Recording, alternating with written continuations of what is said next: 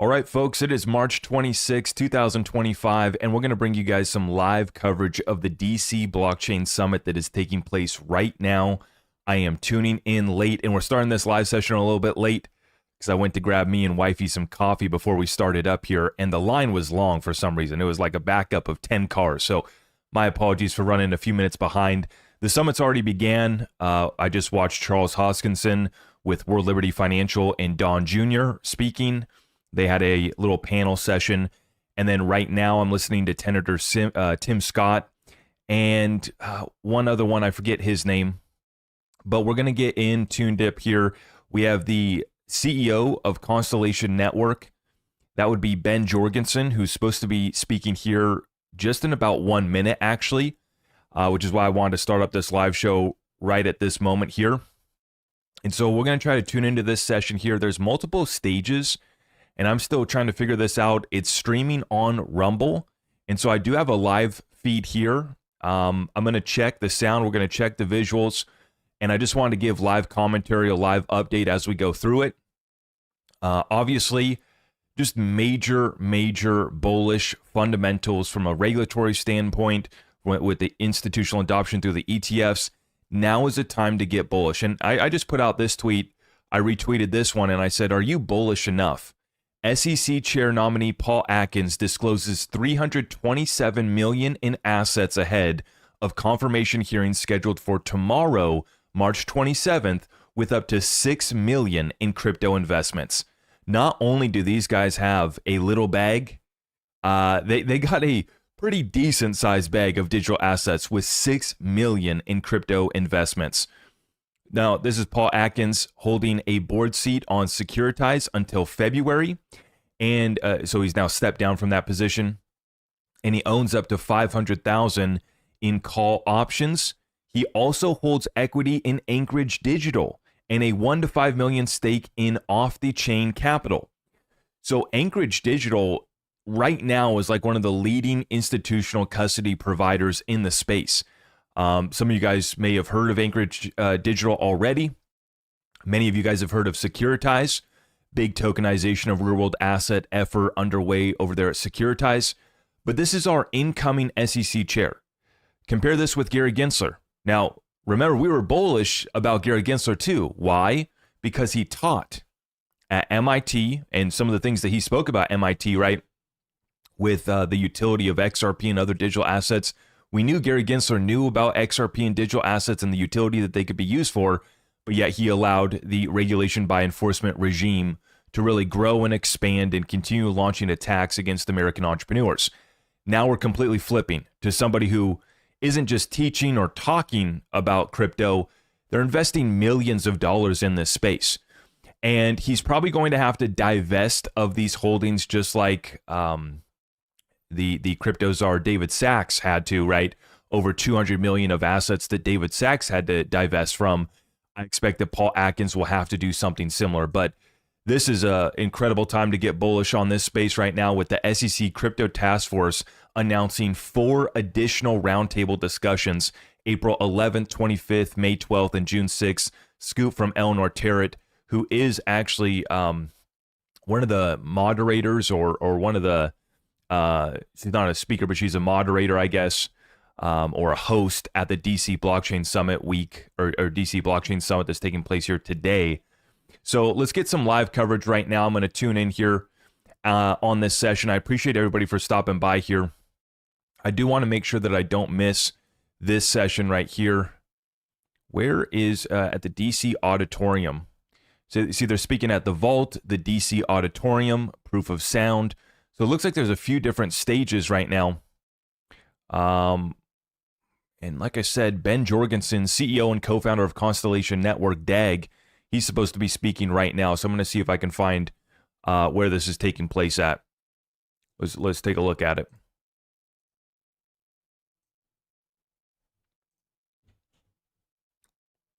Outside the U.S. We're like closed for foreign direct investment in this business.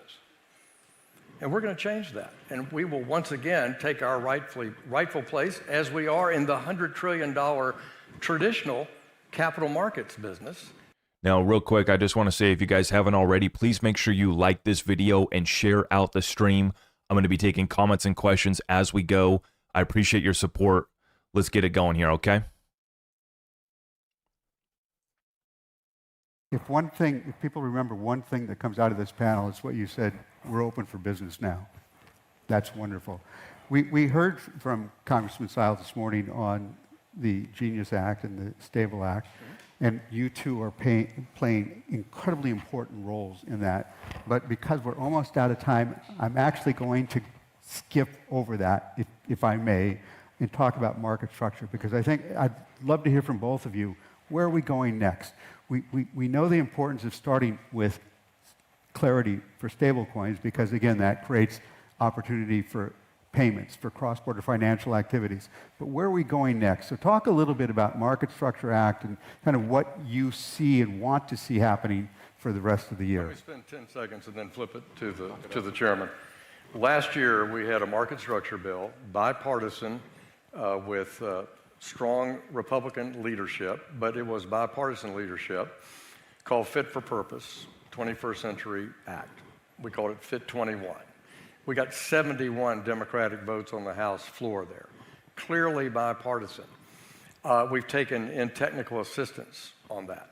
We're going to publish here in the next few days, a revision to that draft and have a couple of hearings around it.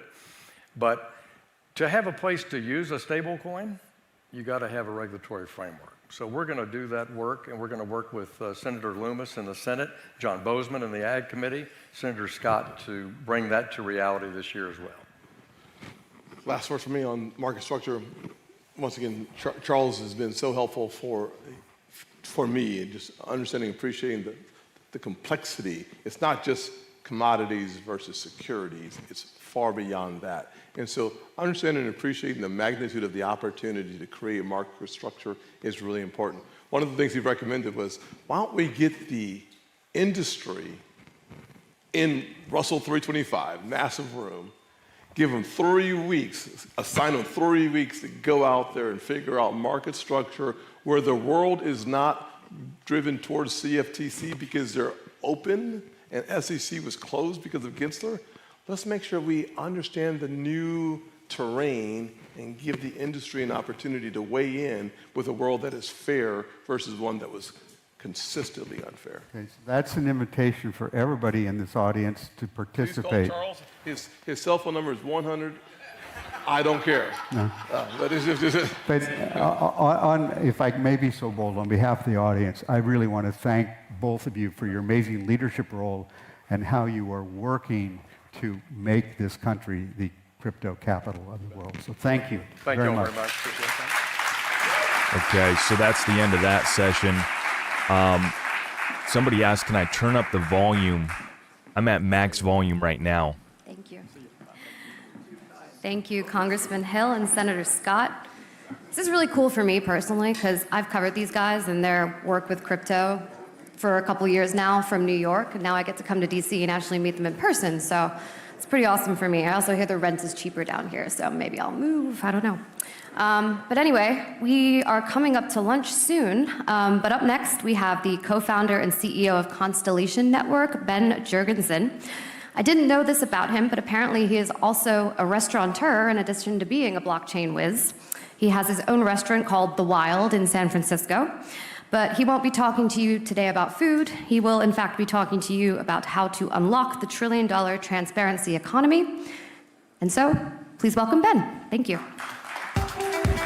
I did not know that he had a restaurant, too. Hi, everybody. Let me get this situated. Here we go, folks. Oh, please don't Here we leave. go. I saw like an exodus happen here. So last year I was asked to do a keynote, and I figured it was just like another crypto conference. And I sat here and I had this whole crypto conversation. I've done tons of talks across the globe on cryptocurrency. And then I start sitting down last year and I see all these senators and Congress people up here. And I was like, oh my God, I need to rewrite the whole thing. And so I rewrote the entire presentation from scratch right before I went on stage. And actually it worked out, but the whole staff was like, you got to come up with something. So my name is Ben Jorgensen. I'm the co-founder and CEO of Constellation. If you had a blue cocktail last night, you saw our logo on everything. Truly believe in what's going on with the digital chamber. A little bit about my background. I've been featured in a lot of publications. Our work at Constellation.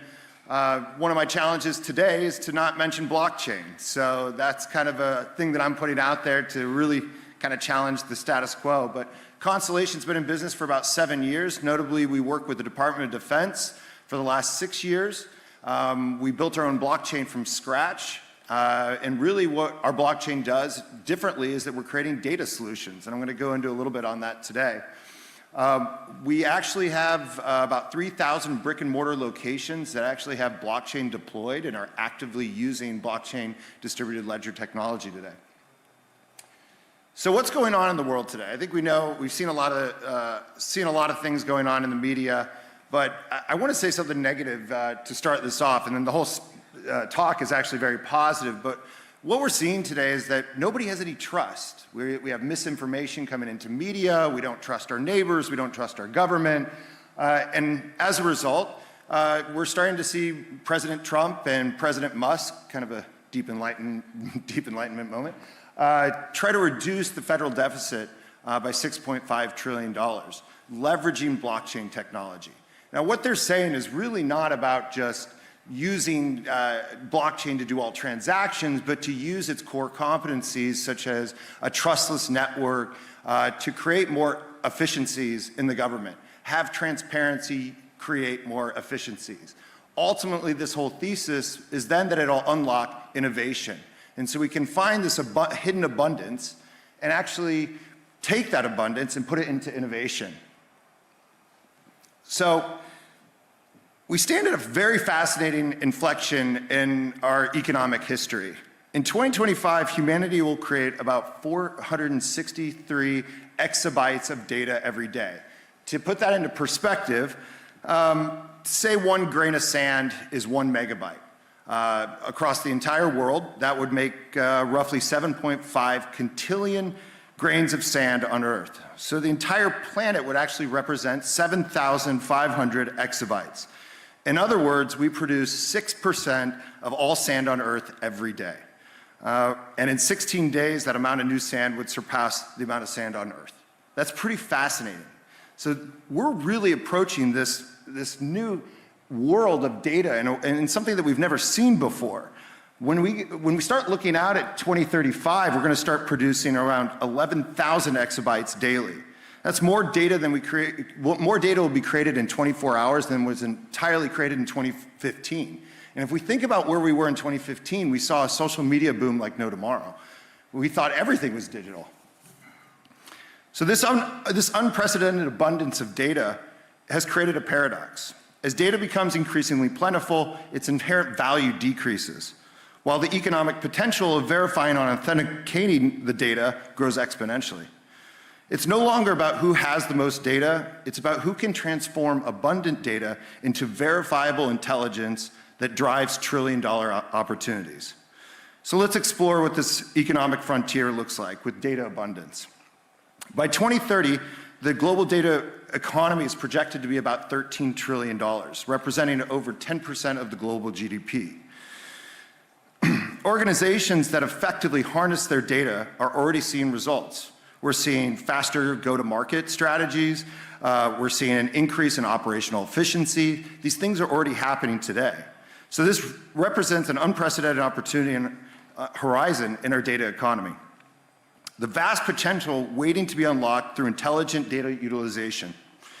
McKinsey estimates that data-driven organizations are 23 times likely to acquire customers. They're about 6 times more likely to retain customers, and they're 19 times more profitable. The transformative impacts across various sectors. The public sector actually reaping the most benefit as they use verification to audit compliance. There's about $5.7 trillion in unrealized abundance here. Healthcare organizations leveraging advanced analytics have reduced patient readmissions, and they're getting more accurate with diagnosis. Financial institutions that are data-driven are identifying fraud quicker, and they're reducing false positives. Manufacturing companies are also making huge leaps and bounds through verification using predictive maintenance, decreasing downtime, extending the equipment lifetime, all being done with data. But here's the critical insight.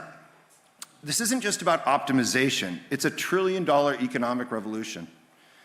When we harness the ocean of data through verification technologies, we unlock completely new markets, new business models, new economic paradigms. And the World Economic Forum has projected that in 2035, we'll see about $15.7 trillion in data-driven decision-making. That's more than the output of China and India combined. So to elaborate a bit further, Gartner reports that executives don't even trust their data.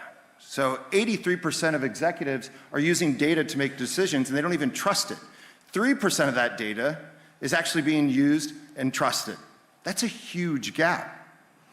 The economics of abundance create fundamentally different opportunities than the economics of scarcity. And organizations that understand this shift are going to greatly capture extraordinary value in this new market. So let me offer a framework. I did this little diagram over here, just a little sketch, but you get the point. So let me offer a framework for understanding kind of the economics at play here.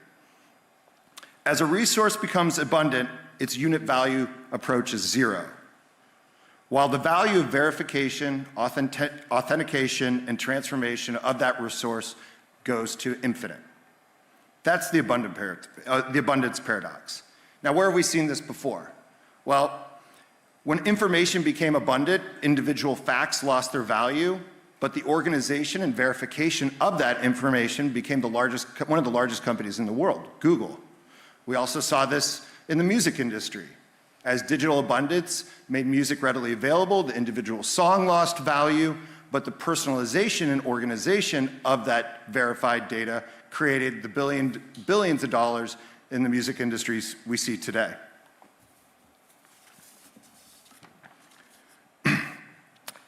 Now as more kinds of data become super abundant, we're entering a new phase of this trillion that's having $1 trillion implications. Oh, the slides are wrong, but okay. As more kinds of data become super abundant, we're entering a new phase of this paradox.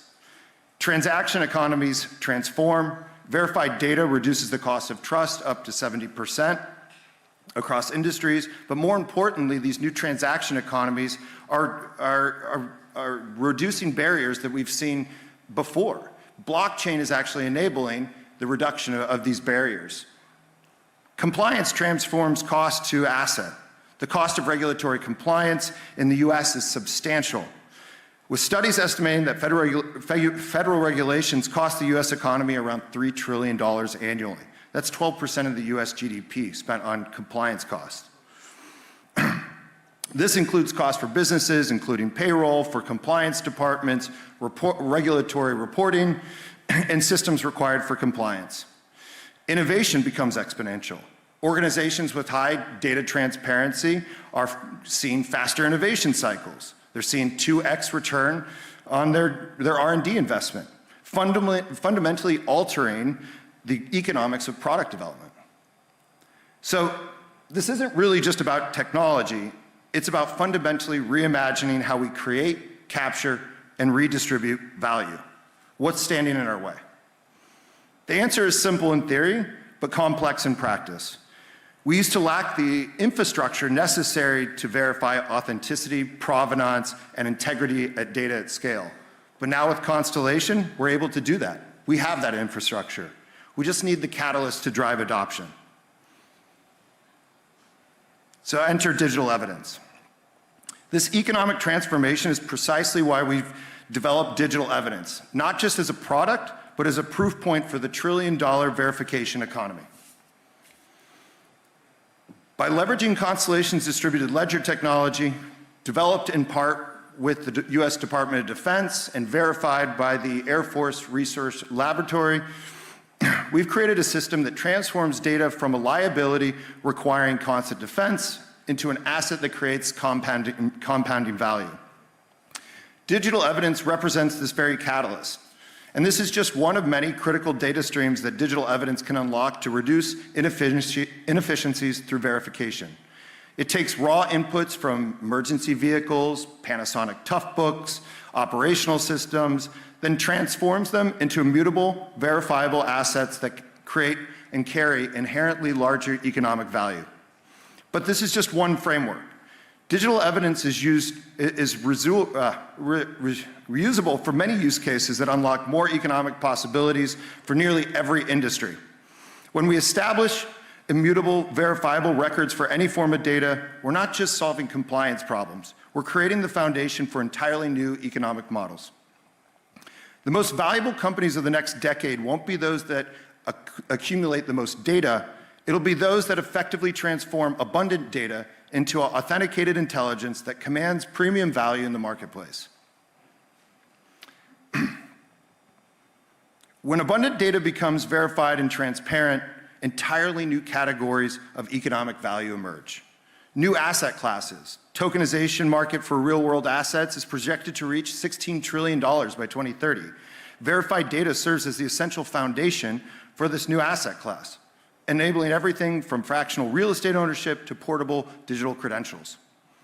AI intelligence economies. AI is the largest consumer of data and energy and is projected to add $15 trillion to the global economy. AI systems trained on verified, transparent data show a reduction in bias, and they're 37% more accurate than data not verified. Programmable value exchange. Decentralized applications operating on verified data can incentivize data collection and utility. This is a fundamental transformation of what's economically possible. And finally, data as infrastructure. Transparent, verifiable public data could generate $3.2 trillion in social value by 2030. This represents a new category of digital infrastructure as economically as significant as road networks and power grids were to the industrial economies.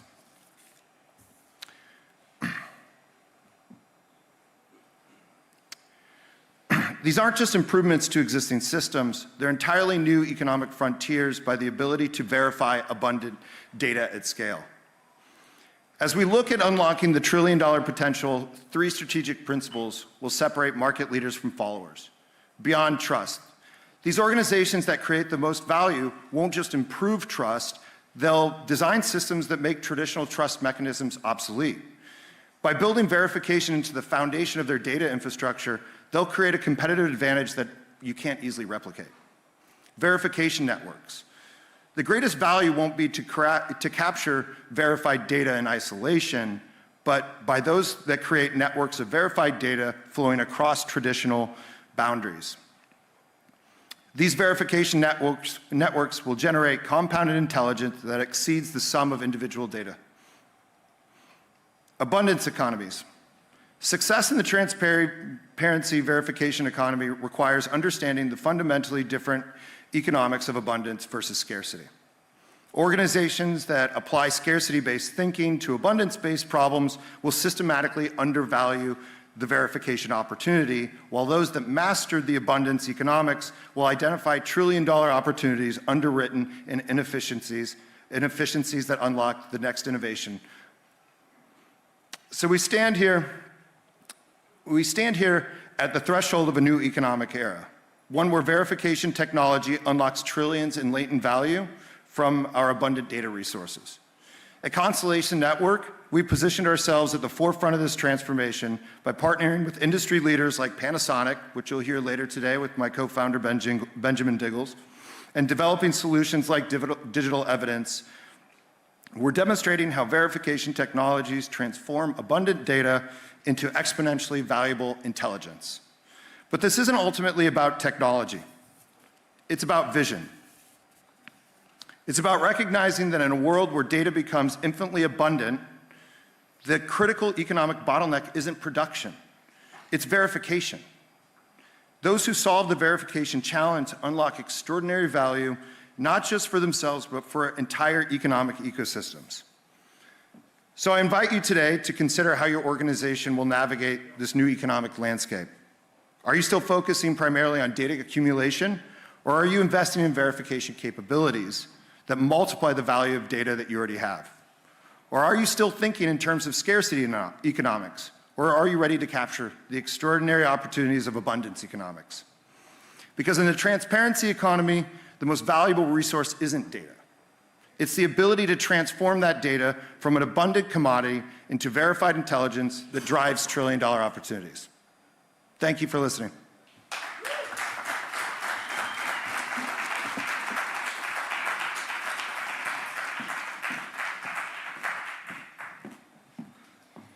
Thank you, Ben. Well, I've come to the end of my emceeing for the morning, so thank you all for putting up with me. I will be replaced by Preston Pish after lunch, but I've had a great time, so thank you. Our last panel of the morning is frankly a power panel full of people who really need no introduction, but once again, I'm going to do it anyway. In conversation with Hunter Sims about keeping the U.S. a competitive player in the digital asset space, we have Republican Senator from Montana, Tim Sheehy, Democratic Senator from New York, Kirsten Gillibrand, Ohio's newest Republican Senator, Bernie Moreno, Republican Bernie Moreno, and Montana Congressman Troy Downing.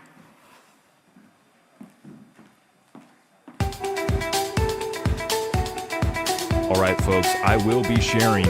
I got my notes here. We'll let these politicians walk up on stage. We'll see what they have to say. Actually, Ripple and Fairshake, their donations had a big impact in getting some of these politicians elected, actually. I know that Republican out of Ohio, I think, was a big one too, Moreno. But I did take my notes there on the speech and slideshow presentation from the co-founder of Constellation Network, DAG. That was Ben Jorgensen.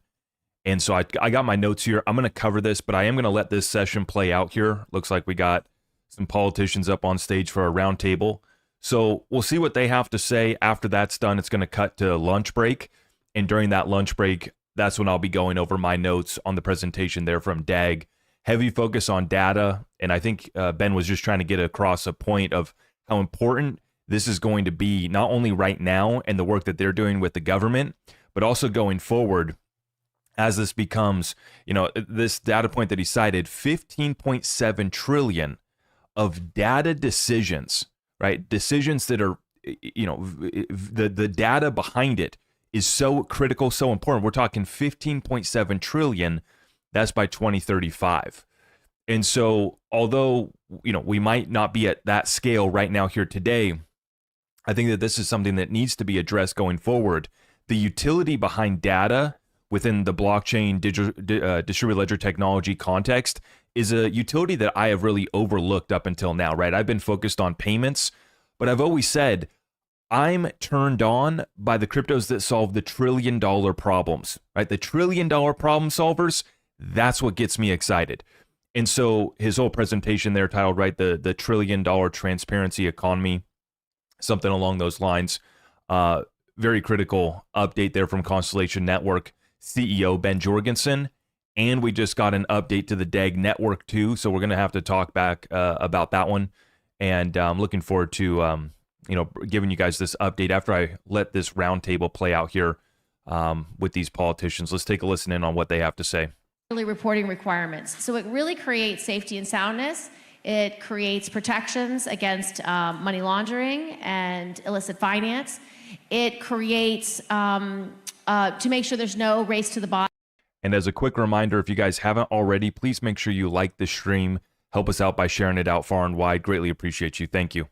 To look at the bill are regulatory attorneys from all different areas of the law to really try to troubleshoot what could happen in this industry. For example, there's a great deal of protections under a bankruptcy scenario. If there was run on a stablecoin, how do you prevent that from destabilizing the industry or the financial markets? And so we really try to think of all the possible scenarios and what states might get involved and what their regulatory framework might look like. What role does the Fed have for systemic risk? And we've provided for that in this bill. So I think it's a very good product. I'm very excited about it. And if we can move this legislation, then our ability to move to a market structure bill is much higher. A market structure bill is much more complex. It regulates the entire industry, not just one version of a digital asset. So it's really important that we do this right so we can move on to something much bigger and something that we need to build even broader consensus around. Great, thank you, Senator. I'm sure we'll come on to the Genius Act further in the conversation today. Senator Sheehy, over to you in terms of your views on the U.S. and the competitive landscape.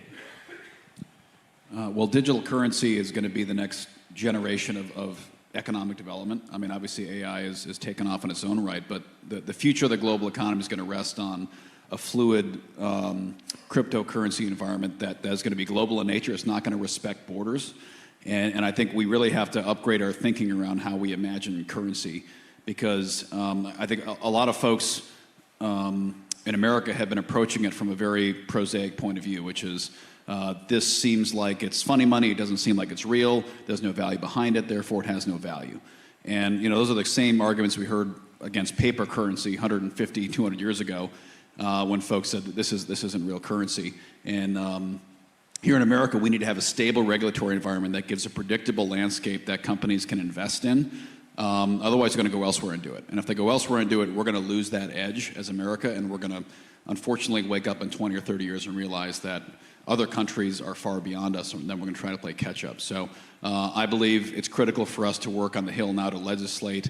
It has to come from the legislature because it's got to span administrations. We've got to give a stable and predictable regulatory environment so that people can invest around this and make sure that they have a stable environment, that they can have a 10, 20, 30-year horizon because we want to lead in this. It's going to be fundamental for the next 20 years, and we want to be the leaders.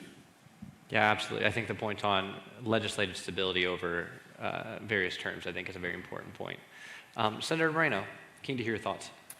Well, I guess we have to acknowledge, first of all, that we dodged a bullet on November 5th because we're in a totally different world now where we want to have common sense in this world. We typically think about America as a place where innovation, creativity happens. You're not bound by anything other than your hard work and your perseverance, ... unless you were in the digital asset space in the last 4 years where we were under complete and total assault. I built a group of car dealerships, sold those, and then built a technology company that uses blockchain to digitize the car titling process. Thank God that I did that company before the prior administration because we needed a bill to go through Congress that said that a digital odometer statement was allowed, that you didn't need to have 3 copies with a wet ink. That was the law. Think about how insane that is. There was a law that says you must have not 2 copies, not 4 copies, but 3 copies, and it has to be wet ink signature. We created that. Had that law not passed, my company would not exist, and we wouldn't have saved states hundreds of millions of dollars processing digital titles. We have to recognize that while we all think we're really important here in Washington, D.C., and we know lots of things, we don't know better than the markets, and we don't know better than innovation that's coming before us. Take the case of stablecoins. Imagine for a second, just step back from all the conversation and say this. There's an existential threat to America that we could lose the world reserve currency status for the US dollar. That's a problem. Well, you have a whole industry that's willing to take your dollar and spread it all over the world and cement the fact that the US dollar is the world reserve currency. Is that good or bad? Like, I'm thinking that's pretty damn good. And yet, we've been kneecapping that industry for the last 4 years. So I'm hoping that with the help of my colleague here from New York, who's been a good voice on this, that we get to this very quickly. We get the Genius Act done, we get market structure done quickly, we get a strategic Bitcoin reserve done, and then we learn the lesson that our job here in Washington, D.C. is to create an environment for positive innovation and growth. Thank you very much. And lastly, but not least, Congressman, I know you've been working as well in the House in terms of the legislative parameters around this space. It'd be great to hear your opening thoughts. Well, thank you. It's a very exciting time. It's very exciting to me because I keep coming to these thresholds where I say this is world changing. There's this new technology that's always changing the world. I came out of technology. I started out as a research scientist at New York University and did a startup company that I merged with a nascent Yahoo, and we were sure that we were changing the world back then. And you fast forward, I did a lot of investment banking, venture capital, and eventually ran to be the regulator, the securities and insurance regulator for the state of Montana, which was a completely different but very interesting part of this, because now I'm dealing as a securities regulator with the ambiguities of Gary Gensler's SEC in this whole this whole genre, not understanding how to deal with cryptocurrencies and in some ways being hostile. But I'm really excited because the potential that we have right in front of us right now with distributed ledgers, with blockchain, with cryptocurrencies, with artificial intelligence, it's an incredibly exciting time. But one of the things that scares me is the United States of America has always been the center of innovation, the hotbed of innovation. We need to make sure that we continue to foster that innovation here. And a lot of that is how we deal with this on a regulatory basis. I mean, most businesses will understand where you put the bar as long as you're not moving the bar and there's not ambiguity where that bar is. And so I think we need a framework that makes it clear as we start to develop these new industries, I'll say for lack of a better word, this new technology that I think is going to be game-changing economically for businesses. For one of the things that the good senator from Florida mentioned is about Just like Florida. Did I say Florida? Okay. About one of the things that really scares me is the dollar not being the global trading currency. What happens? I mean, that's the end of the American dream if that switch is flipped. And so having an environment now where we're trying to really figure out how we can be permissive enough to really be innovative here. When I was a state regulator, one of the things that fell under my purview was the FTX meltdown. And so we were one of the lead enforcement states with under NASA when that was happening, and understanding the need to have a regulatory framework that invites it to be onshore and something that is still broad enough to make sure that we're being innovative, but has reasonable sideboards to make sure that we don't have another giant meltdown like that. And so I'm just really excited. I know in the House the Stable Act was just released today, so excited about that. And I think this answers a lot of the questions of what we need to make sure that we have the ability to continue innovating in this space and have reasonable sideboards to make sure that we don't have any meltdowns, and really talking to stakeholders to make sure that we're addressing the unintended consequences, make sure that we understand what that all means. But I think the bottom line where I'm coming from this, and a lot of my colleagues, and I'm on the House side on financial services, across Congress, is really finding that sweet spot where we can be innovative, create this economy driving technology. The administration's clearly behind it, and it's an exciting time for me, having gone that full circuit from a researcher to a technologist to venture capitalist to regulator and now the lawmaker. So really excited to be here. Is it time to flip that switch or what, folks? What do you say? Workings around how the U.S. positions itself in the global landscape. So first, Senator Gillibrand, you've co-sponsored and championed the Genius Act, and you've emphasized the importance of stablecoins in terms of the U.S.'s financial leadership. So how do you balance creating an environment for innovation that encourages growth while also protecting consumers?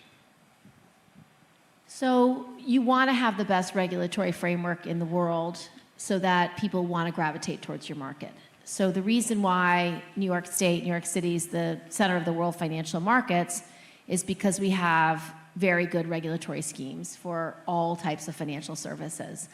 And we need to continue that tradition. So the most important thing in writing these pieces of legislation is to get it right. And so you want to have it be something that companies can count on, that they have certainty about what the regulation is. You have to understand what the risks are. So for example, let's just say you have a state, I won't give one because I don't want to degrade any state, but let's just say you have a state that doesn't really take financial services seriously. And they decide anybody can be a stablecoin issuer. Joe's Barbecue can be a stablecoin issuer. Sam's Barber can be a stablecoin issuer. Anybody who wants to do it can do it. Well, what happens if they don't actually have a bank account that has $1 sitting there for every $1 worth of stablecoin they issue? What happens if they have a run on their stablecoin and they don't meet the requirements? You'll just have another FTX. You'll have another algorithmic stablecoin that plunges because it never really made sense. That is a huge problem for the U.S. market. Shout out Luna. It's a huge problem for Shout out Luna. How'd that so we program want to work get these out? regulatory frameworks right. And so what we did was we created 2 paths, a federal path that is Shout out to everybody very that much shilled that based Luna on Ponzi the scheme current, too. Shout out to the shillers regulatory of that frameworks under Ponzi. the OCC. And then if you have a state pathway, then you have to prove to the Fed that you are substantially similar to the federal regulatory framework so that you can't have a race to the bottom. It's really important. You want to have a state issuer be serious, thoughtful, know what they're doing. We have one in New York that's very effective, DFS. And so you have to do that. Second, you have to think through what are all the ways this could go wrong. Well, something as simple as how do you define a dollar? Is a treasury the same as a dollar? What happens if your one-to-one backing is all in treasuries and you have an interest rate misalignment like SVB just did, and you have a run on your stable coin and all your dollar backing is in a 3-month treasury that you can't get out of for 3 months? That's a run on your stable coin. That's a collapse. So you have to have a provision that says someone gets to review what type of assets you have that are representing your one. Did a U.S. senator just state that 3-month T-bills might not be safe collateral for a stablecoin? Hold up. Hold up. Do you want a stablecoin issuer to be able to issue interest? Probably not, because if they're issuing interest, then there's no reason to put your money in a local bank. If there's no reason to put your money in a local bank, who's going to give you a mortgage? Oh no, here we go. Let's protect the banksters. Do that anymore. You'll collapse the financial services system that people rely on for their businesses and their mortgages. So these are the kind of thoughtful questions that have to be asked in advance. You have to write that into the legislation. We troubleshot as much as we could to figure out every scenario. That's a load of hot you-know-what. That's a big, hot load of you-know-what. What an absolute joke. It is not crypto's fault that our financial system is imploding, not solvent, and banks across this country hold hundreds of billions of unrealized losses on their bonds. That is not crypto's fault.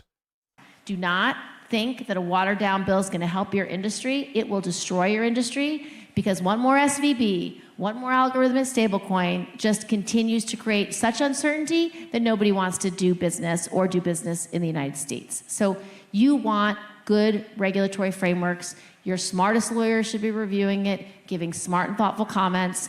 People who don't understand the industry shouldn't be part of legislating. They need to learn it. They need experts, and we have to get it right. It is a law of first impression. That means it's very important that we get it right. Thank you, Senator. And should have been done years ago. If it was so dang important, it should have been done years Senator ago. Moreno, you've talked about the concern around I can't. Regulatory or legislative uncertainty pushing innovators outside of the states. So what are your top priorities when you think about ensuring that blockchain developers, digital assets, innovators stay in-house in the states? Well, I'll start where my colleague left off. I think it is extremely important to have people who understand the industry being a part of writing this legislation. There's enormous lack of information and knowledge, not for any reason other than this stuff is new in the Senate and Congress generally. I think there's a lot of confusion between what a stablecoin is versus Bitcoin, versus a token, versus a securitized asset. Unless you understand kind of like these are 4 totally different things, you can't regulate it in the same way. So I think for sure, we need people to understand it. We also need people not to be afraid of it. And we also need people not to want to kill it, because that's also problematic. And so what we got to do is, and I think we're there, we just have to get to the finish line. I think we will. I think there's great cooperation now between Democrats and Republicans to land the plane, so to speak, to get us to a point where if you're creating this technology in America, you understand exactly what the rules of the road are going to be. They're common sense, they're reasonable, and we should have, and I agree with Senator Gillibrand very much, we should have the best regulatory regime on earth. We should issue the best assets on earth. Those assets may not always be issued here in America, but if they're issued under an American regulatory regime, they become, by definition, more valuable. So I think that's always been what made our financial system so strong. There's certainly an opportunity to have these companies based here in America, but in a true decentralized finance world, you may not have everybody physically located in the U.S. But if we're following U.S. asset issuing regulations, then it's U.S. assets that are the most valued. And I think if people understand, generally speaking, this is really, really good for the future of U.S. dominance financially around the world, then we'll get to a point of consensus. And I think we're getting there. I think certainly this industry, the Digital Chamber I was a member of 11 years ago, where we took a totally different small group of people and now are a pretty powerful force in Washington, D.C. I think we got to celebrate that too, that's happened in a very short period of time. So it's exciting times. I'm going to lay out the gauntlet. Let's get this done by August, recess. What do you think? We'll get it done? Market structure, Genius Act, SBR done by August, right? What do you guys think? All right, there you go. You might not get market structure done, but you're definitely going to get stablecoin done. Stablecoins by the Easter recess. Get her out of here. Market structure by Get her August. out. You might. If you can't get it done, you're I love a fired. panel that Get comes out of with here. Unknown explicit. You're gone. commitments. It's a great way to come out of. No, so if we're really productive. fair enough. And I really Get off appreciate your the ass. distinction between the operationalization as well. I'm gonna as get upset. I'm gonna the get backing, upset. right, in terms of the stablecoin representation. I think that's very important in terms of. I'm how gonna the- mute myself the right now. This is representation ridiculous. evolved. Shifting to the House briefly on the Stable Act. So, can you speak to a little bit more, Congressman Downing, what thought process has gone into the continued development of the Stable Act, the conversations that are happening within the House? Well, some of the conversations happening right now, some of my concerns, and I think they're adequately addressed, is it comes down to, as my good colleague from New York had mentioned, is understanding how those backings are. Having been a regulator in the past, you cared about solvency, you cared about risk-based capital, you cared about reserves, and making sure that that's believable, and everybody absolutely trusts that because I think that's foundational to this. And again, some of the stuff that we're seeing in the in the Genius Act and on the Senate side of this, Who said that in the chat? Is that Gary Gensler's wife? Which one of you guys said that? I needed a good laugh. Okay? I'm almost out of coffee here. I needed that laugh, though. Thank you. Act of 1933. So finding that that efficiency where you can do something and have the states decide what works in there.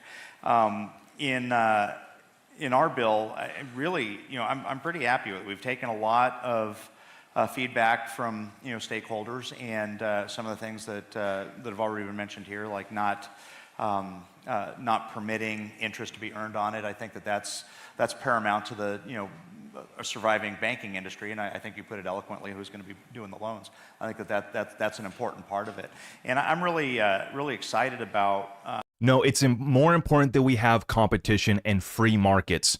You guys are not here to protect the banking industry. You guys are here to represent the American people. Get the stablecoin bill done now. Market structure by August.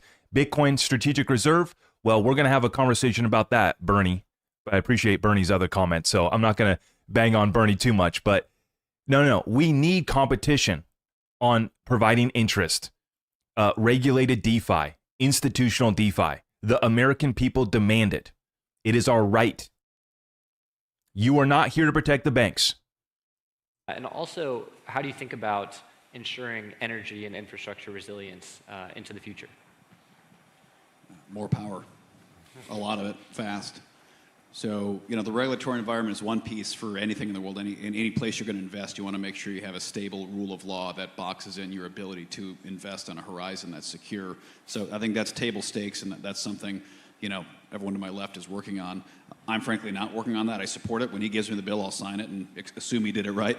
What I'm focusing on is structural energy upgrades in this country. So just yesterday I had a great meeting with Chris Wright, who's our new Secretary of Energy. Him and I served on some boards together before, so I've known him for several years. And Andy Kim, who's our new senator from New Jersey, and I went over there as a bipartisan team to sit down and say, how are we going to structurally upgrade our power availability in this country? Because we're going to see a logarithmic increase in needs between AI, between quantum computing, between everything related to your industry.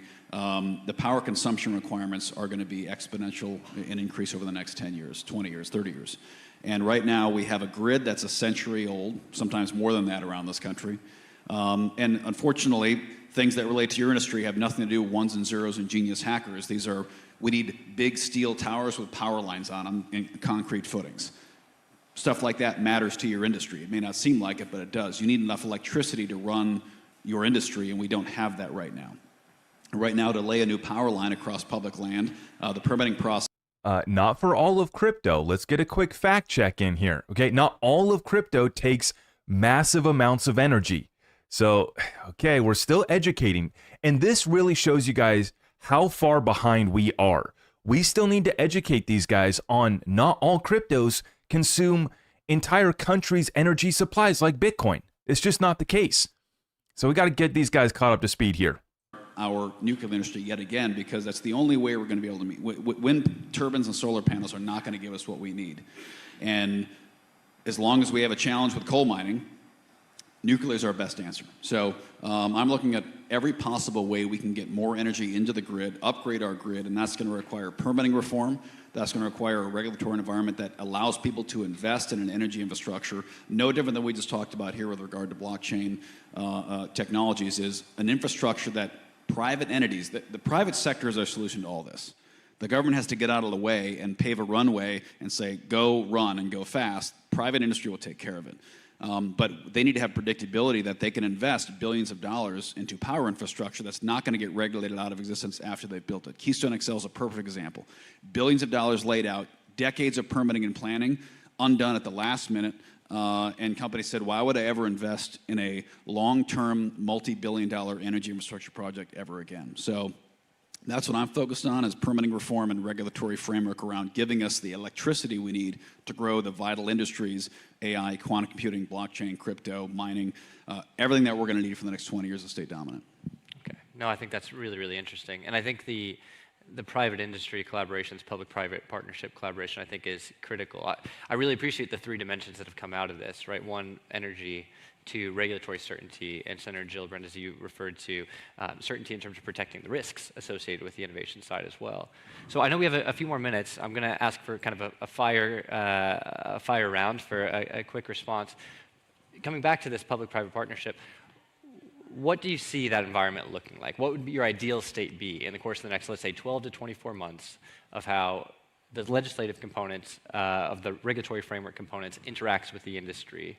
Because I think that will inform, I'm sure that attendees today will be very interested in understanding how you see that evolving. So perhaps we'll work our way down the line. So Congressman Downing, I'll start with you. Well, I just think we need to be very bold about that. I mean, problems are solved in the private industry. Governments normally get in the way, figure out how we can actually partner and pave the way for those structures. And I think we need to be open to that and permissive to that, because I think that's how we're going to solve it. Some of the issues that the good senator from Montana had mentioned about power generation, I agree 100%. We need to burn coal, we need to burn oil, we need to burn gas, we need to put up nuclear power plants. We need Not to hydro, for we need to do Bitcoin. everything, but the other Not part, for we need to Bitcoin, figure out though. how we're going to get it. Not point A for to point B, Bitcoin. because every data We don't center is care not about gonna be Bitcoin. near the source of generation, and we've got More a grid that energy, can't handle yes. that right now. We're a And big we fan have of that, competition but not for is gonna Bitcoin. have We don't care less about it. restrictive permitting environment, and they're going to blow us out of the water if we don't find a way to keep up. Thank you. Senator Gillibrand? Well, on the energy side, I do think proximity is important, so I would really focus on small modular nuclear plants, because they can be portable, so it's not even a plant. So, and it's also a huge issue for AI. As you know, AI consumes enormous power, and if we want to be able to use AI, we're going to need generation for that one function. And I think the greatest opportunity we have, because of our grid challenges, is small nuclear reactors.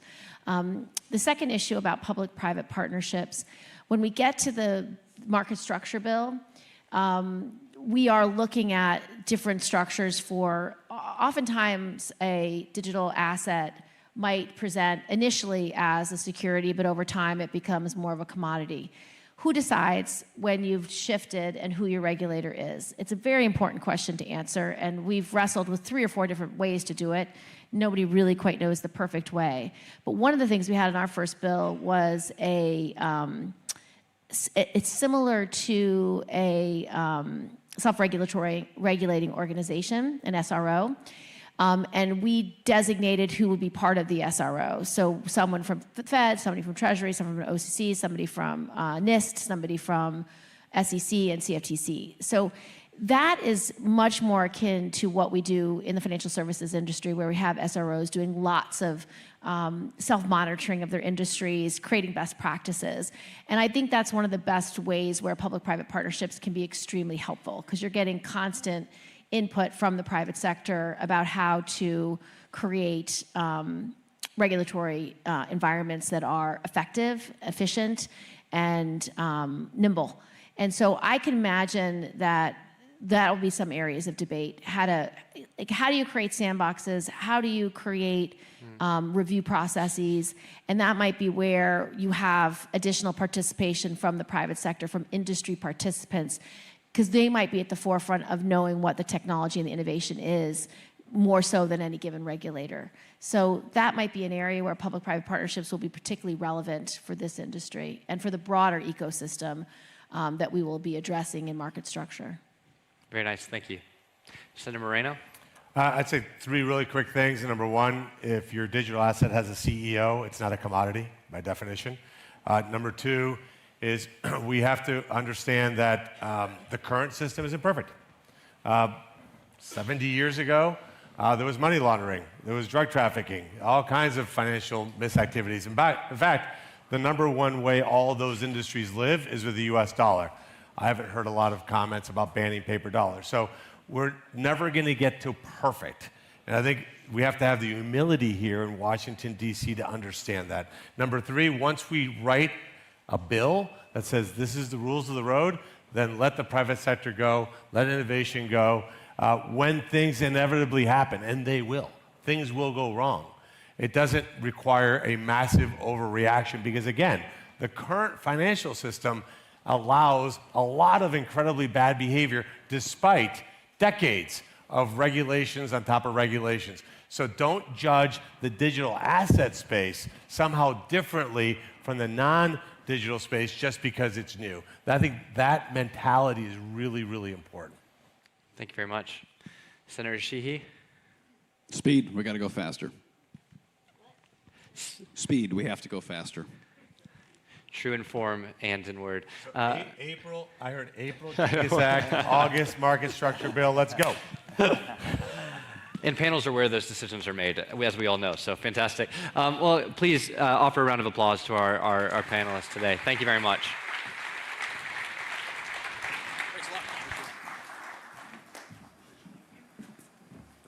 All right, folks, I think they're heading off to lunch. Let's check real quick. All right, everybody, so that wraps up the morning, and you have a little bit of time for lunch, and at 1:15, we'll be kicking things off for the afternoon. So hope you guys enjoyed it.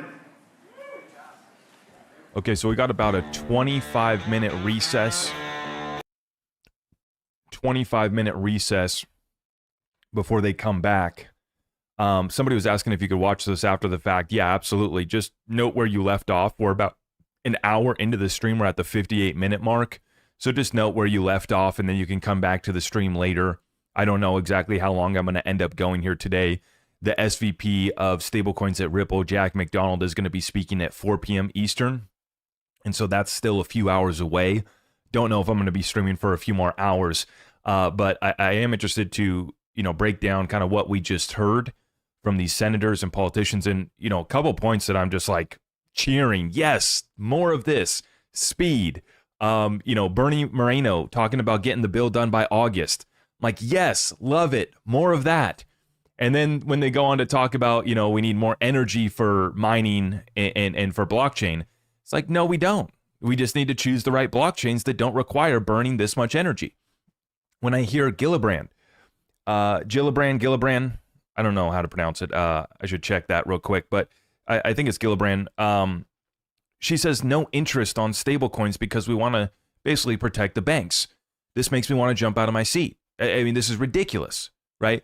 And, you know, talking about the systemic risk from treasuries backing the stablecoins, she's acknowledging that our bond market has been busted up, you know, and yet she still wants to have the Fed with the FDIC and the OCC with all these different review groups. So we can review your stable coin, so we can review your other cryptos. We can review your crypto when it was a security and it morphs into not a security. She didn't cite the Hinman speech, right? So, you know, we've had these conversations. As a matter of law, what do we know? That the assets in and of themselves are not a security, right? But they can be packaged up or sold as an investment contract. I mean, there are certain security tokens that have been created, and it's very clear that they're security tokens, right? And I think that they've outlined in some of these bills, different metrics that could be actually proving decentralization, but it just reiterates the point that there's still confusion, right? And so thank God that at least we're behind all of the regulation by enforcement, because you are hearing directly from senators that they still haven't come to an agreement. I mean, we could have tuned into the SEC roundtable last week and listened to a roundtable of lawyers disagreeing on securities as it relates to crypto as well. You know, the simple roundtable topic was supposed to be about defining a security. They couldn't come to a consensus. And so it shows that we still have a lack of clarity. We have to codify these things into law. Congress needs to get it done. I love the energy from Bernie. Not so much on the strategic Bitcoin reserve, even though I will say this, though. I'm a fan of holding the Bitcoin that we have. I'm fine with that, right? I don't think that we need to acquire more. I don't think that we need to ramp up energy production for Bitcoin. I think that we need to ramp up energy production for other things, right? But, you know, I'm a fan of the Bitcoin reserve, but we also have to expand to other digital assets that would be strategic and critical for our country to have within our stockpiles. And so, you know, I just appreciate the energy from Bernie of, you know, let's get this done. That other senator from Montana saying speed, we need to be faster, 100% agree. And you saw firsthand right there, it's Senator Gillibrand and others that are stalling and holding this thing up. We need to make a bunch of review committees to review everything, you know, every business, every model, every token, every stable coin has to be reviewed by the Fed, who just lost $70 billion last year. Why should the Federal Reserve, a private entity that shouldn't even exist, be reviewing stablecoins? Reviewing anything for that matter. Why should they exist, for crying out loud? And why should we take their advice when they lost $70 billion last year? Over $100 billion in the last 2 years has been lost by our Federal Reserve. And you're telling me that they need to review stablecoins? Exit stage right is how we respond to that one. Ridiculous. You know, and so you got an energy from Bernie and from others of let's move faster. Let's get this ball rolling. And then you got these bankster shills. They say, well, you know, we can't allow interest rates on stable coins because then people aren't going to put their money in the bank. And then you're not going to be able to get a mortgage. Well, no, maybe I'm just not going to get a mortgage through the bank. I'm going to get it through a DeFi protocol without any middleman, completely decentralized. How about that one? See, this is what empowers the people. But we can see who they're working for. They're not working for the people in the case of Gillibrand. Sounds a lot like what we get from Elizabeth Warren. Anytime we try to move forward in the digital asset space, we have these people that are trying to stall us up, hold up. No, we can't proceed. You can't offer interest. Who are you to say that somebody can't pay a dividend or provide yield on an asset that they have, that they created, and or a platform that wants to provide yield? Who are you to say that? I mean, what happened to free markets? See, this is why we veered so far away from free markets and what pure capitalism is. It's why the kids in school are so confused about capitalism, and they're getting socialism and basically we're on the doorsteps of communism, of what's being pushed in our schools. And the younger generation's getting confused because we've had crony capitalism. We've had bankster shill politicians who aren't allowing us to have free markets, who are allowing the Fed to continue to manipulate. And once again, it's the trickle-down effect. What the Fed's doing trickles down to what is happening within our commercial banks. So the Fed lost $70 billion last year. The commercial banks in this country have hundreds of billions of unrealized losses.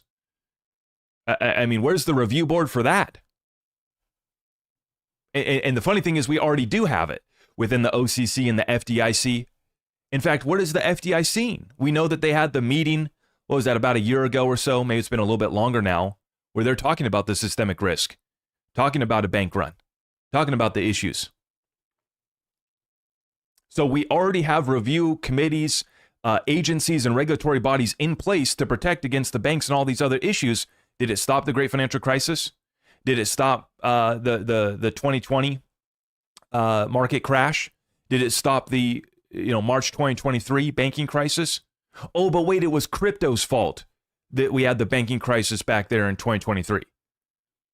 Not the underlying systemic risk and why the banking crisis spread so fast. That's not the banking system or the financial system's fault. That's crypto's fault. No, crypto was the spark that lit the fire, but because our system is so has so much systemic risk present, that is why it spread so quickly, and why Secretary Janet Yellen had to come to the stand and say, basically, if you're a systemically important bank, we'll backstop you. If you're not systemically important, we're going to let you fail. And Senator Langford, or Representative Langford out of Oklahoma, asked her specifically, are you telling me, and am I supposed to report back to my constituents in Oklahoma that their community bank might not be covered? And in a politically correct, political jargon type of way, she explained that, no, we're not going to cover them. And crypto solves all this. See, if these guys would just get out of the way. I am of the opinion that we don't need a government agency, body, review board to tell me whether or not a stablecoin's legitimate or not. I took one look at the Luna, algorithmic stablecoin. And it had backing by Bitcoin and other things. I didn't need a government to tell me that was a Ponzi. We look at some of these other coins, like Tether and others. I don't need to tell the government to tell me that there might be some risk there with Tether. I don't even know what's backing Tether. So of course there's risk present. And now Tether's saying that they're going to get an audit from a big four firm. Well, I'll believe it when I see it. And I don't know if I'll believe it completely, but if it's from a big four, sounds a lot better than the shady accounting firms that they've used in the Cayman Islands up until this point. Now, any other final points that I want to get across there? Like I said, I love the energy from Bernie. He says get it done by August. And he says that if your crypto has a CEO, it's not a commodity. Well, the good news is that XRP doesn't have a CEO, despite what some of the Bitcoin maxis and XRP full-time fudsters would try to say. Right? XRP does not have a CEO. Ripple has a CEO. And the XRP ledger has Daniel from Casino Coin as our CEO. And that's a joke. If you guys don't know what I'm talking about, don't worry. It's kind of an inside joke. Not really an inside joke. It's just a community joke within our community about Daniel, the Casino Coin guy, Daniel. We joke about him being the CEO of the XRP ledger. And the funny part is that we say that to the Bitcoin maxis. No, Brad isn't our CEO. Our CEO is Daniel from Casino Coin, and the Bitcoin maxis believe it. The Bitcoin maxis take it and run with it. So they say, see, guys, we told you XRP has a CEO, and it's this random German guy. That's how stupid they are. But, Bernie, I think, really what this is going to come down to is defining with that market structure bill which entities should be regulated by the CFTC or the SEC. I hope that I don't think that we need to create another regulatory agency. You either have a token that's a commodity or you have a token that's a security. In some cases, you have a token that also can serve as a currency. We have regulatory bodies to regulate each one of those types of assets. It's very simple. All we need is a market structure bill which outlines when a digital token is a security. And maybe it would be easier to define when it's not a security, when it meets a certain decentralization threshold or something like that, right? That's really the two things that we need in the market structure. When is something not a security? And I think it's pretty easy to tell when something is a security because we already have that on the books. We already have that law. We already have the Howey test. And now you can apply a Ripple test. We've talked about this new standard, that this new Ripple test and how it can be applied to other cryptocurrencies as well. And then if you codify something into law that explains when something is not a security, when a digital asset is a commodity, and then basically just determine which entities, and that's already set forward. If the asset is not a security, then it would be the CFTC. If the asset is a security, it's going to be the SEC. And you can have the broker dealers for in the platforms and the exchanges register with the proper entities, and you're off to the races. This is not overly complicated. And there's only a few points I think that we need in the market structure bill on defining what isn't a security or what is a security. There's just a few data points that we have to hit, a few bullet points, and that's it. It's going to be very simple.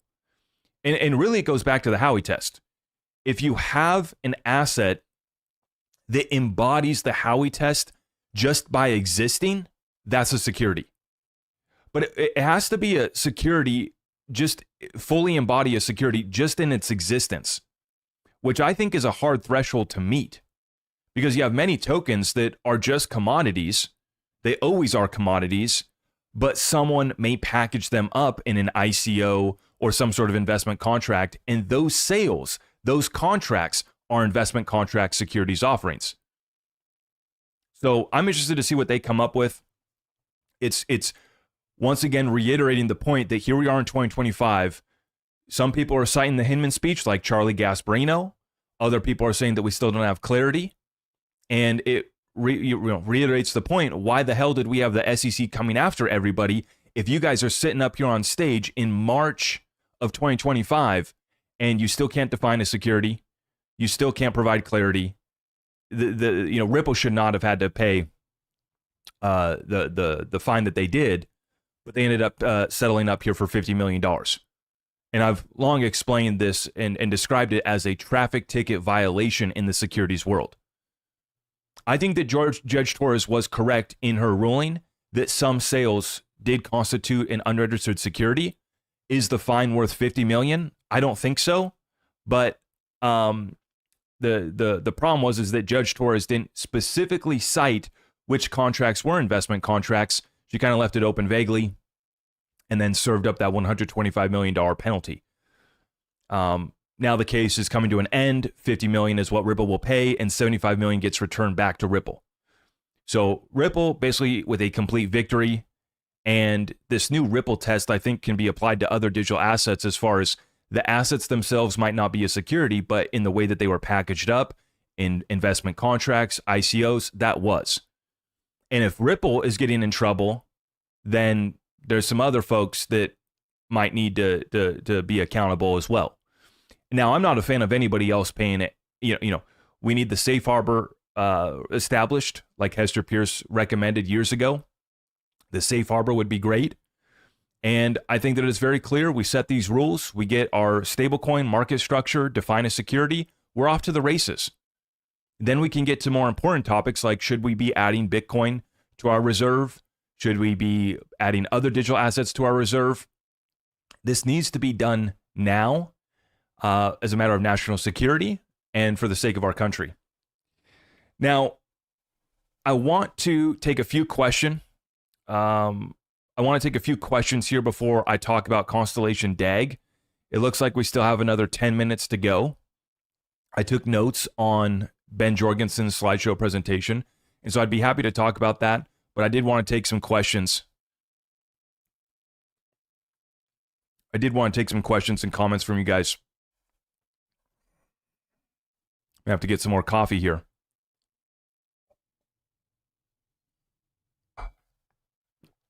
Appreciate everybody for stopping by. And if you guys haven't already, please make sure you like the stream, share it out far and wide.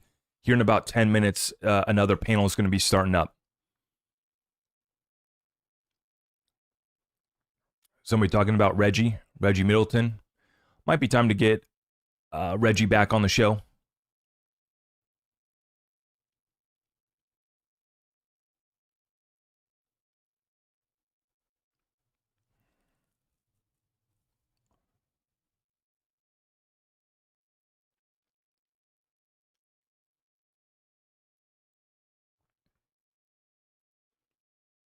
Can anybody name a cryptocurrency that's a security?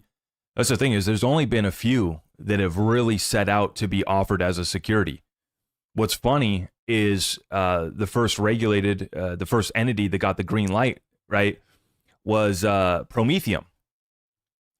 And they were going to be the first digital asset security platform. And the first crypto that they listed was Ethereum, funny enough. I did miss a couple of super chats. Let me scroll back here. Yeah, Dennis, thank you for the 5 spot. Oh, yeah, of course we got some trolls up in here. Yep. How big of a player will Constellation DAG be? Well, you know, they're tackling $1 trillion problem, and that's what I like to see. First and foremost, that we're tackling $1 trillion problem, and DAG definitely is. XRP going after payments definitely is. A few other cryptos like XDC, XLM, trade finance. These are $1 trillion industries and markets that they are addressing. And so I've always said, if you go after these big $1 trillion markets, and even if you just get a little sliver of the action, a little piece of the pie, you're going to be in a great spot. Now, let me circle back here because I did miss some of our super chats. XLM, trade finance. Let me circle back here. Appreciate your guys' support here this morning. John Ferguson, thank you, brother. Thank you for the 10 spot. Free men and women don't have to ask to serve markets. We just do it. A calm breeze could blow this current financial system over. 100%, brother. Absolutely spot on. Thank you for the support. Great point. It is not crypto's fault that we have so much systemic risk, that we've created a tremendously large Ponzi scheme. You know, whether it be Social Security, whether it be our banking system, whether it be the mortgage-backed securities. We didn't fix any of the issues from the Great Financial Crisis. We just expanded upon it and really blew it up to a size and proportion that's multiples bigger. That's all we did. Yeah.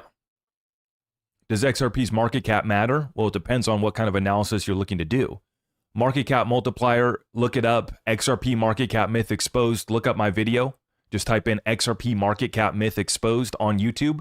It's a great breakdown, and it shows you how easy it is to move these assets, understand what market cap is and isn't, and how it should be applied to your analysis. 90% of people that are talking about market cap in crypto get it wrong, have no idea what they're talking about as it applies to how liquid these assets are and how easy it is to move them. If $1 billion comes into XRP net inflows, the market cap grows by multiples of 50 times to 100 times to even in some cases over 200 times. Meaning that if $1 billion comes in, net inflows, market cap's going to grow by 50 billion, upwards of 200 billion.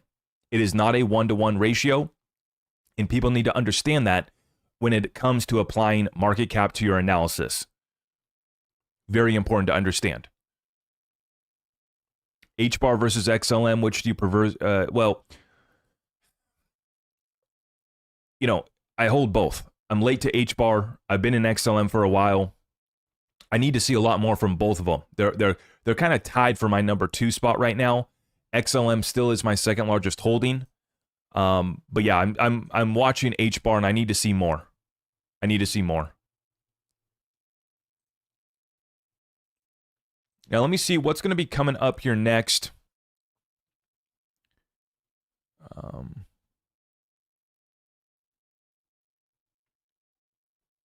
Okay. Okay,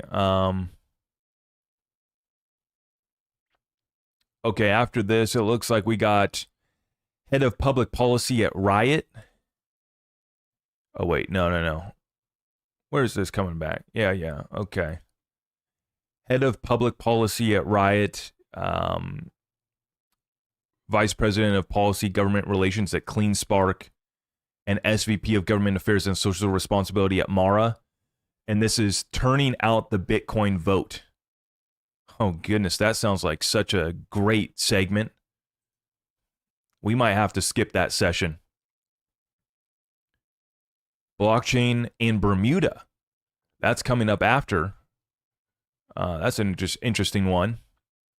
Betting on the future, a live market keynote with Kalshi.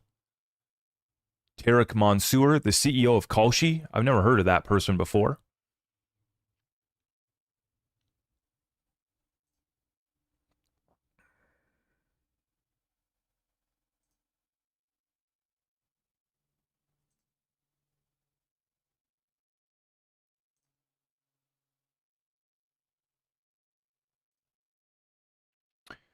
Cryptari, thank you for the 10 spot. XRP hard since 2016, and I never sold one.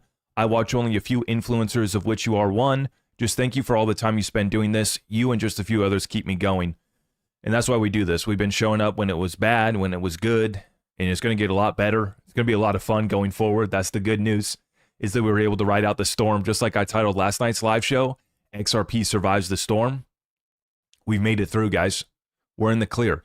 I mean, the good news is that we have politicians showing up at crypto conferences. We got the president of the United States involved in crypto projects, saying that XRP needs to be added to the reserve. We have made it. We have been legitimatized. Now it's just a matter of letting all these DC politicians get off their butts and actually get some legislation passed, and we're going to be off to the races. We're right here.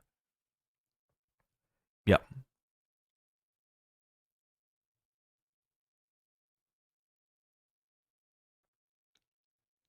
And if you appreciate what we're doing, remember, I couldn't do it without your support. So when you smash it, when you tap it, we greatly appreciate that. When you share out our videos far and wide, greatly appreciate that. All of our community resources are available at zachrector.com. And all of that is a way to support the channel, and we appreciate you for doing so. Now, as I was saying, Eleanor Terrett providing us an updated schedule on the SEC roundtables on April 11th. They got a session here between a block and a hard place, tailoring regulation for crypto trading. On April 25th, know your custodian, key considerations for crypto custody. On May 12th, tokenization, moving assets on-chain where TradeFi and DeFi meet. And then on June 6th, DeFi and the American spirit. So that is going to be interesting to watch. Also, for everybody in the UK, I don't know what time it is in the UK right now. Everybody's probably sleeping over there. But Ripple is putting together Ripple's London Policy Summit on April 1st it's April 1st at 2 p.m. So for anybody in the UK, over in London, April 1st at 2 p.m., we have the Digital Pound Foundation partnering up with Ripple, UK CBT, okay, and Infin, Innovate Finance, okay, for this exclusive event next week, bringing together experts and industry leaders to explore crypto asset regulation in the UK. Ripple is putting this together. Digital Pound Foundation sharing it out. So for everybody in the UK, that's April 1st next week at 2 p.m. Okay. I want to check in real quick. Let's see on this DC Blockchain Summit week. Follow. Hope you guys enjoy. Good afternoon. Thank you, everybody, for your time today. Good afternoon, Governor. Yeah, good afternoon. It's wonderful to be here. My gosh, you can't see anybody out there. Must be millions of people. It's a little bright, but I think we'll be okay. So, by way of quick introduction, my name is Anthony Apollo. I've had the great privilege of serving as the Executive Director of the Wyoming Stablecoin Commission since September of 2023. So, just celebrated my 18-month anniversary on the job. I'm joined today at my left by Governor Mark Gordon, the Governor of the state of Wyoming. He's been in that role since 2019. And before that, served as state treasurer as well as a director at the Federal Reserve Bank of Kansas City. Governor Gordon currently serves as the chairman of the Wyoming Stablecoin Commission, which expects to launch the first fiat-backed and fully reserved stablecoin issued by a U.S. public entity in a few months.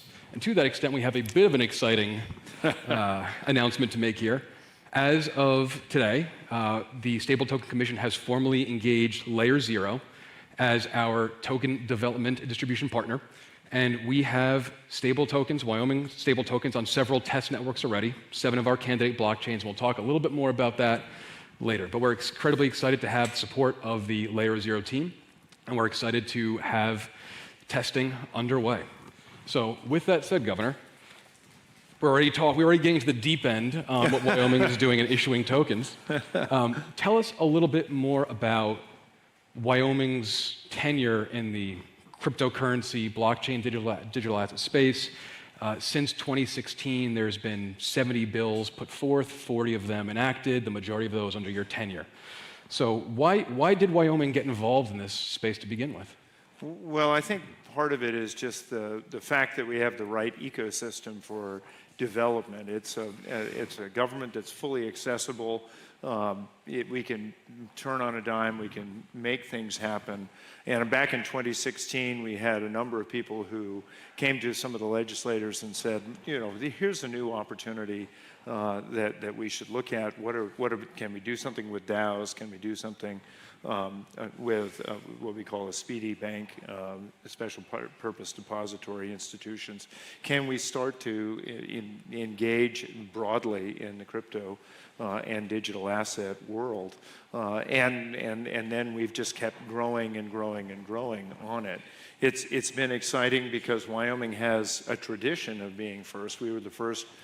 Although our friends in Delaware like to think differently, we were the first state to develop the limited liability corporation, first state to really start thinking about making sure everyone could vote, not just men, way back at the inception of our country, or of our state. So, you know, I guess, Anthony, for me, the thing is that Wyoming is a place that people come to innovate. We don't like regulation very much. We believe that innovation trumps, forgive the phrase, regulation at every opportunity. But we make sure that we have a consistent rule and role for a proper and transparent regulatory structure. Yeah. And the Wyoming stable token is certainly an innovation in our state. We are certainly the first ones working on such a topic. And you bring, in your role as the chairman overseeing the Stable Token Commission, a very unique set of skills. You have not only served as governor your current tenure, but before that as treasurer, and before that, as I said a moment ago, a director within the Federal Reserve Bank.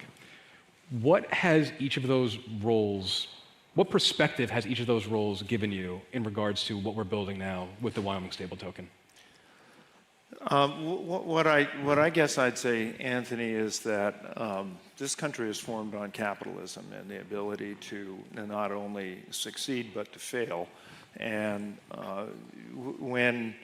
so the Kansas City Federal Reserve Bank was the only bank to sort of say that AIG ought to be resolved, not bailed out.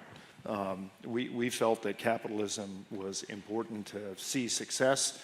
And the rewards ought to be privatized, sure, but so should the risk. It shouldn't necessarily be socialized. It seemed to me that the country kind of did a little bit of a departure, and then we started seeing regulation more as a barrier to entry than an ability to innovate and do great things that America had always done. In my role as treasurer, Wyoming has a very large sovereign wealth fund. It was exciting to think about how to manage that in a way that was way out in front. We were the third most transparent fund in the world, first in the country. Norway always takes the cake in that scheme. But to be able to start thinking about what we could do to kind of meet finance where it was going, kind of meet the needs of the world as it happened. And I think when we had this unique group of legislators and entrepreneurs who saw what could be done in Wyoming, and then think about what the opportunity set was for the country at a time when it was clear, and we've talked about this a lot, that digital assets were multiplying, moving very quickly, and we had a federal government that was being doggedly slow. It was not meeting the needs of the community. It was not embracing the changes that were happening. So we felt that Wyoming could make a difference in that, and it was just great to be at the right time with the right people. Excellent. And dovetailing off of that note about the broader perspective about digital assets in the state of Wyoming, we've had a number of firsts. The DAO LLC, the ability to pay your taxes with crypto. There's other corporate structures, privacy-preserving bills. But let's talk a bit specifically about the stable token that's come together, and now we're working towards issuance of under your tenure. Bring us a little bit through that story of how the stable token specifically came to be, why we have it, and why we're driving towards it. Yeah. Well, I think Wyoming saw the opportunity to establish a stable token. The first iteration of the legislation that allowed us to create it, I vetoed. And I vetoed because we didn't have the back office. We didn't have the back end, I thought, to be able to make sure that it was going to be a fully backed, reserve-backed fiat token. And I wanted to make sure that we had the infrastructure in place to be able to do that. Gave us a year to think about it. Bill came back. We worked on it again. As you can well imagine, I mean, it's sort of we're going through this now where everybody is very excited about what the opportunities are. Everybody has a use case. Everybody's seeing trillions of dollars coming their way. Everybody wants to kind of establish a new thing right away. Wyoming is also prudent in the way we do things. And so it was important to me, not only we had the back office in place, but that we had a particularly good commission, which wasn't made up of politicians. I know that sounds awkward coming from a politician, but it was something that we really needed to reach out. And what's exciting about this community, what I find is amazing about this community, is how much as a collaborative we can do together. It's truly capitalism in its finest sense to me, because it allows people to work with each other. So as we reached out, as you know, across the world, we were able to get people to the commission that really made a big difference in how we went forward. Then the next thing was to make sure it was absolutely transparent. Everything we have done has been in the open, and all of our RFPs have been public, et cetera, et cetera. Yeah. So you mentioned how transparent we've been around not only the operations of the commission, and for those who don't know, the commission is comprised not only of the governor as the chairman, but the state auditor is part of the commission, the state treasurer is part of their commission. Both of their offices support us. We have several other subject matter advisors on the commission, including Flavia Naves, who was formerly the general counsel at Circle. So we have some firepower. But going back to transparency, you mentioned the way the commission operates is very transparent. All of our determinations are made in a public forum. Everything's online on our website. Let's talk about some of the other benefits, and let's say that's writ large, right? What are the benefits for Wyoming as a state, the benefits for Wyoming citizens, and the benefits for the end user of a Wyoming stable token? Yeah, well, and I think the fact that we've been as methodical as we have been developing this has allowed the population at large, not just a subset, to really start to think about what the possibilities are. It's been particularly important to me, and I'll go back to my Federal Reserve time. It's been particularly important to me that we have something that is of utility and helps make a more level playing field for lay the foundation to make a more level playing field for our community banks and smaller institutions, which are the ones that are more willing to take a risk. They have more knowledge, they may be a little bit more engaged with their clients. And to be able to sort of think about how this can be a tool that can be adapted to make that process work a little bit better. We also felt that because we're small, because we're accessible, and because Wyoming we're very accountable, we could make our structure function better in the public square than perhaps we can with the behemoth that we have now in the federal government. And yeah, you asked about what the benefits are. Not only is it a form of settlement, but it's also kind of cements our opportunity to be able to get things done when others are still fiddling. I can't tell you how much fun it has been to hear people say, God, we're looking at you, Wyoming. It's really amazing what you're doing. And I remember going in to see Lael Brainerd back when she was a governor, and she was saying, well, we really love what Wyoming's doing, but we got to wait till somebody bigger comes along. Well, that's why we're launching today. So. Yes, well, we're certainly excited about that, and that brings us to a conversation about that launch status. So I joined 18 months ago, and almost to the month, a year and a half, we're talking about an imminent launch. We've said that we're going to partner with Layer Zero in terms of the status. Would you like to say just a couple more words about just the procurement process along the way and how we've done that in again, the public square? And then I'm happy to share some more details about the test tokens we have live already. Yeah, well, why don't you do that? But Sure. It was kind of fun. And before you do, I just want to say, the the idea came around. I vetoed the first bill. The second bill came along. There was a lot of impatience. I used to work for an oil and gas company, and our moniker was urgency. And so there was a real urgency, sense of urgency around that. But we wanted to make sure we got the foundation right. And so for a lot of time, people were saying, gosh, you guys aren't getting anything done. Oh my gosh, you just had meeting after meeting after meeting. We had a lot of public testimony, a lot of different people pulling in different directions. But I think the staff and others were like a duck. I mean, it was just paddling along. So then that's the foundation for you to be able to talk about what was able to be done in a very short period of time. Yeah, certainly, and thank you for that. So to give the group a little bit of context here about how we've gone about this process, it's important, as the governor's mentioned multiple times already, for us to operate in an incredibly transparent manner, to put all of our determinations public, and that started as far back as a blockchain selection exercise we did in the fall of last year, which is an interesting departure from the state's procurement processes around requests for qualifications and proposals that you're expecting a vendor to respond to. Well, a blockchain is not necessarily going to respond to an RFP. You can't send an RFP to Satoshi Nakamoto for Bitcoin, right? So we had a evaluation committee comprised of commissioners, subject matter advisors, agency resources that did a robust and objective blockchain selection exercise, the results of which are currently on our website, and we're actually entering round 2 of that because we do have a mandate from the state legislature to be a multi-chain offering. So we are going to continue opening the pipeline, the funnel as we go. The second round, an update of that exercise is available on our website, so if you're interested in that, please take a look. And then dovetailing off of that, we've also gone into a request for qualification and request for proposal. We've done 8 of those simultaneously in parallel, which has made for a lot of sleepless nights, but well worth it. And we are at the point now where we are negotiating with the vendors that we find to be qualified, and that's, when we say that word, we really are talking about groups with, the phrase we keep coming back to is existing and demonstrable capacities. We have a small team, a small budget, and the goal is to leverage the work of those who have been there before, but put it together in a kind of a unique package that only a state can do. To that extent, again, we are very excited to announce that Layer Zero is the first team we will be partnering with. We are leveraging their omni-chain fungible token standard to be potentially on multiple chains at launch. Of course, we'll definitively have to launch on one to start, but the goal would be, again, to be multi-chain sooner rather than later. We do have test tokens currently on several different blockchains.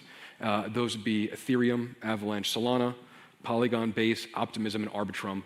And I'd like to thank the Layer Zero team personally and on behalf of the commission for the absolutely rapid turnaround in getting that done with us so we could socialize that at today's discussion. We are a state in the capital of the nation. At the federal level, they're working on stablecoin legislation, and we might just get there first. Yeah, I think it's going to be really exciting. And then, for me, one of the things is, as I said, the back end, making sure that we're there. 102% is our minimum for the reserve balance. We're working to see what the volatility is that we need to perhaps address, and we're trying to make sure that we have the structure correct around all that. That conversation is ongoing. It's been fun, and I'll just tell you the evolution of thinking in Wyoming. I'm a rancher by background, and one of our neighbors who happened to be a legislator a few years ago was saying, I don't know if I like that blockchain stuff because it's chains hooked to blocks and they go from here clear to China. And now today to have, it's almost like we've had too much success because, and we'll look at this too, but all in good time. Now people are talking about, well, maybe we can do something backing it with petroleum, or maybe we can do something backing it with gold or silver or some of the other things. So I think there's use cases are beginning to multiply. But for us, it's been about making sure this is a utility. And I can remember talking to a couple of the members of the FDIC years ago because of this debanking issue that is so frustrating. It was, the rest of the world's going to pass America by. And not that a little state like Wyoming can make all the difference in the world, but we sure can start the migration of the investment in our bonds back into our country. So we're hoping that, by backing this with short-term treasuries and repos, et cetera, that we'll be able to demonstrate not only the liquidity necessary to meet any kind of volatility calls, but also just a practical implementation of this as a tool, and maybe, have America once again way out in the lead, protect our dollar's hegemony. Those are the things that we're really looking for. Absolutely. So you talked about the utility. Is there any particular use case you're excited about for the stable token once we have that live, beyond just the payments and keeping different rails and? Well, I think it's an incredibly valuable form of settlement. So, payments, all that stuff are terrific. I think we've been very cautious, and let me just point this out. In case anybody didn't notice, the last few months we've seen a change of administration, a real change of perspective on this. And Wyoming has really wanted to demonstrate the utility of this coin across multiple platforms, not coin, token, across multiple platforms, regardless of what prevailing winds are in Washington. And so we're going to continue to try to find use cases that benefit. I mean, there's things from energy. Wyoming is, we export 12 times more energy than we use. 65% of our energy goes out to the West Coast. We have all kinds of digital data centers, AI, other things coming to the state. This is a wonderful way maybe to start figuring out how to do settlements on the power curve and other things. It's just, there's an enormous use case opportunity out there that we want to be part of. Absolutely. And one thing we should certainly mention, because I don't think it's come up naturally in the flow of conversation here, is when we look at these use cases and we have a stable token, we're backing it with T-bills, those dollars that are generated from the interest go into our school foundation fund. Well, there is that. So this is a public goods project for the state of Wyoming. Thank you for reminding me. I get sort of excited about this, but for Wyoming, it's a utility of making sure that our schools, have what they need to. It's a little different than marijuana, which I think is, some other states have tried. We're going to try it with finance. Well, we've got about 15 seconds left. So first of all, I would like to thank you, Governor Gordon, for your time today and being the steward of this incredible, novel, first of its kind project. Yeah. I want to thank the Digital Chamber for having us. We're going to have a press release out imminently that talks a little bit more about the test tokens and the smart contracts that have been deployed on the respective networks. And we'll also be holding a brief press conference for any media in, I believe, room 2. So there's now 0 seconds on the clock. I would thank Governor Gordon again. Thank you for your time today. Thank you very much.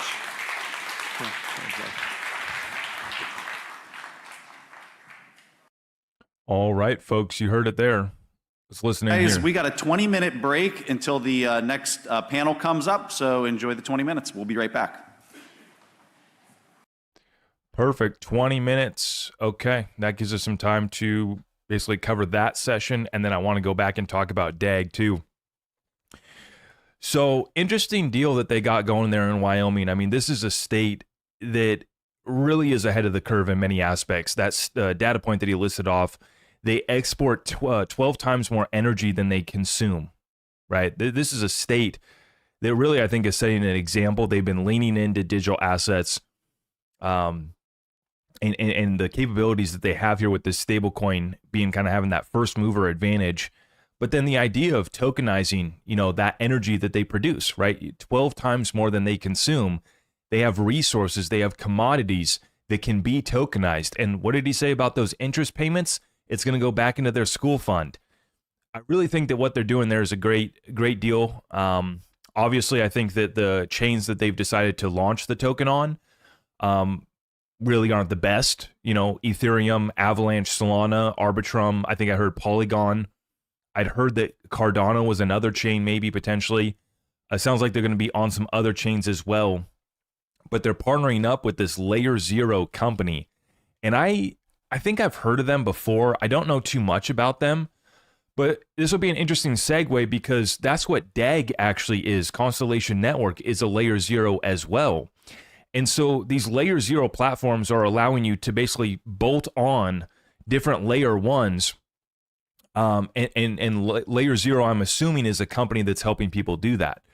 And what DAG is doing with Constellation Network, it basically is you have metagraphs that are built on top of their layer 0. So the Constellation Network is the layer 0, and then these metagraphs are L1s, L2s, basically right on top of the layer 0. And so you have that interoperability, that connectivity, but then you also have a focused throughput within that metagraph. So it's focused on a specific use case. So it allows for more scalability. That's the key thing with DAG.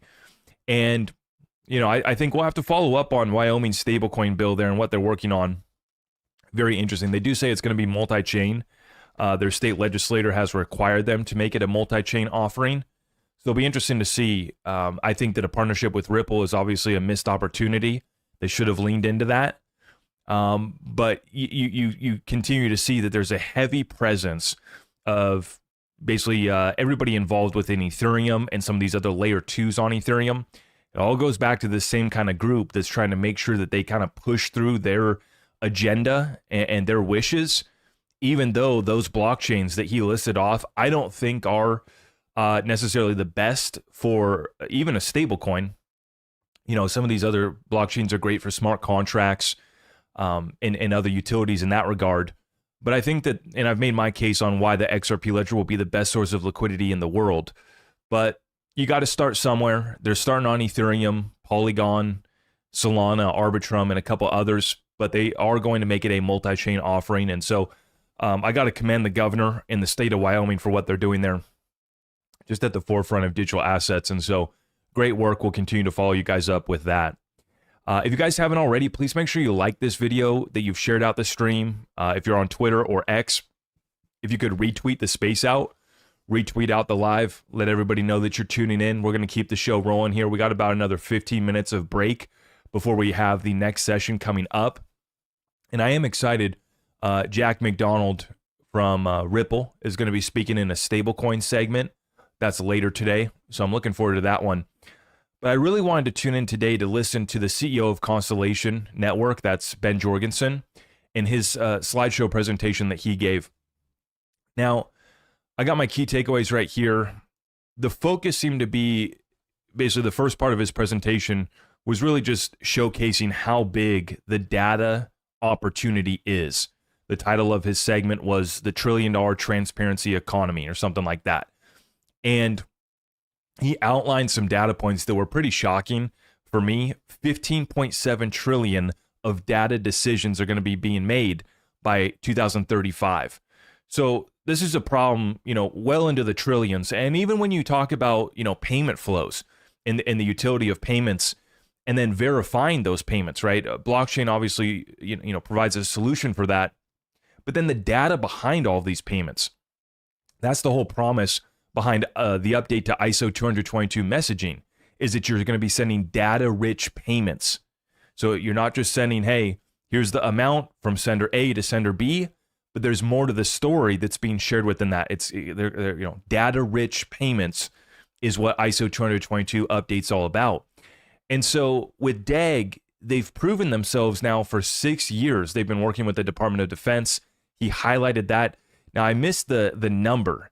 He cited how much they had spent, and this is like the U.S. Air Force and the DoD, on how much they had spent. And I want to say that it was in the billions of dollars that they had spent. And somebody had cited that Constellation Network has actually received like a considerable amount of our government spending. And I don't know if that's just within DoD or if that's government spending overall, but you know, out of all the blockchain companies that have worked with our government very closely, there's very few projects, I would say, that have been as close, you know, working with our government than Constellation. I mean, obviously, Ripple has been present. Ripple has been on the U.S. Faster Payments Task Force and other committees and groups and other deals that they've done, other partnerships. But there's very few other players that have been working with our government for 6+ years. And the thing is this partnership I originally thought was just a consultation, that they weren't actually using the DAG token. But when I did my deep dive on DAG, what I found is that they actually are locking up DAG tokens to run that metagraph on the network. So they're using real tokens for this utility with the Department of Defense. And this is one of my main criticisms when I look at other projects, is they're consulting the government. They're consulting or did a partnership with a bank or an institution. But are they using the token? No. And, a lot of them are just fluffed up, hyped up partnerships that are nothing more than consultation. Nobody's using the token. And in this case with DAG, that's what I thought it was going to be. When I did my deep dive, I found the truth, which is they are locking up a massive amount of DAG to secure that metagraph. And as Ben stated in his presentation, there's going to be another roundtable with his co-founder, Benjamin Diggles is his name. And there's a couple other people from Panasonic, which is going to be one of the next platforms that's building out a metagraph on Constellation Network. So right now there's only 4 metagraphs. One of them is the Department of Defense government metagraph. And then there's like 3 others. And now we have additional metagraphs that are coming on. Panasonic's going to be one of those. And so the CEO of that company is going to be on a panel with Benjamin Diggles, who's also at Constellation Network.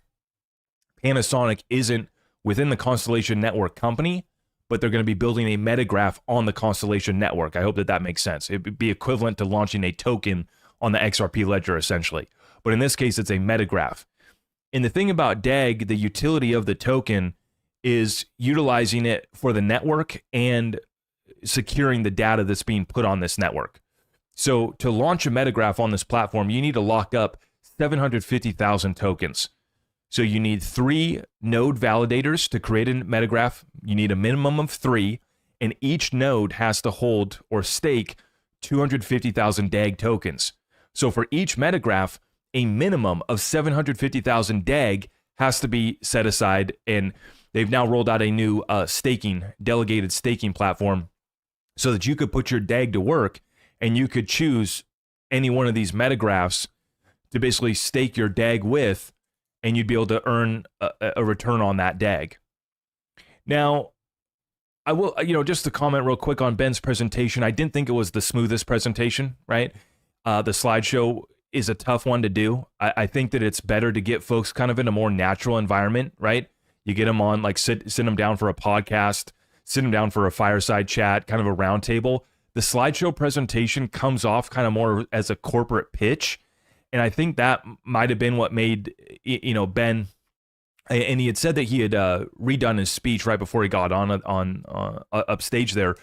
But slideshow presentations are tough. And I've listened to Ben in other interviews, and he's very well spoken, and he presents very well.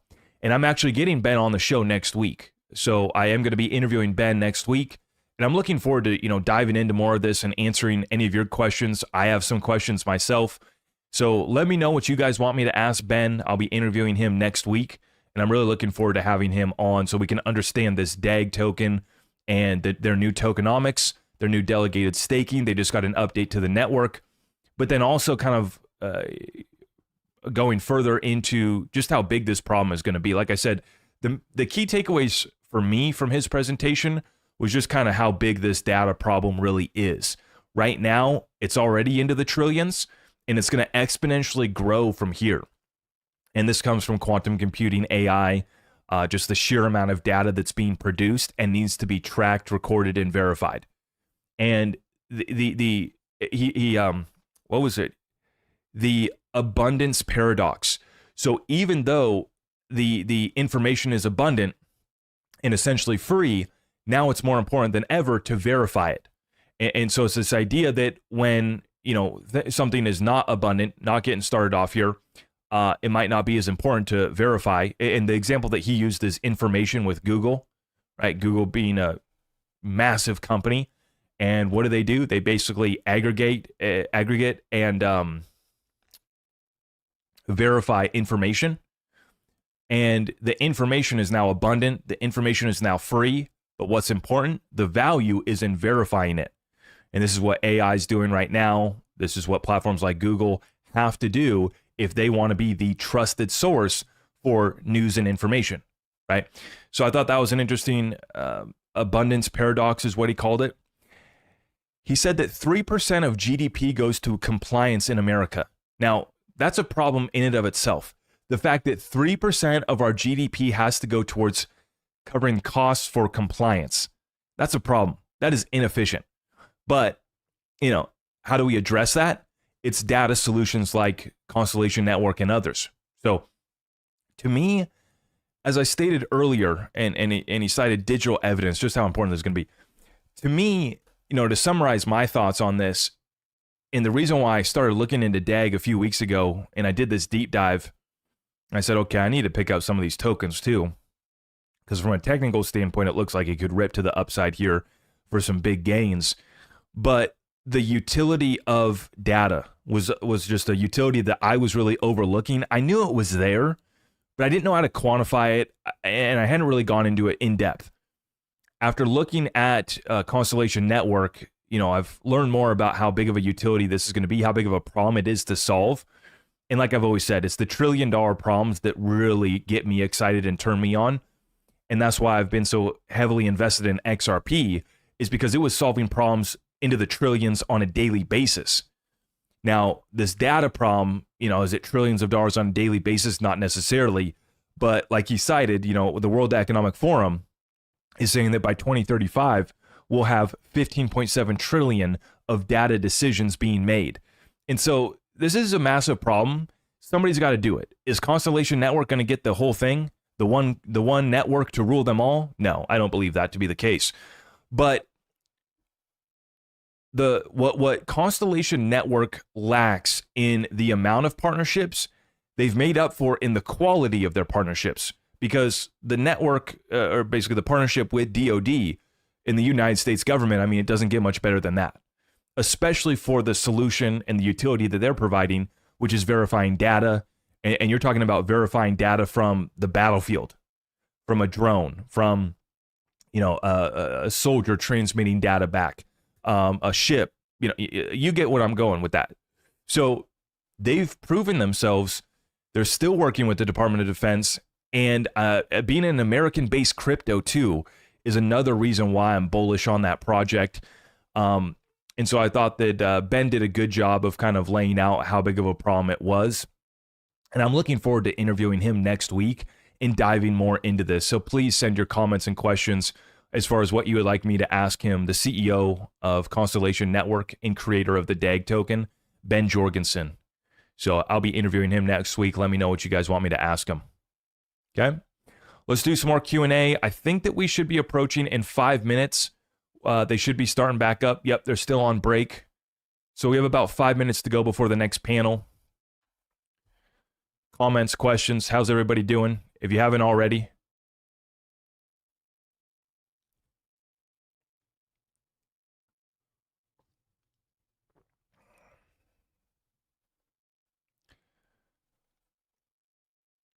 I see that the troll showed up in the chat again. They like to do that, don't they? Where's our market at? I see people are crying about the market being back down. Where'd it go? Oh no, 238 for XRP. Oh no. Oh no. Our little XRP came down a little bit. 238. Bitcoin 86,500. Let me refresh Twitter here and let's see, is there any other news? The trade war is back. Markets are expecting Trump's April 2nd reciprocal tariffs today to be a day. Markets are expecting Trump's April 2nd reciprocal tariffs day to be the end of uncertainty. But we believe it will be the exact opposite, which is why tech stocks are down over 400 billion this week. Here's what's coming next. That's from the Kobesi letter. So is it just trade war talk? Is that why we're down today? Does anybody know why we're down?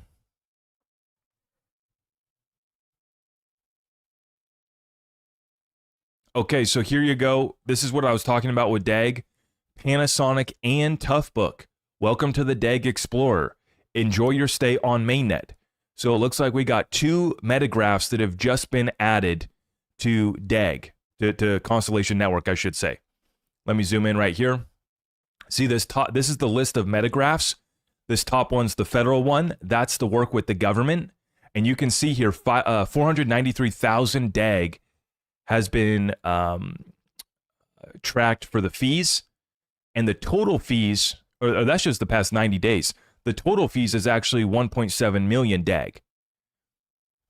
Okay. DOR, Alpaca, Common Crawl, and now Toughbook Connect. Okay. And Panasonic is going to be joining as well. So this will bring the total amount of metagraphs to 6. So just since I did my DAG deep dive, there's been a whole upgrade to the network introducing delegated staking, and now we have 2 more metagraphs. So that's good.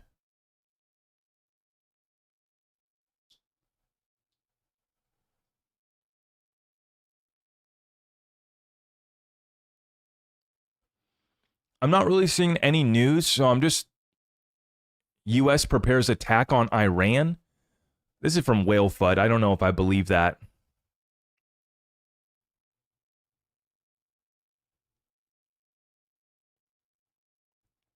I'm not seeing anything here breaking news-wise. Let me check the chat here. Let me check the chat here. Any news? Yeah. Yeah, so I'm just going to assume that it's uncertainty off of the tariffs. Everybody thinks, world's going to end. The old tariffs.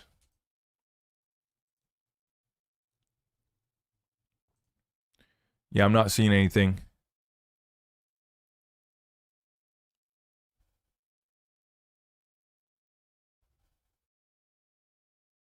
Now tomorrow, yep, Chad Steingraber reminding us that tomorrow is the Sunshine Act meeting. SEC, are they going to vote to officially drop that SEC versus Ripple case? That's my prediction. Yep. Auto tariffs. Yep.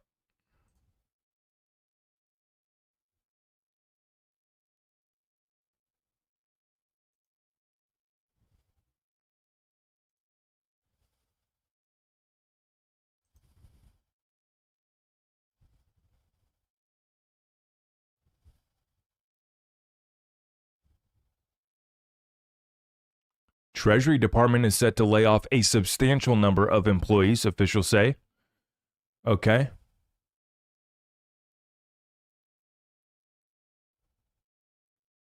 Yeah, I'm not seeing any other news right now. Trump says we need Greenland for international safety and security. We need it. We have to have it. Okay. Any other comments, questions? Let me check the chat real quick.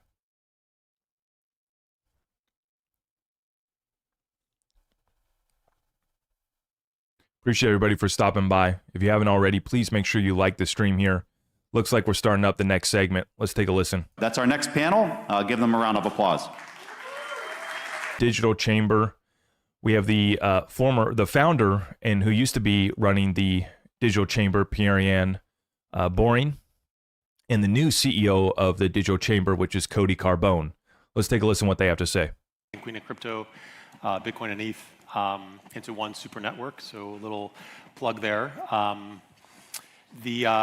The moment that we have right now is pretty special. This is literally 10, 11 years in the making for this stage setup, which is pretty incredible to think. And I'm here with the founder and the CEO, soon-to-be chairwoman of the chamber, Pierre Boring, and Cody Carbone, who ran policy for the chamber, is president, and is about to be CEO momentarily here. But I really want to just impress upon everybody in this community, you look to the left of yourself, the right of yourself, you see some of the most incredible and important people in this space, builders, advocates, investors, and it's really an incredible community to be a part of. I've been fortunate to be in the advisory board since inception of the chamber. I had the privilege of testifying in front of Congress, which was pretty amazing. And then, like most of us, the chamber brings us in and engages with CFTC, SEC, Treasury, White House, members of Congress, and kind of really pushes the education and the understanding of this tech. And I think somebody said it best to me the other day, where this industry is hard because you have two concepts here that most people, walking on the street aren't familiar with, which is like computers and tech and money, right? And then you combine them, it's really not as intuitive. But I think as we think about these decentralized networks and more of these cooperative money systems, I think most people will start to see that. So with all that, I just want to say this is a milestone moment, and congratulations on the progress to date. But I think it's also cool to hear the origin story. So you started this about 11 years ago. What drove you to it? What was kind of the seed of the idea, and what got you here? I was never a Bitcoin skeptic. People were like, the evolution of becoming a crypto champion is like, first you're a skeptic, and then you get interested, and then eventually you become a champion. I was always really excited about what Bitcoin was. I learned about Bitcoin around 2011 when I was working on Capitol Hill. I came to DC after the financial crisis of 08 and 09 to help work on financial reform. And a lot of the policy work that I was working on was, how do we rebuild our financial and our monetary system to address things like systemic risk? How do we think about addressing the unsustainable levels of debt that we have hanging over all of the taxpayers' backs? And I learned about Bitcoin around that time, and I thought, wow, this is a really interesting and promising idea. And over time, I just followed it on my own for a number of years, and I eventually came to the conclusion that this is a tech that could solve a lot of the biggest challenges facing our country. And I became a very big believer and decided to turn my career into helping advocate, protect, and advance Bitcoin and blockchain technology. So we started the Digital Chamber in 2014. 2013 was a really rough year for the crypto and the Bitcoin space. We just went through another one. Preston was saying, if you were here 2 years ago, it was not as much fun at all, because we had just gotten past this huge FTX scandal, and we weren't very popular even just 2 years ago. 2013 was even worse. We went through Mt. Gox and we went through Silk Road, and there were a lot of attempts to shut this technology down in this town. So to me, it was very obvious that the industry needed to have an advocate to protect this important technology, to give it a chance, to see if this can really be a promise to addressing pretty significant issues that you guys hearing this microphone ticking? So we started in microphone ticking's bugging me. With a very small group of companies. We've grown that to over 200 today. And I think the vision and what we have sought to accomplish, we've really accomplished the first phase of that, which is ensuring its success. Now it's just executing on the next phase. And what's amazing is that through that, you built the first and largest trade association for this industry that we all love. So with that, let's give a round of applause. And those early days were kind of strange because you didn't know what you were walking into sometimes, whether it's with regulators or Fortune 500 companies or whippersnapper Web3 companies. They're all kind of different audiences. One thing that has been pretty interesting is that the people that do show up from Fortune 500 companies, regulators, et cetera, are some of the smartest and most intuitive people that you meet. Yeah, there's a lot of friction. There's a lot of people saying, can't do that, got to wait for regulation. That's all fine. But a lot of the thought leaders, gravitate to you guys because they see what you see in terms of the future.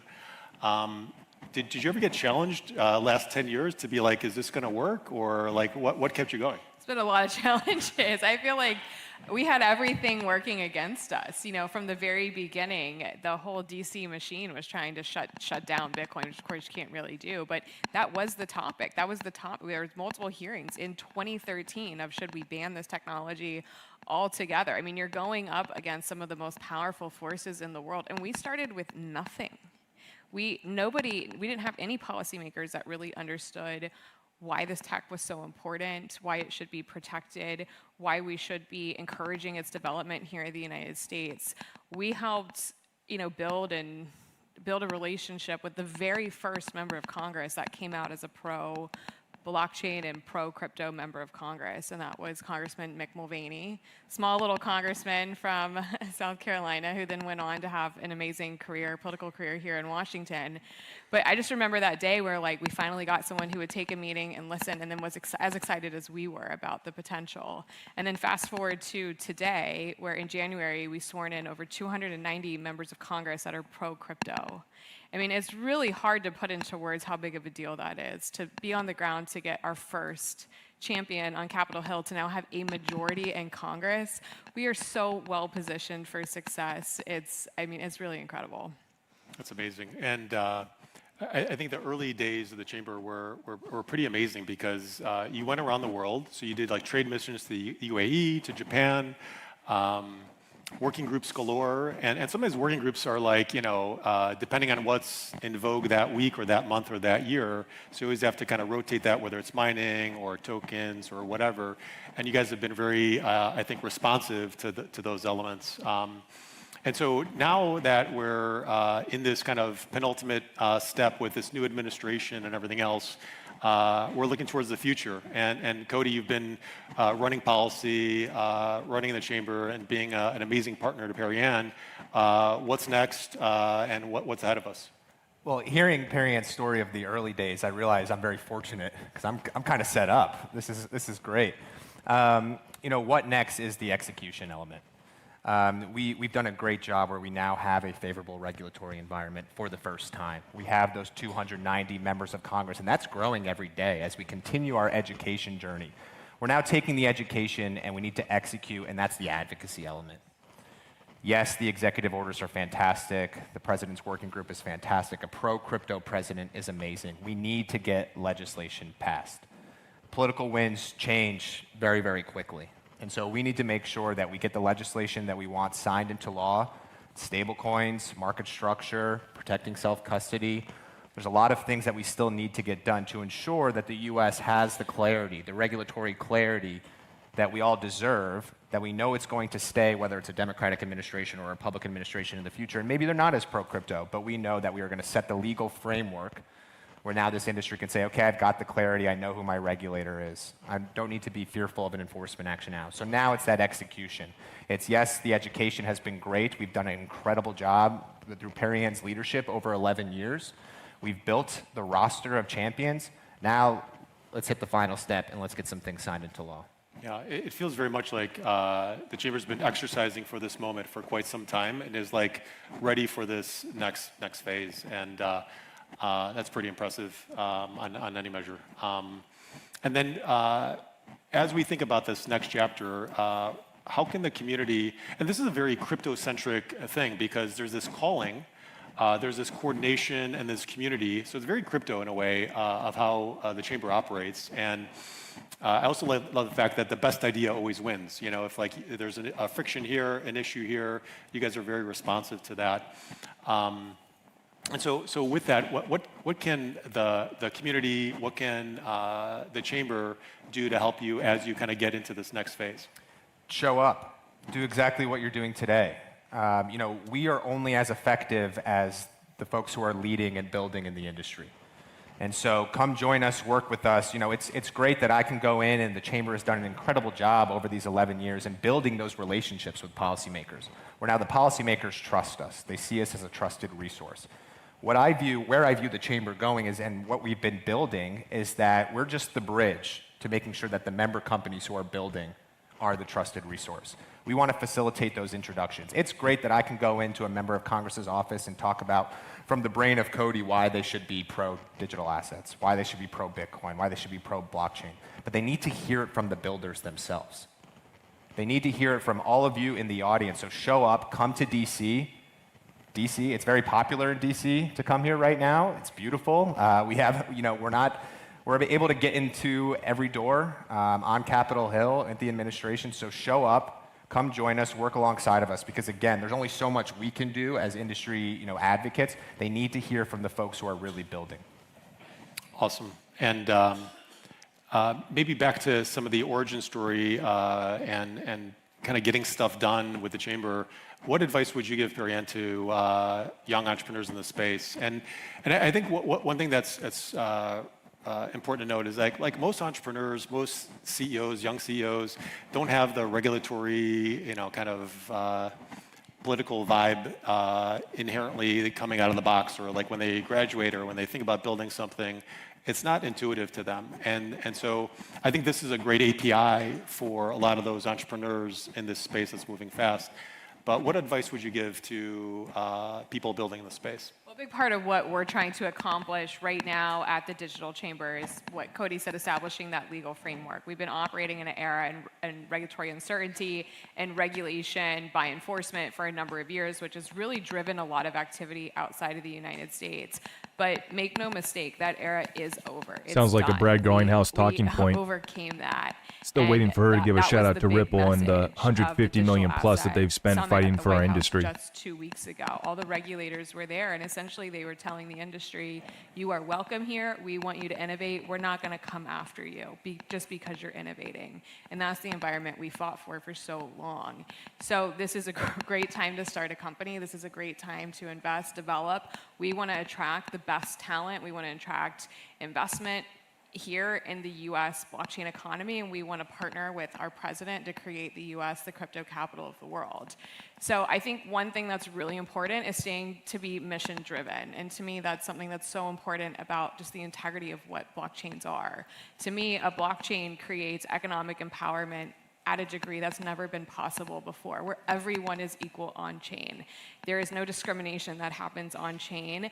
It doesn't matter where you're from, how old you are, your gender, how you identify politically. Everyone who has the technical capabilities can participate equally. And this is going to change the way we transact and interact in the digital economy globally. So having companies that can create different products and services that make it easier for people to go and transact on chain, that's the goal. And we want that innovation to happen here. So staying mission driven. There's going to be a lot of opportunities to make money. There's going to be a lot of opportunities to make money in ways that may compromise the mission. Always stay true to the mission. And a big part of that is decentralization and allowing that economic empowerment where everybody can transact equally. I also think something that's really important that we need to address as the industry is growing is ensuring that we are protecting new consumers that come in. The goal now is mass adoption. We want to bring this technology to all the people of the world so they can benefit from using blockchains. But this is a new technology, and there are a lot of risks that come with it. Self-custody, for example, you need to understand how asymmetric keys work. You need to know not to lose your keys because you will lose your crypto. So that education of the masses is really important. We haven't really had an era in the crypto and the blockchain industry where we've been able to communicate to a much broader constituency of people how to use this technology safely. So the companies that are able to get in front of that audience, I think, are going to be really critical to the next stage of adoption. And if I could just double down on that, in staying mission driven, this is the time to tell your story. What I have seen be really effective, whether it's policymakers or it's the broader community in terms of adoption, is framing your product or what you're building as the solution to a problem that faces everyday constituents. Whether you're issuing a stablecoin, talk about cross-border transactions and remittances. That person in New York who's trying to send money to their family overseas, how they can do so more efficiently and cheaper. So framing every story that you're now telling, and you should be telling the world and screaming it from the mountaintops as, hey, there's a problem that your constituents or this community has been facing for decades, and here's how blockchain technology can solve it. I've seen be really, really effective in getting the message to resonate. And I think the other thing is just to dream big. And that's my advice to you, Cody, as well, as you're stepping in as CEO in just a couple of days. Dream big. The opportunities are absolutely limitless. Don't limit yourself based on your own thinking. I think we have a chance to make a meaningful impact. Like, we've completed our first decade, Cody's coming in on the second decade, and now my vision is on reaching 100, which is how do we take this technology and make an impact for the next generation of Americans? And how do we improve the way that we interact and transact that allows people to have that economic empowerment, that self-sovereignty? These are big goals, so dream big, and I think there's a lot of opportunity for the industry, and there's a lot of opportunity for the future of the digital chamber too. Yeah, and I also feel like there's a big unlock ahead because while the chamber's been like toiling and fighting and advancing the ball for the last 10 years, there's a lot of folks that stayed on the sidelines, corporate, Wall Street, et cetera, that are now going to come in. And when they come in, they're like, okay, who should I talk to? You should talk to the chamber, been around for 10 years, this compendium of thought leadership, the membership, the partners. It really makes it like a no-brainer for anybody net new coming in and trying to figure out what's what. So it's that 10 years of investment and time is going to actually continue. That flywheel is going to move. So that's pretty impressive. Cody, what would you say on your vision for what's next? We do a lot of federal stuff, a lot of some global stuff, but there's a big state dynamic that's starting to kick up. How do you think about that? Huge state component, especially right now when you have a Republican Washington. There's a lot of blue states who may still be antagonistic towards this technology, who are fighting back, and so we're looking to expand. We have been primarily federally focused, and Washington will always be our bread and butter. But how can we do more to serve the community and to serve our members at the state level? How can we do more internationally? There have been a ton of players overseas who have been looking to go into the U.S. market, but to your point, Matt, have been reticent. They're like, I don't know if I want to touch that. That regulatory landscape looks scary. So how can we work and look at what's been done effectively internationally? How can we bring that to the U.S.? How can we bring some of those players overseas? How can we make sure that we are advocating at every level of government, whether it's in your local school board, to your state government, all the way here to Congress? So that expansion is going to be a critical part of the next 10 years and beyond to make sure, yes, Washington will always be our bread and butter. This is where Perry Ann started this journey 11 years ago. This is our home, and we will always stay here and have a footprint, but how can we expand the chamber footprint to achieve the goal of mass adoption across the United States, in all 50 states, and across the world? That's amazing. And the other thing, the way I think about the chamber is it's not all regulatory compliance, political dynamics. It's a proper trade association. And it's like the network of networks in a way where most people in this room are like a phone call away from an investor, a partner, another job, et cetera. So this network has been an advantage for a lot of members, and it's like one of the X factors that comes out of the chamber that most people don't think of. I like to view it as a community. When a member joins the chamber, they have access to our entire team, but not only our team that has been growing very quickly over the last few months and years, but all of those member companies, all of those policymakers. We really are trying to build a community that all has the same mission. We're all aligned to get and achieve blockchain adoption across the country, the globe. Amazing. Well, please help me in congratulating Cody on the promotion and Perry Ann for the amazing start and what's ahead. So thank you. All right. All right, always exciting to hear from the folks behind the scenes making this all happen. So thank you for that panel. The next one up, I suspect, is going to be a really popular panel. This is Debanking and Choke Point 2.0, the fight for financial access. We have Caitlin Long from Custodia Bank, who's here, and we have Senator Bill Hagerty, a representative from Tennessee. And Fred Thiel, the chairman and CEO of Mara, is going to moderate this panel. So give them a warm welcome, and I hope you guys enjoy this next one. I don't know about you guys, but listening to some of these politicians talk gives me some heavy eyes. I can start nodding off listening to some of these guys talk. You know what I'm saying? Oh, we got to wake up and smell the coffee. Maybe I'll go make myself another cup of coffee. Shout out to the Digital Chamber. I mean, overall, the work that they are doing is some pretty good stuff. A little spiteful that Perry Ann, while she was at the DC Chamber, they really didn't give much credit to Ripple for what they did. That's the only issue that I really have with them. but it's water under the bridge at this point. We want to move forward as an industry, so it is what it is. Cody Carbone is going to be coming in as the new CEO of the Digital Chamber, and I'm hoping that he will do a good job running it. He's actually going to be at XRP Las Vegas, speaking on stage. I don't know if he's part of a roundtable or what exactly he'll be presenting at XRP Las Vegas, but he will be one of the speakers there. So that should be interesting. Last year, I think Perry Ann was there representing the DC, Digital Chamber, and so it's good to see some representation from them at XRP Las Vegas. And I'm hoping now going forward, now that Ripple and XRP's out of this lawsuit, we'll kind of get a fair amount of respect given to us by some of these platforms and trade players like this Digital Chamber here. But I'm going to let these guys run with this session here. We'll listen in. Essentially, we'll be in your office every day if you touch a crypto company, because we view it as risky behavior, as well as. And if you guys haven't already, please make sure you like the stream. Really does help us out. Appreciate you. All of our community resources are available at zachrector.com. Thank you so much. On the topic, as we as a company were debanked and had to deal with that. But what I'd love to do today is talk to two esteemed experts. And maybe start with you, Senator Hagerty. Obviously, you have a fabulous business background. You have a background in public service. You understand the energy sector. You understand the crypto sector very well.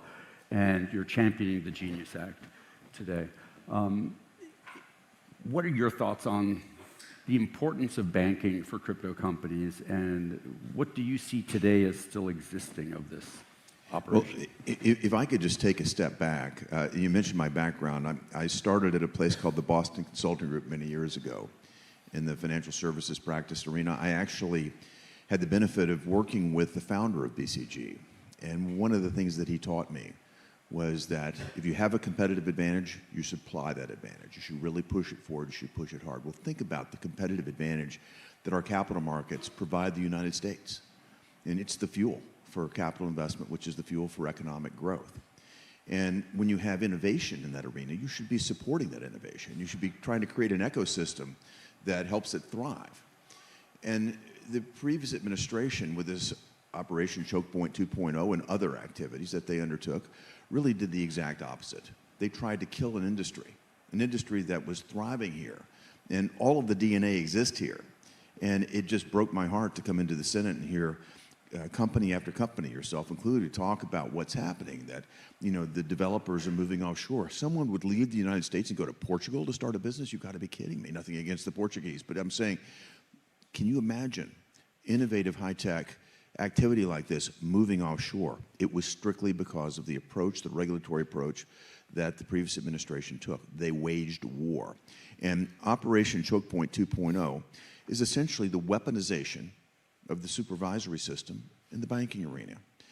Look, the government regretfully has been weaponized in a number of arenas, and the American public does not like this. It was weaponized to an extent that people like yourselves were basically blocked from the industry.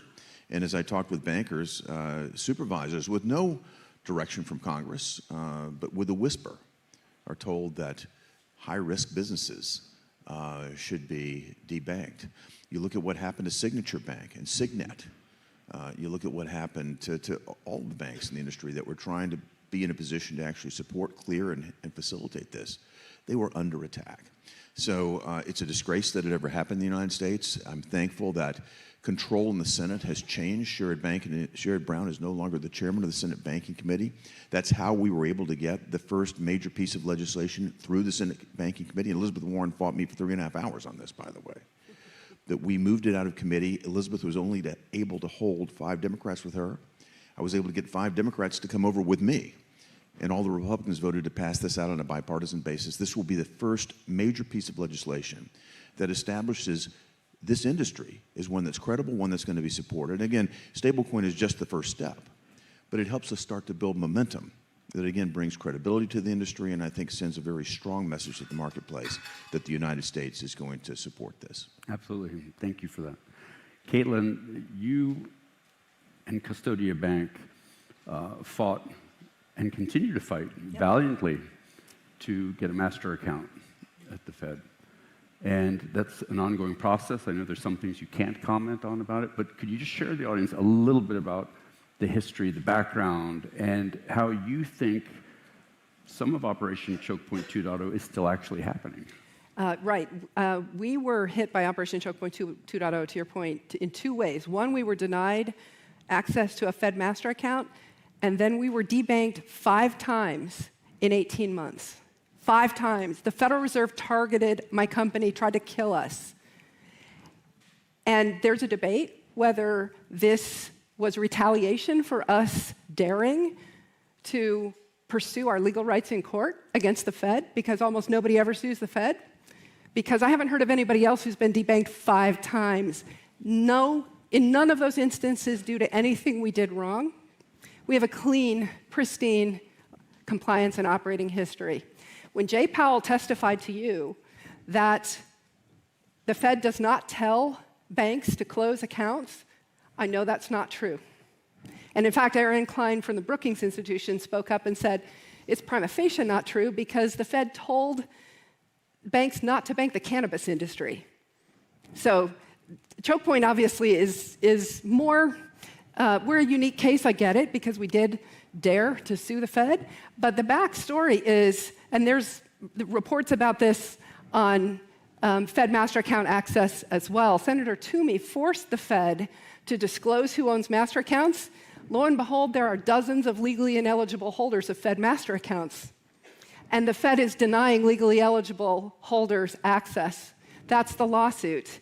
The Monetary Control Act of 1980 created a grand bargain between the banking industry and at the time, the thrift industry, because Volcker could not control the growth of M2, so he wanted the banks to come inside the system.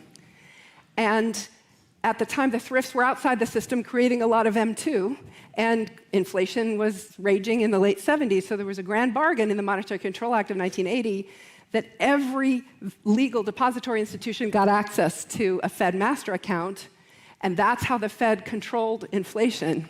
But the Fed it discovered new power. It reinterpreted the Monetary Control Act about 10 years ago. And suddenly there's a lot of litigation about master accounts. That's why. Because for 35 years, the Fed did not leave anybody out, and it started to pick and choose who it wanted to leave out. And now that we have the disclosure of who has Fed master accounts, we now know there are dozens of legally ineligible ones. There's a lot of corruption in Fed master accounts. So obviously this is still going on today. Yep. We've heard stories, I believe somebody posted on Twitter, X, old dog, new tricks, that they were denied banking. Yes. We have OCC has clearly stated they have a new set of guidelines. The FDIC has a new set of guidelines, but the Fed has yet to issue any new guidelines. So this seems to be setting up a little bit of a potentially a battle royale, maybe between the White House and the Fed. Senator Hagee, we all know the Fed is meant to be independent.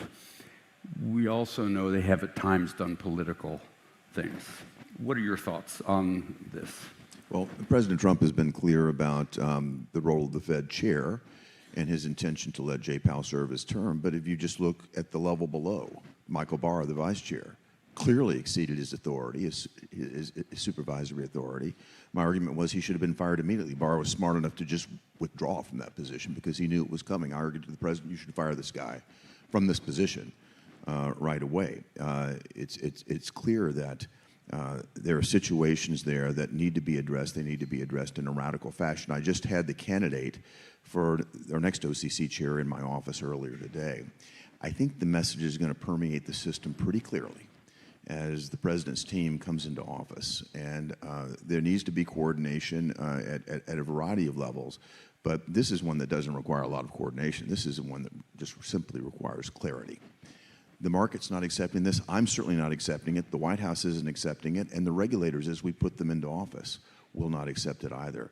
So the standards are changing broadly across the industry, and I think the message will be heard. Yeah. So another step forward here, we mentioned earlier stablecoins. Obviously, this is a core part of your work that you're doing, and I know also, Caitlin, you have recently been very involved in the release or the announcement of Avid. Share with us a little bit about Avid and this concept of cash versus non-cash. Yes. What is a bank? A bank is a special type of corporation that is legally bestowed with the right to issue dollars. And up until recently, every crypto company was a non-bank. The Special Purpose Depository Institution Charter in Wyoming, which is one of the bank charters that crypto companies can get, we are depository institutions. We are legally bestowed with the right to issue dollars. So Governor Waller of the Fed created a dichotomy in his stablecoin speech a couple of weeks ago, which I think is accurate, or it certainly was at the time, that banks issue dollars, non-banks issue synthetic dollars. So if a bank then issues a tokenized bank deposit, that's a dollar. That's different than a non-bank issuing a synthetic dollar. And to be clear, for example, a synthetic dollar, because it is not cash, you have to essentially look at cap gains and other issues. And granted, a stable coin is always going to be worth $1, but it's more the paperwork exercise around it. And that's in your bill. Yeah, the bill that I've got forward, which I'm very optimistic that will get passed very soon, has two different lanes for regulation, depending on whether you're a bank or a non-bank. And if you're a non-bank, you're regulated by the OCC. You can imagine the conversation I was having with the incoming director, both are pegged to the dollar, whether you're OCC regulated non-bank or whether you're regulated by the Fed. Both of them have to back it up with cash or short-term treasuries. And so these are going to be, very clearly strong, stable currencies, stable coins. And I'm very optimistic that these two paths can coexist side by side, and the industry will flourish as a result. So as we look forward, obviously, the current administration has already moved very quickly. I mean, they've been in office all of 60 days and done, some people call it kind of Trump time. We're already a year into it. It's like, no, it's only 60 days. But the administration does have a term. And I understand that a lot of what Congress is trying to do, what you're trying to do with your act, is get things into law such that another administration can't just, by executive order, unwind things. What do you think, outside of the Genius Act, are key things that the administration needs to do to protect banking, specifically, seeing as the topic of our panel is banking, regarding services for companies such that they can't be debanked in the future? Because that needs to be legislated. So I'm going to answer it in two lanes. One is from the legislative standpoint, we need to continue to provide more clarity, to take this judgment factor out. So stablecoin legislation that I'm working on is going to establish momentum. The next piece will be market structure. That's much broader. There are many more components to that. Now, again, I want to see a rapid move to demonstrate certainty and clarity in the market, but that's not the end point. This is the beginning. So we'll continue to move down this lane legislatively. But from an executive branch standpoint, there is a very clear opportunity to change the culture at these supervisory organizations.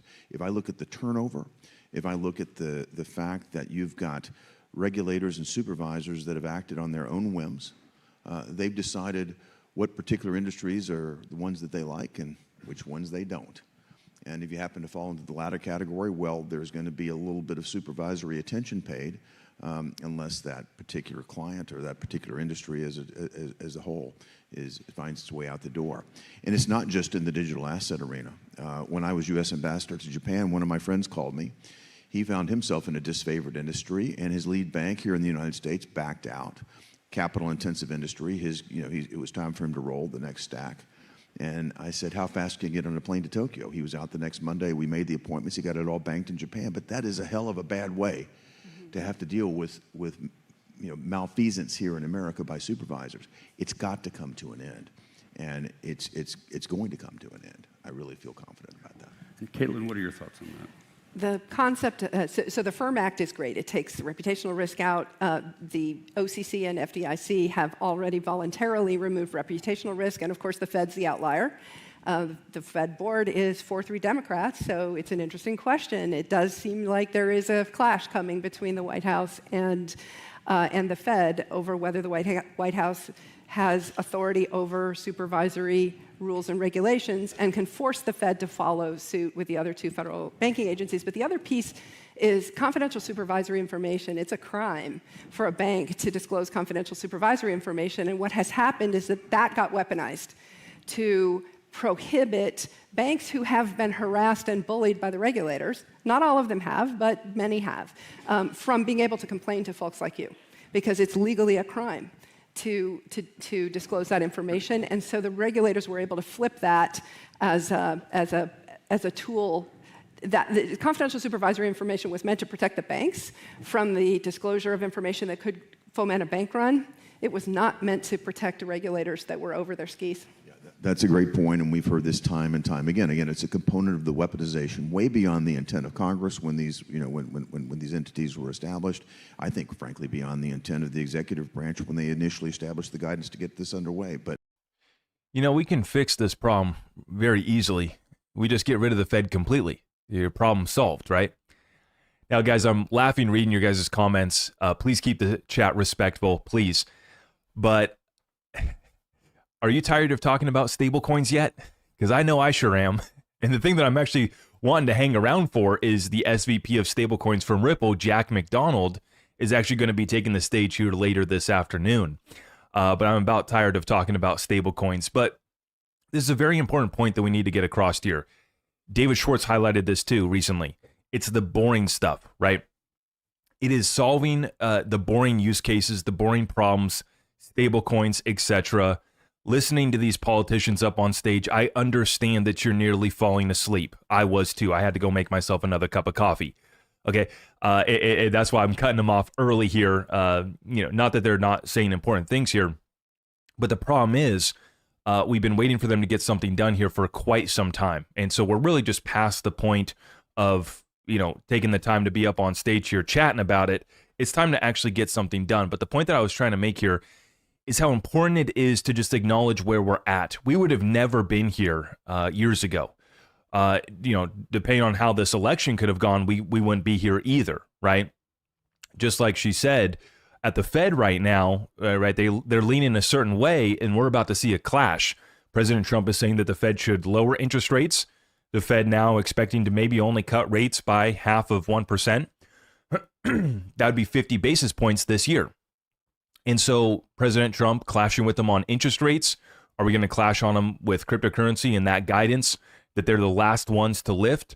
We'll see. But the good news is that we're finally at a point where we are legitimatized. We are being accepted. Like Cody Carbone said, the door is open at every senator and representative's offices in D.C. right now. This wasn't the case just a few years ago. We are no longer under attack. The resources that are supposed to be enforcing the laws are going to be enforcing the laws as they're written, what they actually have statutory authority to actually go after, and they're not going to be doing this enforcement regime like we were under the previous administration. And that's not just for the SEC, but that's other government agencies as well.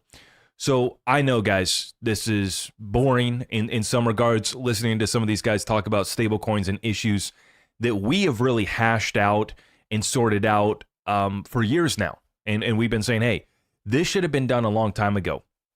But the good news, and the reason why I'm an optimist looking at this conference today, looking at where we sit today, the market's back down today. Well, I'm not focused on that.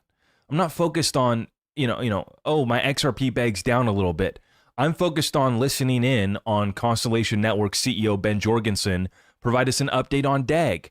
I'm looking at other cryptocurrencies right now. We're going to provide an update on Zebek and Flare are the next two tokens that I'm going to deep dive. And I'm going to determine whether or not these are assets that I want to pick up while they're on sale.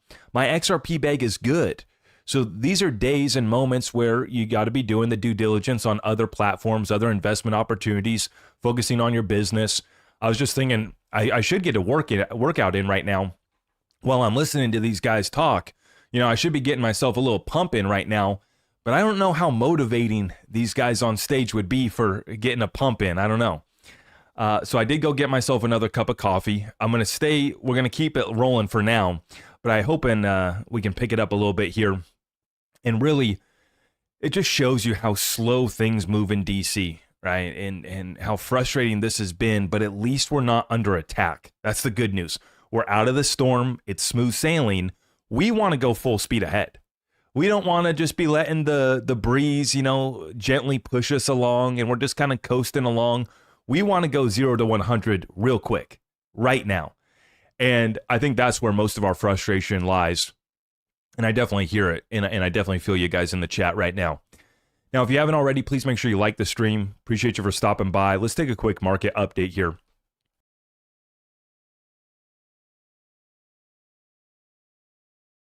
So you're seeing Bitcoin's come down to 86,500, still holding the structure, still looks fine. XRP, it's the same thing. The consolidation that we're seeing right now, nothing to be worried about. Nothing to be worried about. And there's some other assets here that have come on sale. Flare down here to a new low. I got to readjust my fib level here. Let's readjust that one. Okay. Flare got beat up today. Holy cow. Wow. I didn't realize that Flare went all the way down to 135. Now it's back up to just shy of 1.5 cents right now, but you had an incredible opportunity to buy Flare here, setting a new low on Flare here. Interesting. We did just get a Flare update, 2.0, Flare 2.0, and update on the F assets. I'm going to be breaking all of that down in my Flare deep dive, which will be dropping this week. What else went on sale? DAG was up today. How about that? DAG up to 5 cents today. Got ourselves a little runner. Yep, okay. See what else we got going on. Tailcoin down. Yep. Looking at some of these others. H-bar holding. And what you see, these horizontal lines, these yellow horizontal lines, these are levels of support that I had marked on the chart going back a couple weeks now. I went through with my Discord group in a weekly call a couple weeks ago, and I kind of outlined these levels of support that I saw on the charts here for XLM, coming back down here to 22.6.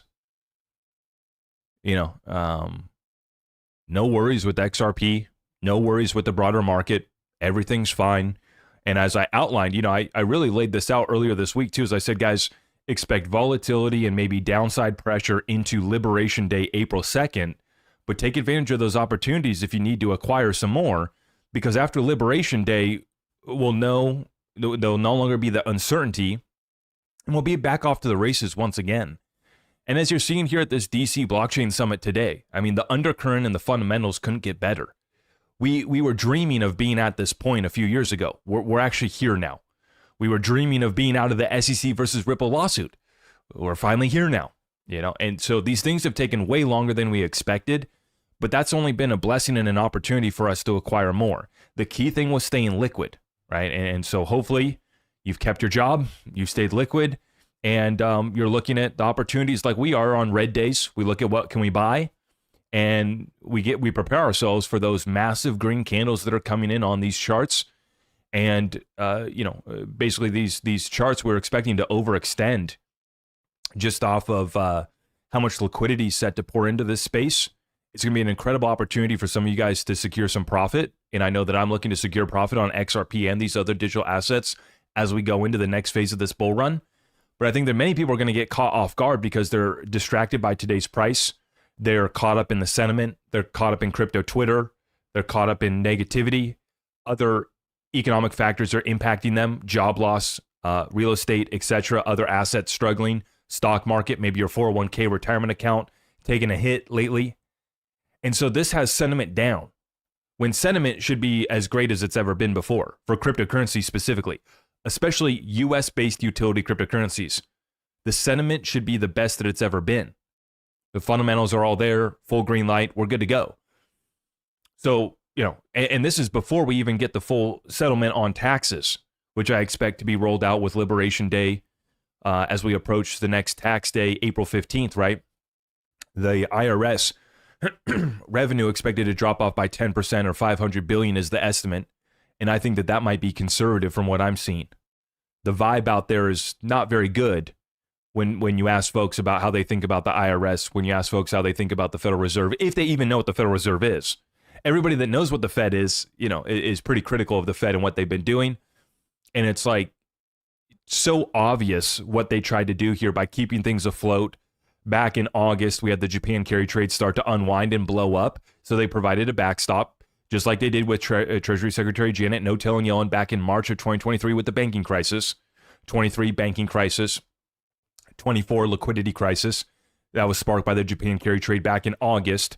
Big flash crash when that happened. And so basically the Fed came in, 50 billion backstop for the bond market is what kept things propped up.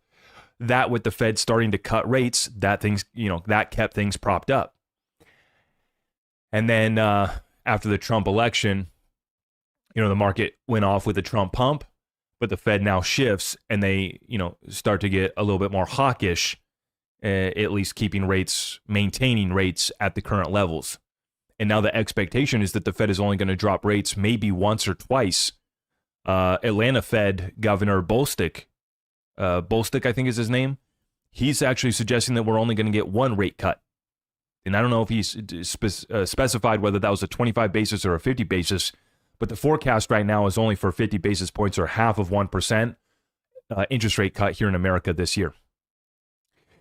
And so the market coming back down here is kind of what we expected today. And this is why I encourage you guys to get tapped in with us, is you need to be listening to folks like myself and others. There's a few others in this community that, keep things level-headed and put things into perspective and focus on fundamentals. When it's time to get hyped and excited, we'll do that. And we'll have ourselves a good time. But then we get back to focused and locked in on what matters most, which is accumulating as large of a position in these utility assets as possible. It's just that simple. Yeah, it's just that simple. Zach, I'll trade you all my Bitcoin for your hair. Well, I'd love to help you out, but I don't accept Bitcoin over here. Okay? I'd love to help you out, but I don't accept Bitcoin for anything. Okay? The only time I end up with Bitcoin is actually on Uphold, because Uphold pays out referrals in Bitcoin. So when you guys use my link for Uphold, I appreciate you for doing so. That's how we support the channel here. God bless you. But what happens is I end up with some Bitcoin in my wallet and I immediately get rid of it right away. As soon as I see it in there, we're off to something else. And it's a utility-based crypto. And that's been XRP, XDC, HBAR, and others over the years. And it'll continue to be the case. I just have no interest in holding Bitcoin personally. Nothing against it. Nothing against it. Have fun with it. Whatever you can do with it, which isn't much, but have fun with it. And God bless it. Send it to 200,000. I mean, I think that these guys are out of their mind. Well, they're not out of their minds. They have something to sell you. This is why Fidelity is predicting, Bitcoin to 100 million by 2035 and all these crazy predictions, right? Michael Saylor saying that Bitcoin's going to $1 billion. They have something to sell you. They have a Ponzi scheme to prop up, right? So whether it's Michael Saylor or whether it's the suits at Fidelity that are shilling you Bitcoin, they have something to sell you. Larry Fink. Why do you think Larry Fink is now saying that traditional currencies are going to be transcended by cryptocurrencies? He has something to sell you. And he needs to keep 10 trillion assets under management. You don't keep 10 trillion assets under management if you're not offering crypto products that the people want. This is why the suits are getting all their ducks in a row right now, is because people want out of the stock market. And so they're going to bonds. That's why we have over 6 trillion on the sidelines in money market funds waiting to be deployed. Another reason why we're still bullish. Even before we get to QE, there's still so much cash in the system on the sidelines right now. This is before we get to QE. So we remain bullish for that. But folks want exposure to digital assets. How are we going to do that? It's going to be the ETFs. And it's going to be the suits with slideshow presentations that are more than happy to sell you these products. Yes, they'll be on the phone with your broker. You go into their offices, and they'll be there to comfort you when you say, why the heck do you still have me in a 60-40 portfolio? Just had its third worst year ever in history. And you still have me in a 60-40 portfolio? I should fire your butt. And let's say, no, calm down. Let's get you some water. Let's get you a coffee here. We have a new ETF for crypto digital assets. In fact, we have many ETF products for you. Don't worry, you don't need to go anywhere. You want a basket ETF with Bitcoin, Ethereum, XRP? We got you covered. You want an index fund of the top cryptos in America? We got you covered. You just want exposure to Bitcoin? That's okay. We recommend it now. Go figure. BlackRock recommends their Bitcoin ETF in a model portfolio. Gee, I wonder why. This is not complicated. And it's the answer for a serious problem that they have. You have tens of trillions and hundreds of trillions assets under management that have been allocated towards our stock market. And folks are saying, hey man, it's time to take some profit.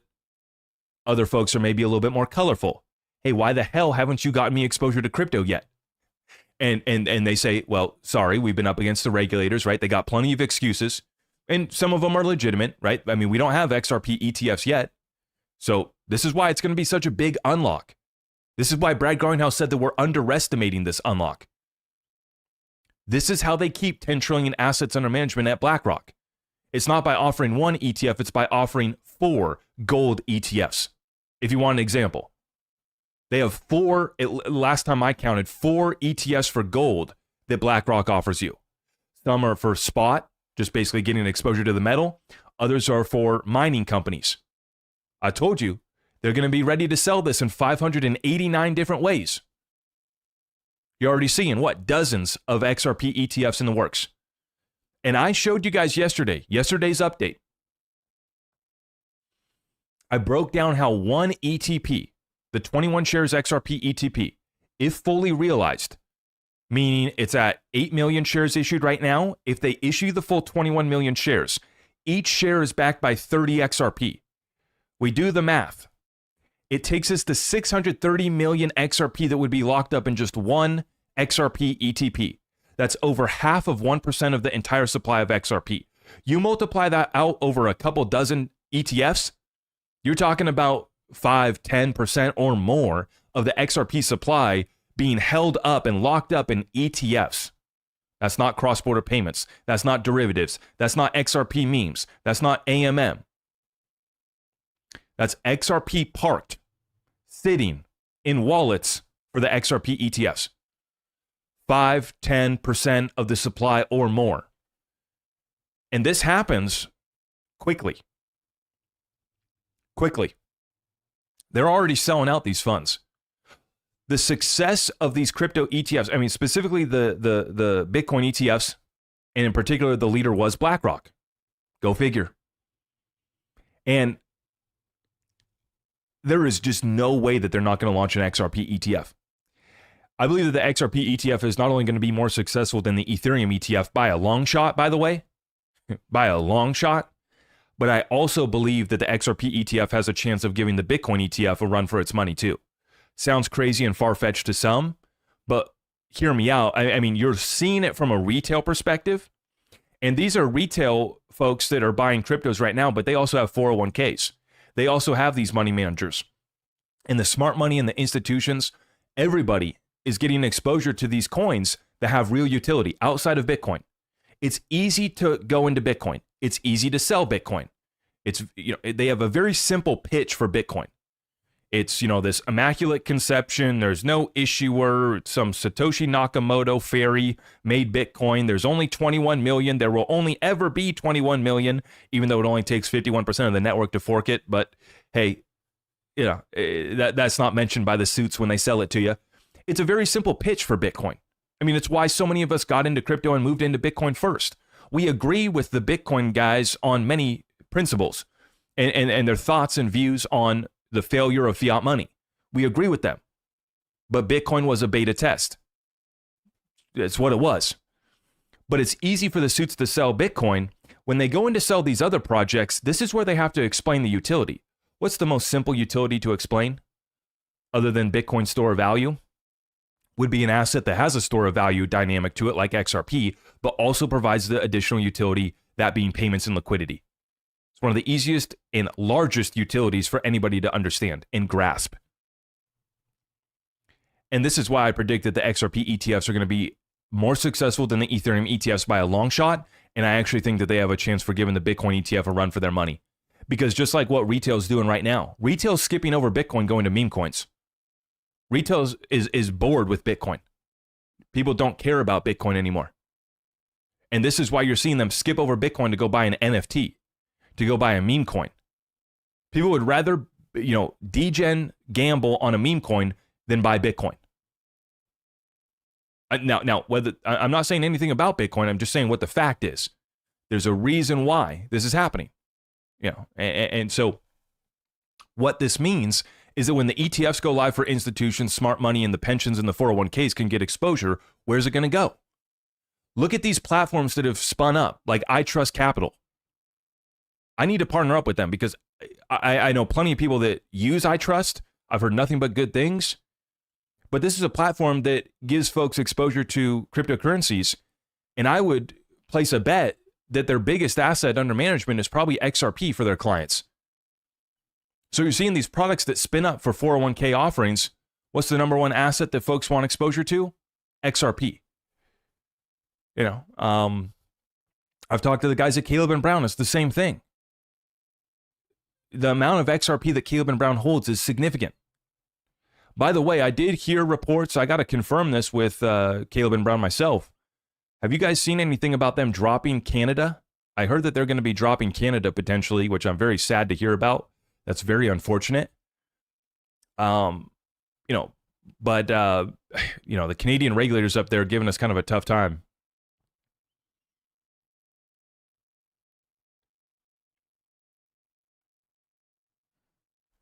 Okay. Let me check the chat here real quick. How's everybody doing? If you haven't already, please like the stream. Please help us out by sharing it out far and wide.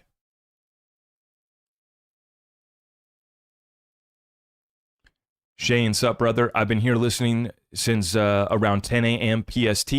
Zach is on fire, especially with Ben coming in with an interview next week. Zach is hitting all the stuff I'm bullish on. Yeah, Hall's Balls, thank you. Appreciate that. I don't know how you got that name. I'm not going to ask any questions, but I appreciate your support. Thank you. Yeah. Mm-hmm.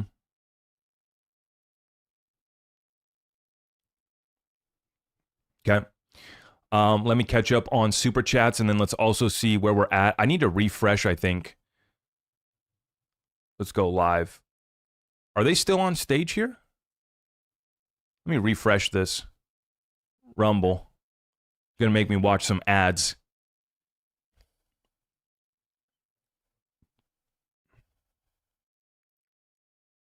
What is this? I'm looking at my Rumble screen here. What's going on here? Okay, it's loading up. Another ad. Okay, we can skip this one. Is this how you guys feel when you watch my updates? You got to watch all these ads. Now, I have YouTube Premium. It's like $12 a month. I don't watch as much YouTube as I used to, or listen to as much YouTube as I used to. But I still do listen to quite a bit, and I can't stand watching ads at all. I hate it. So to me, the $12 per month for YouTube Premium is well worth it, because I refuse to watch ads. Yeah. Okay, this is the Binance CEO, it looks like. Binance CEO on stage right now with Perry Ann. Okay. One sec here. Before I go to that real quick, though, I want to check and make sure I didn't miss any super chats.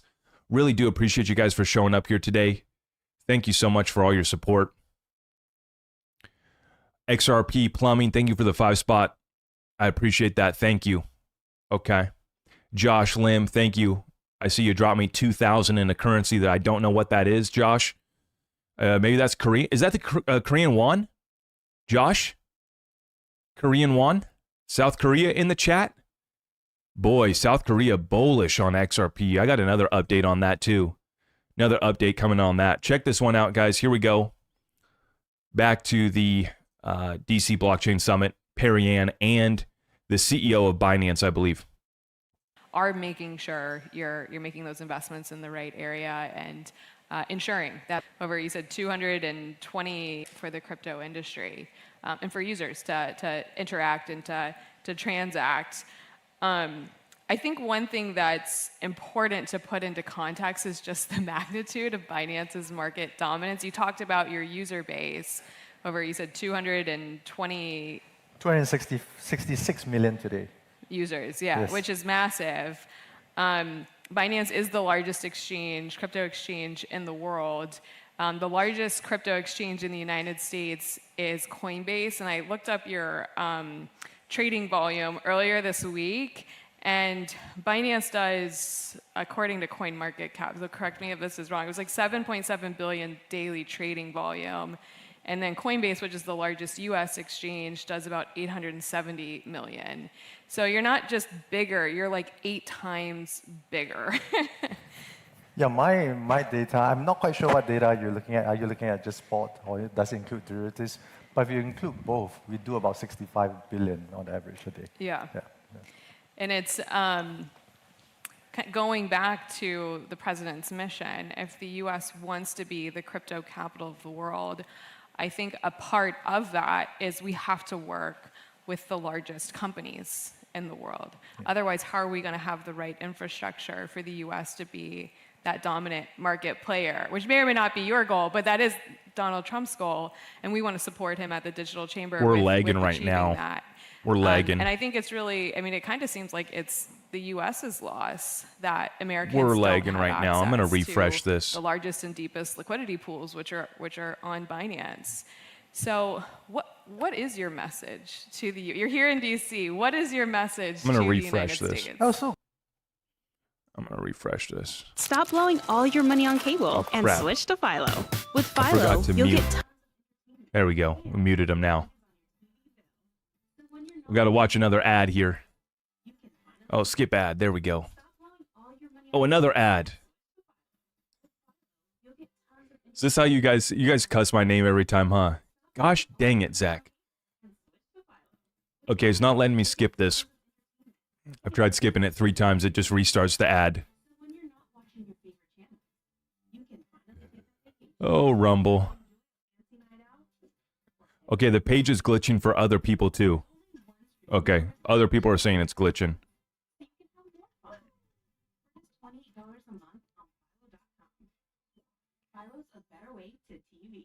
Yeah. Okay. I think we're back. Sovereign wealth fund. So there's been a lot of market There we making go. news by the Trump administration. Now the UAE is making news. How do you translate that from a geopolitical perspective? Well, I think it's also part of the bigger narrative that, you know, the institutions are coming. The institutions are embracing. So MGX, as all of you know, is a major powerhouse in the AI and advanced technology investment space. So I think together with them being a strategic minority investor in Binance, we're also looking at the greater convergence that's going to take place between finance, blockchain, and AI, right? So we are really pushing forth with the agenda. It's the first in many sense, right? It's the first. Next one starts up. It's going to be the Bitcoin app. It's the largest of its kind in terms of investment, $2 billion. And also it's the first investment that's paid fully in stablecoin, in cryptocurrency. So I think there are many fears coming out from that investment. So the future is extremely bright. Thank you so much, Richard, for joining us. Thank you. Thanks for having me. Thank you.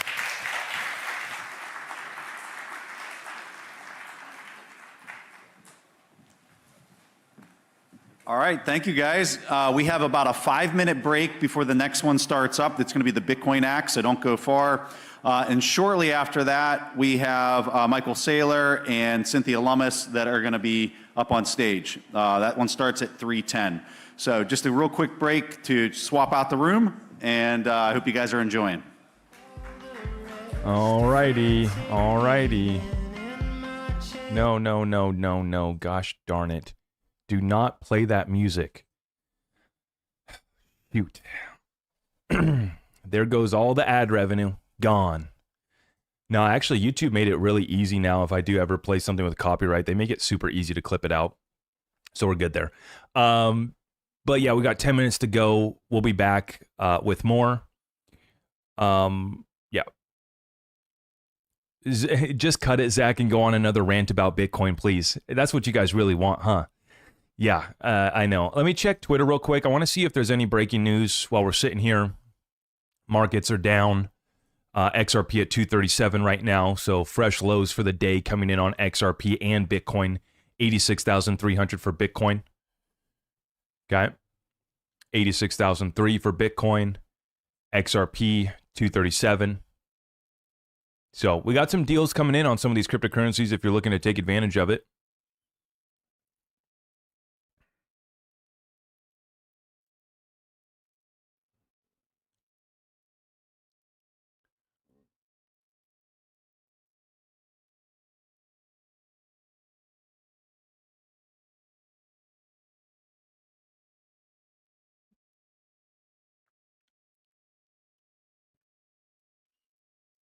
Okay. Just checking here. European leaders are advising households to stockpile essential supplies to survive at least 72 hours. They are just banging on the war drums and the fear, aren't they? Yep.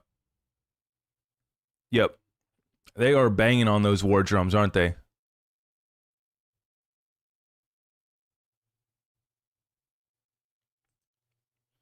Yep. What are my thoughts on Flare? Need to deliver products now. We're late. We're behind for Flare. So I'm incredibly frustrated with Flare. Hugo actually responded to me the other day too, by the way. I'd asked him a question directly, and he answered half the question.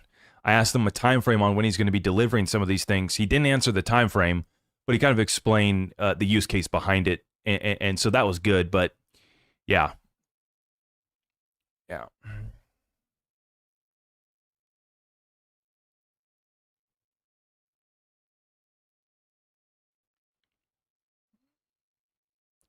Okay. I am watching my Bitcoin maxi tiers. Bunny Boy here with the update. Yep. We will most likely have more chop here, but now the volume gap is starting to move up versus below. That will be a magnet to that level to work out price action. We will check in tomorrow to see how this asset plays out. Until then, that's the chart on Bitcoin maxi tiers volume gap up here. Yep. Yeah, that's why I'd scooped up some more Bitcoin maxi tiers a couple weeks ago, actually. So I'm down on that investment right now. I've been kind of picky with my memes here on the XRPL lately. I haven't been throwing much money around, but I've been watching it closely. But, it's tough to throw XRP around when you feel like it could break out at any point, right?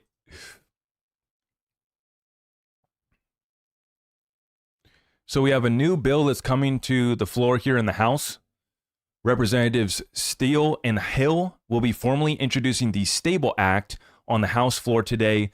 They say the draft is currently about 80% the same as the Genius Act in the Senate. So why do we have this process where we have two separate bills that they're working on?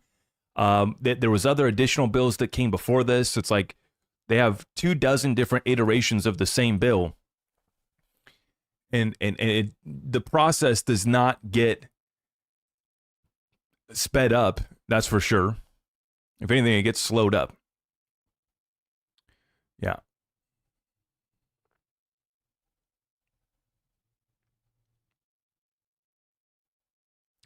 Okay, so Trump is to hold a press conference at 4 p.m. Eastern to announce auto tariffs. Okay, that'll be great. Maybe we can tune in for that.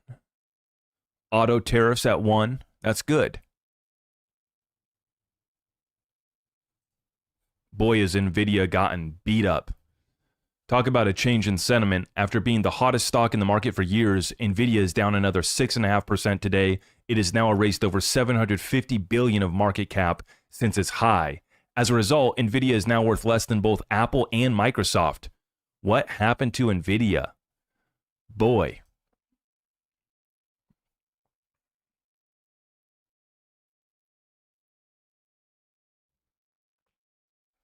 Yeah. There's actually a Bitcoin Maxi Tiers coin. Yes, it's on the XRP ledger. Bitcoin Maxi Tiers, BMT is the ticker.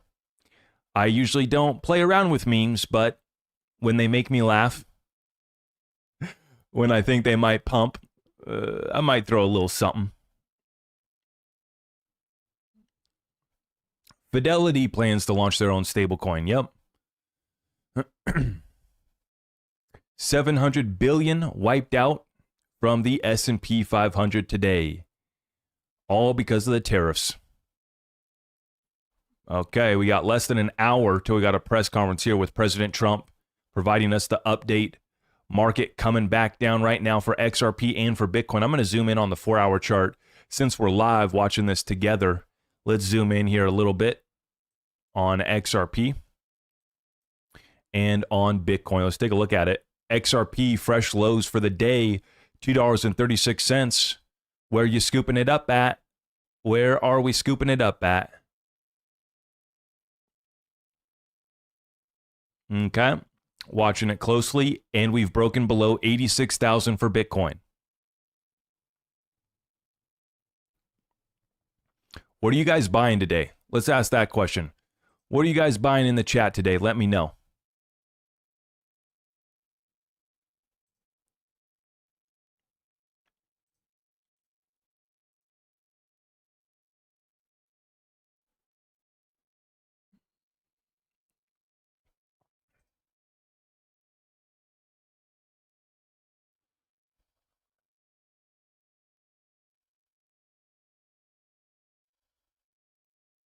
Okay, it looks like Jack Dorsey's fintech company Block has laid off 931 people, roughly 8% of the company's staff on Tuesday, according to a leaked message from the company. Not good. Not good. That's unfortunate. Almost 1,000 people laid off from that company right there. Now, I'm not trying to take this opportunity to like make a dig. It's an observation that we have to acknowledge, right? And I've been talking about this really since 2022 when Luna went bust and then FTX went bust. As we went through the bear market all through 2022 into 2023 and even up until last year too, right? We just noted on who was still thriving during the bear market, who was still making acquisitions, who was still hiring new people, bringing on new board members, still adding partners, right? A big difference from what we saw at Ripple, where they expanded, making acquisitions, spending hundreds of millions of dollars on a lawsuit while simultaneously still making acquisitions in their M&A department. And I talked with Omni Network founder Austin King about a week ago, and he highlighted, Ripple's M&A strategy and how much, they're willing to invest in our ecosystem here. It's been a big difference from some of these other companies in the space, and I'm talking the cryptocurrency space specifically, that are laying off, 8% of Jack Dorsey's companies gone, apparently. And I feel, bad for those people, but that's our economy right here, right? This is the rubber needs to meet the road right now, especially in the cryptocurrency space, because regulations are now present. There's no more excuses. You can no longer say, well, we don't have clarity. No, you have full clarity. It's just a matter of, can you deliver and actually build out the product that you're promising? Is it actually solving the problems that you're talking about? Is it actually filling a need? Is the market perception that there's real value here? The rubber needs to meet the road over the next 12 to 24 months. And for the projects that we see no traction, I will not be holding them. Right? And these are, once again, I'm picking over my altcoin bag very closely right now, looking over and seeing who's actually got traction, adoption, partnerships, who can actually get somebody to hold their token. Because there's no more excuses at this point. Full clarity. Once we get stablecoin legislation and once we get the broader market structure, there's no more excuses. Who's launching an ETF for your cryptocurrency? How big are the inflows into the ETF? Do people actually want exposure to your crypto? There's no more excuses at this point. Dennis, thank you. I appreciate your super chat. What are you guys buying today? HBAR, XRP, Flare. Yeah. Yep. Yep. Buying the OG memes. Yeah, they're lagging. They are lagging. Now, what's going to prompt XRP to break out? Well, I saw somebody talking about Fed rate cuts. My expectation is that we're going to get a rate cut in May. And it'll be about 25 basis points is my prediction. Unless something big happens and falls apart, then it'd be a 50 basis point. but most likely it's going to be a 25 basis point, and that meeting takes place May 7th and 8th, I believe, right around that time frame. So there is no Fed meeting in April. I saw some people had commented that on my last video. There is no Fed meeting in April. So they could do an emergency rate cut, but the world would have to end, right? Essentially, right? The aliens would have to show up, and then they would say, okay, we'll cut rates. But unless the aliens show up, they're not going to be cutting rates until May at the earliest. That's the next meeting. And I don't think it's going to be by 50 basis. I think it'd be just a 25 basis, which will bring little relief to the debt that needs to be restructured and rolled over. It'll actually bring little relief to the debt crisis, but it'll send a signal to the markets, and it's going to be a bullish one. See, there's a big disconnect between markets and then Main Street economy. The 25 basis point rate cut is not going to lower mortgage rates by that much that it's going to make a difference for the average person, the average family trying to refinance their home, trying to buy a new home. It's not going to make much of a difference, the 25 basis point rate cut. It's not going to help the business that needs to refinance debt. It's not going to help the over $1 trillion of commercial real estate debt that needs to be rolled over in the next 12 to 24 months. It's not going to help. I mean, marginal, maybe a marginal amount of help. But if the 10-year yield continues to sell off and go up, then our mortgage rates will increase and the debt for everything is going to increase, right? So 25 basis point rate cut is not going to provide relief to our real economy in any sort of significant way, but it's the bullish signal that it sends to the market, which takes asset prices higher. It's the disconnect between the markets and Main Street. Very important to understand. Because you'd be asking yourself, well, Zach, if it's not going to provide relief to our economy, why are you bullish on the market turning around? Because the market's completely disconnected. There's over $6 trillion parked on the sidelines in money market funds waiting to be deployed somewhere. So that's the signal. And it's also a forward guidance signal. If the Fed cuts rates, it's them capitulating and saying, yes, we took it too far. Now we got to bring it back. And there's not going to be any more rate hikes. And it's that signal. Perception is reality, and that's what will send the asset prices higher. Just like I predicted in this last meeting that just took place last week, I said that the Fed was not going to drop rates, but that the Fed was going to signal that they were going to reduce quantitative tightening. That's exactly what they said.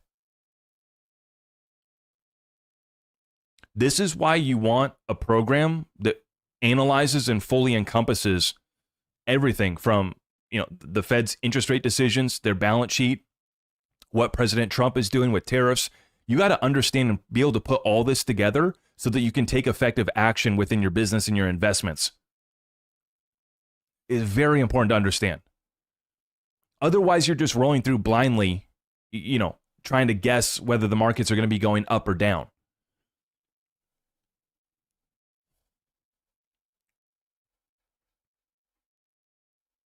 See, we got another super chat here. Oh, that was Dennis. Yep. Thank you, Dennis.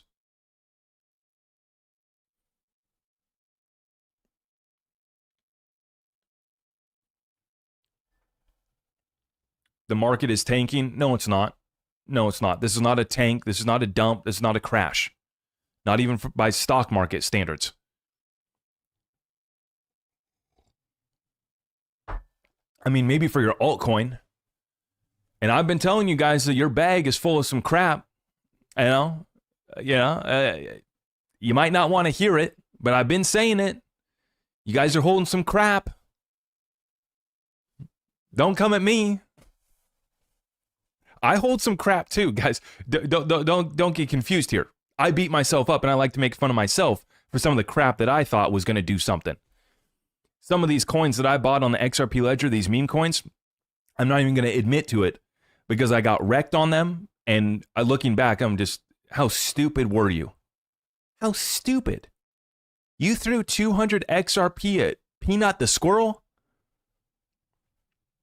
You deserve to get wrecked. And I'm talking about myself. Okay? I got wrecked on Peanut the squirrel on the XRP ledger.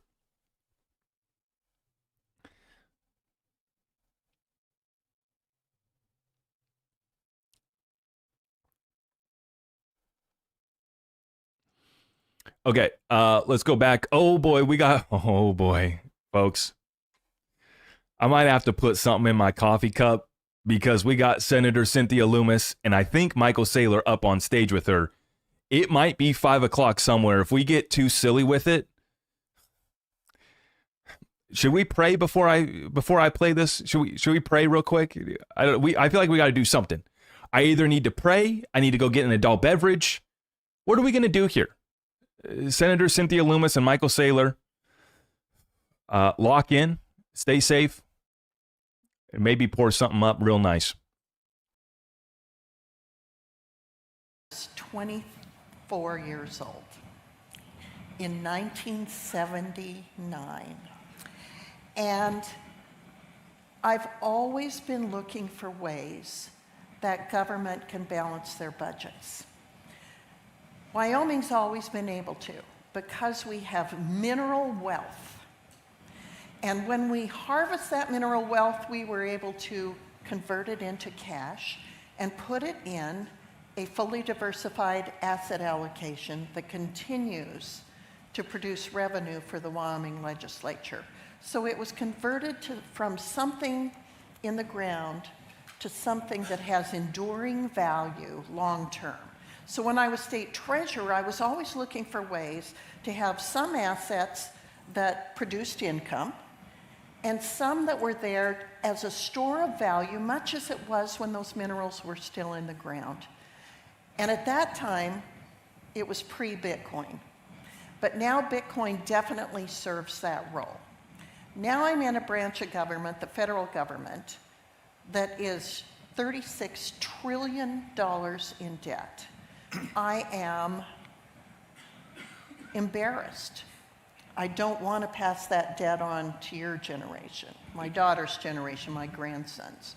And I've kind of been looking for the Bitcoin strategic reserve my whole life to find a way to give a more financially sound government to my daughter and my grandsons.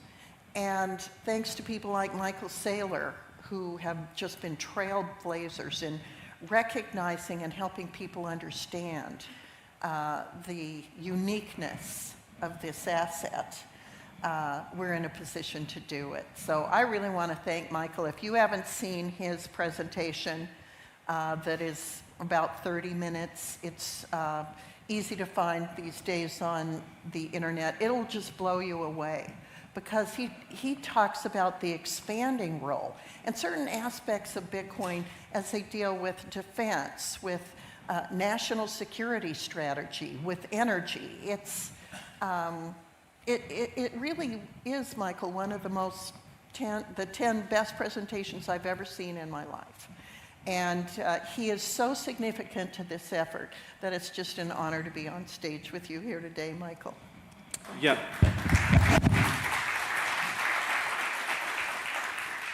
It is a fantastic presentation, and anyone watching should definitely find that on YouTube after this. Michael Saylor, what are your thoughts? Why do we need a strategic Bitcoin reserve? Bitcoin's an asset, but it's not just an asset. It's the most valuable asset in the world. It's property. It's not just some property. It's the most valuable property in the world. It's a network. It's not just some network. It's the most valuable network in the world. It's a defense system. It's not just some defense system. It's the most valuable defense system in the world. We bought 80% of the United States for $40 million. It was a good deal. Superpowers are defined by literally power: naval power, land power, air power, nuclear power. The British proved that. The Romans had to beat the Carthaginians and prove that. John D. Rockefeller gave the United States the majority of all the chemical power in the world. That's why we won those wars. The 21st century is digital. Bitcoin is digital. It's a digital asset, digital property, a digital network. It's a digital shield. It's a digital defense system. There's only one of them. Only one country can control it. There's only one room for one superpower. You either control the Atlantic and the Pacific, or somebody else did. The reason the Romans had to kill the Carthaginians is because only one nation could control the Mediterranean. And Bitcoin represents this most powerful emerging digital phenomena.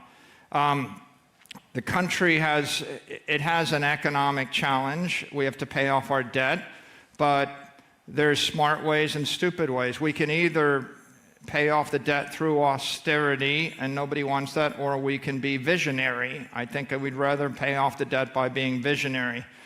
I've met a lot of the big tech moguls in Silicon Valley. They're not smarter than you.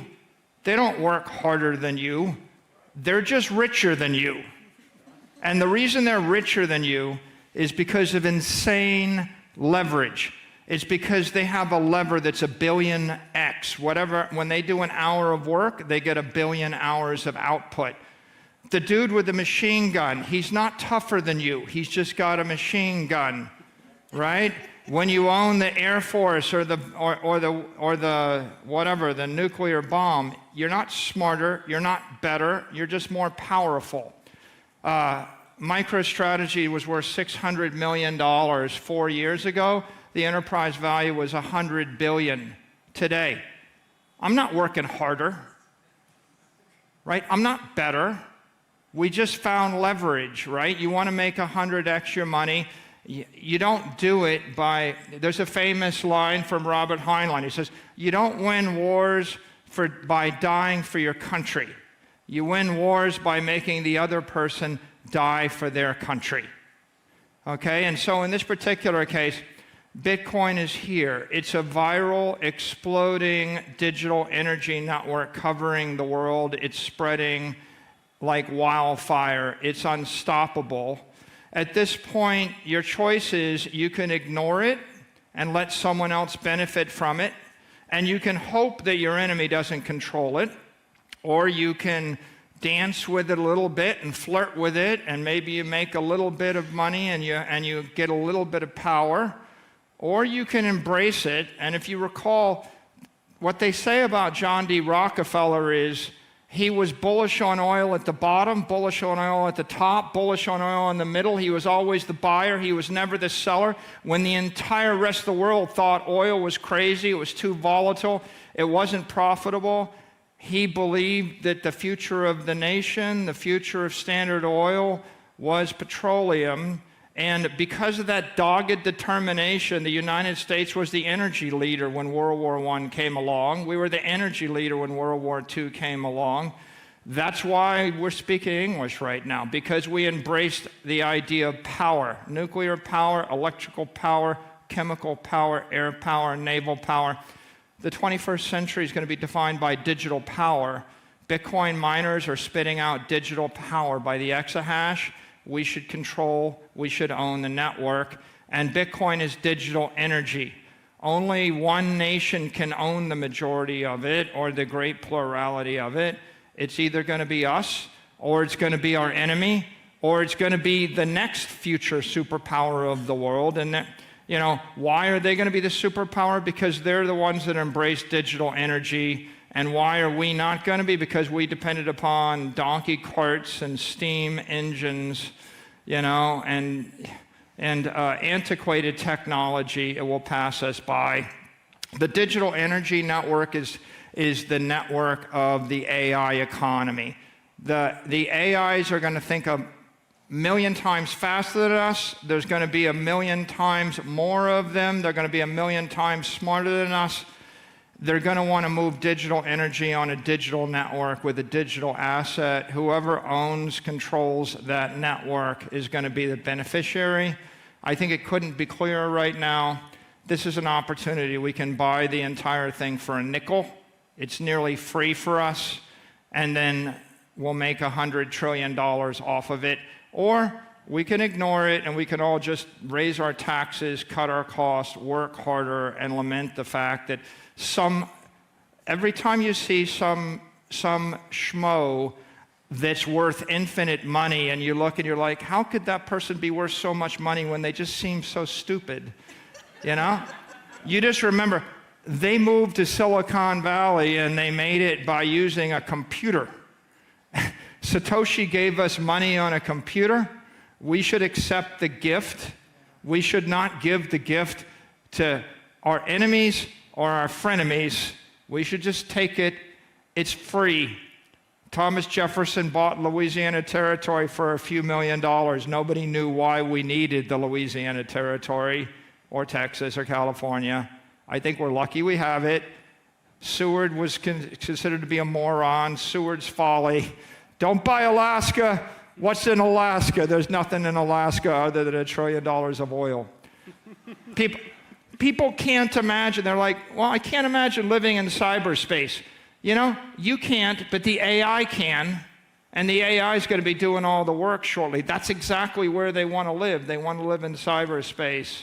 So if you don't want to buy it, you know, because you think it's useful for you, buy it because it'll be useful for them, and otherwise it'll be Russian and Chinese AI bots living in cyberspace, dominating the network, and not us.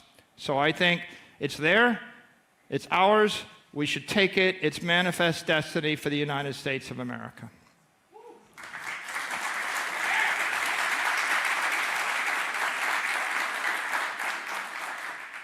Michael, a brief follow-up for you.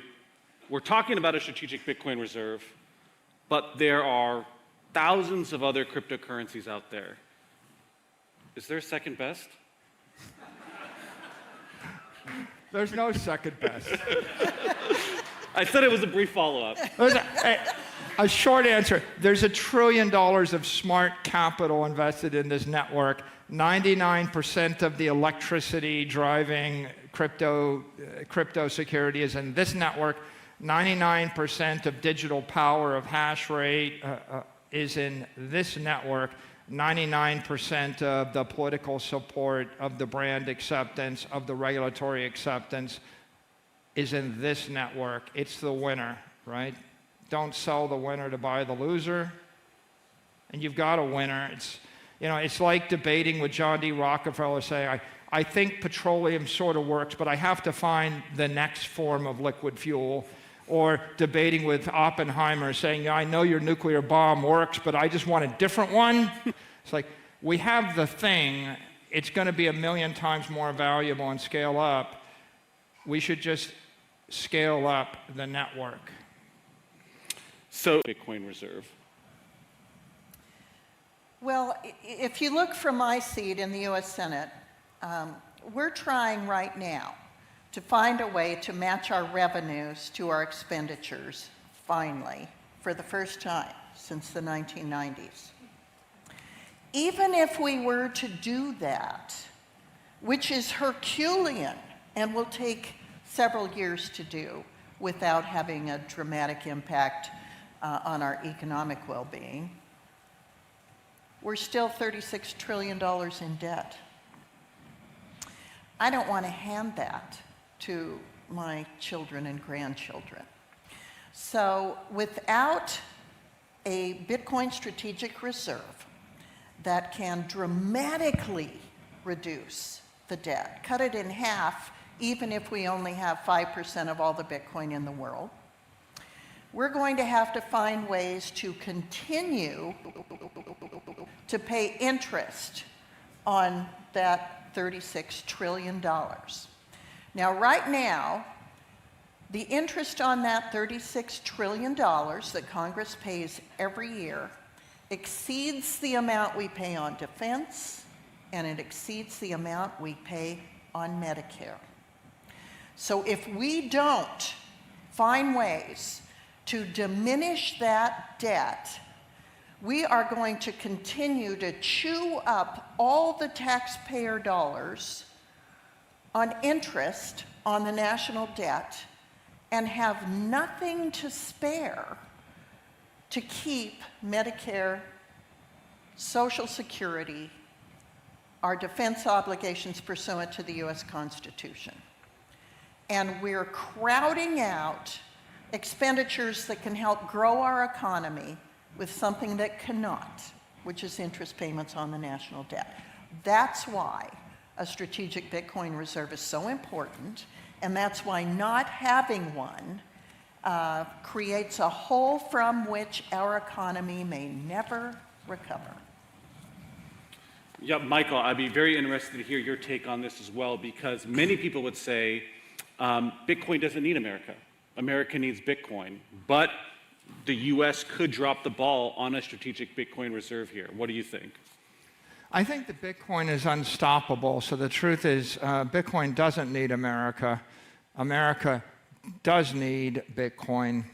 It's the idea of a strategic reserve is a monetary strategy, among other things. So you use glass beads as money, and then Europeans come along and notice that you think they're valuable, and so they manufacture 1 million glass beads and buy everything in Africa, and they own you. You're impoverished, and at some point you wake up and you realize that actually the glass beads didn't make good money. And then if you're using silver and someone demonetizes the silver with gold, they end up owning everything. Or the giant stone coin of the Yap people is they thought that giant stone coins were money, and then some European with a ship came along and realized he could just bring giant stone coins to the island. He did that until he bought up half the island, and then they realized they were impoverished and they were the slaves of the dude with the wooden boat, and the giant stone coins were pretty stupid money. Now, what's money in the modern world? The 20th century world has $450 trillion of capital, money, and it's sitting in the form of private and public equity, foreign real estate, sovereign debt, especially foreign sovereign debt, other people's currency, corporate bonds. Bitcoin is better money. So we can either just leave the world the way it is, or we introduce this idea of Bitcoin. Now, by the way, we can't stop it. Satoshi started the fire. The fire is burning, and every single day, tens or hundreds of millions of dollars of capital are flowing into the network. It's going to go from 2 billion to 20 billion to 200 billion to 2 trillion to 20 trillion to 200 trillion. And when it gets to 200 trillion, it'll chop along at plus 20% to eventually 300, 400, 500 trillion dollars. And where is that capital going to come from? It's going to come from Russian real estate. It's going to come from Chinese private equity. It's going to come from everything in Africa, everything in South America. You have capital flowing from foreign financial and physical assets to Bitcoin. You have capital flowing from 20th century assets to Bitcoin. Capital is going to flow from the 20th century to the 21st century. It's going to flow from physical to digital. It's going to flow from currency-based derivatives to a digital commodity derivative. So it's already happening. It's unstoppable. It's literally like, for me to say Bitcoin's going to demonetize gold understates it. Yeah, it's going to demonetize gold. Then it's going to demonetize the real estate that's 10x more than gold. Then it's going to demonetize every long-term store of value. So what you have is a situation like the Europeans show up and they give like some Dutch guilders or some pieces of paper or some glass beads or seashells or stone coins to people using a more primitive form of money. And we have the opportunity to, in essence, just grab 10, 20, 25% of the network, let the entire dynamic flow, and it's going to accelerate. And when the dust settles, the American people will own 25, 30% of that capital, which right now is sitting in 20th century foreign assets. And so it's a very elegant strategy, and maybe it's a little bit of a evil genius strategy, but it's no different than the Europeans trading glass to the Africans.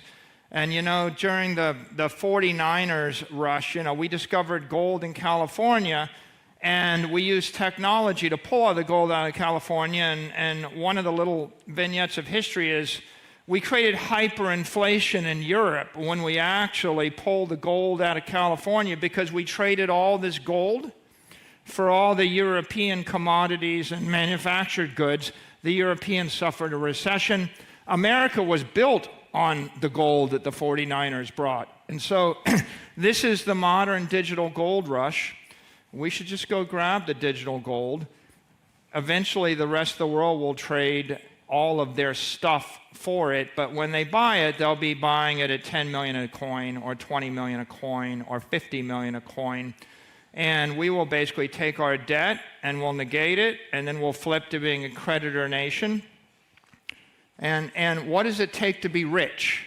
Well, ask Bill Gates or Steve Ballmer or Mark Zuckerberg, you know, or Larry Page or Sergey Brin. What does it take to be rich? It just takes a little bit of vision, a little bit of conviction, and use technology, right? And so in this case, I think our country should be rich. It is rich. We're rich because we bought California for a few $million before people knew that, before they knew Hollywood or Silicon Valley would be a thing, right? And now I think we should buy cyberspace, and it's the most powerful lever imaginable, because you're paying a penny to get $1.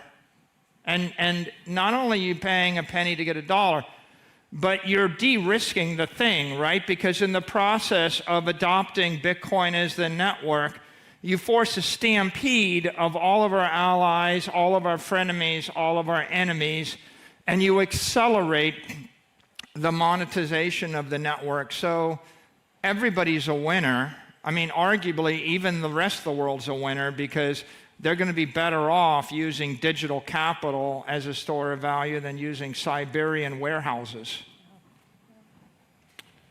So I think we've established the case. We need to do this. The cost of not doing this is meaningful. So I want to touch on how we are going to do this.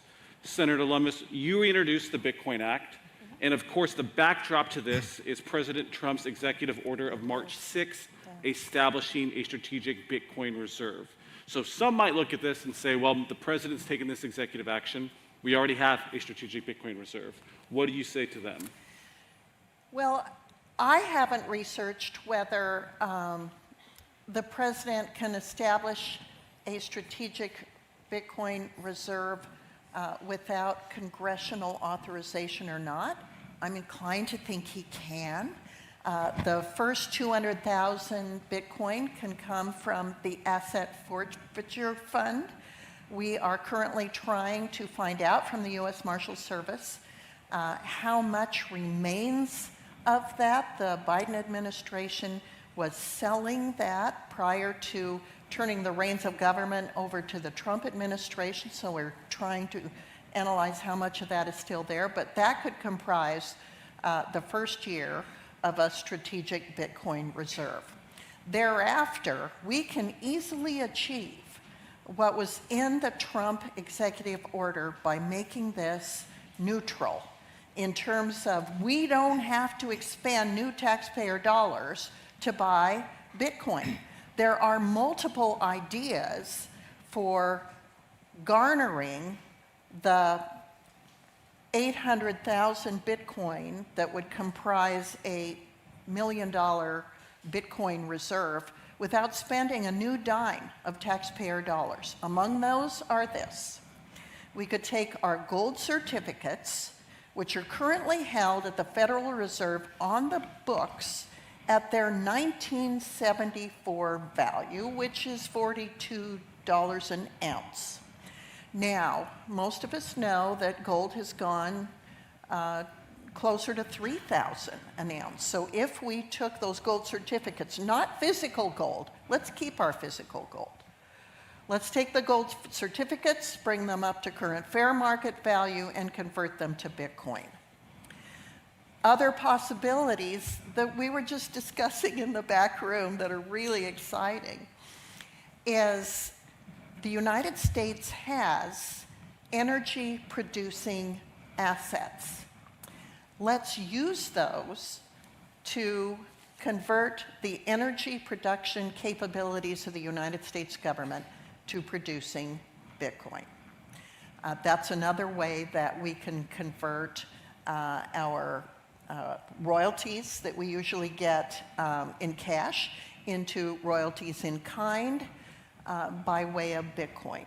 And there are a myriad of other ideas for fulfilling the goals of President Trump's executive order by creating a strategic Bitcoin reserve without expending a single new dollar from the taxpayers. Michael, no one knows how to accumulate hundreds of thousands of Bitcoin better than you. Whether it's through the executive order or through the Bitcoin Act Senator Lummis has proposed, how do you think the United States should go about accomplishing this? Well, I think there's a lot of ways to do it, but however we're going to do it, we should do it by 0.99. By January 2035, when 99% of the Bitcoin has been mined, because after that there won't be any Bitcoin left for you. We're in a digital gold rush. We've got about 10 years. You know, there was a lot of chaos in the world, and a lot of Americans made sacrifices so that we could have the Louisiana Territory and Texas and California and Wyoming and the Great West and St. Louis and Alaska. We should figure out how to do it. It won't be nearly as painful as the sacrifices made in order to make this country great the first time around. I look forward to seeing what all the leadership in D.C. comes up with. So he didn't have one idea. Well, we covered a lot of ground today. Senator. He didn't have one idea for how we should do it. Just that it needs to be done by 2035 before 99% of the Bitcoin has been mined. But not one idea of how we actually fulfill the Bitcoin strategic reserve.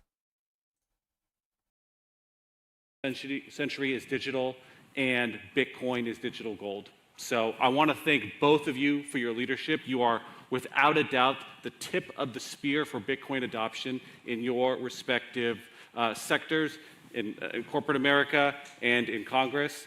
And I know I speak for everyone in the crowd when I say thank you for joining us today and thank you for sharing your time.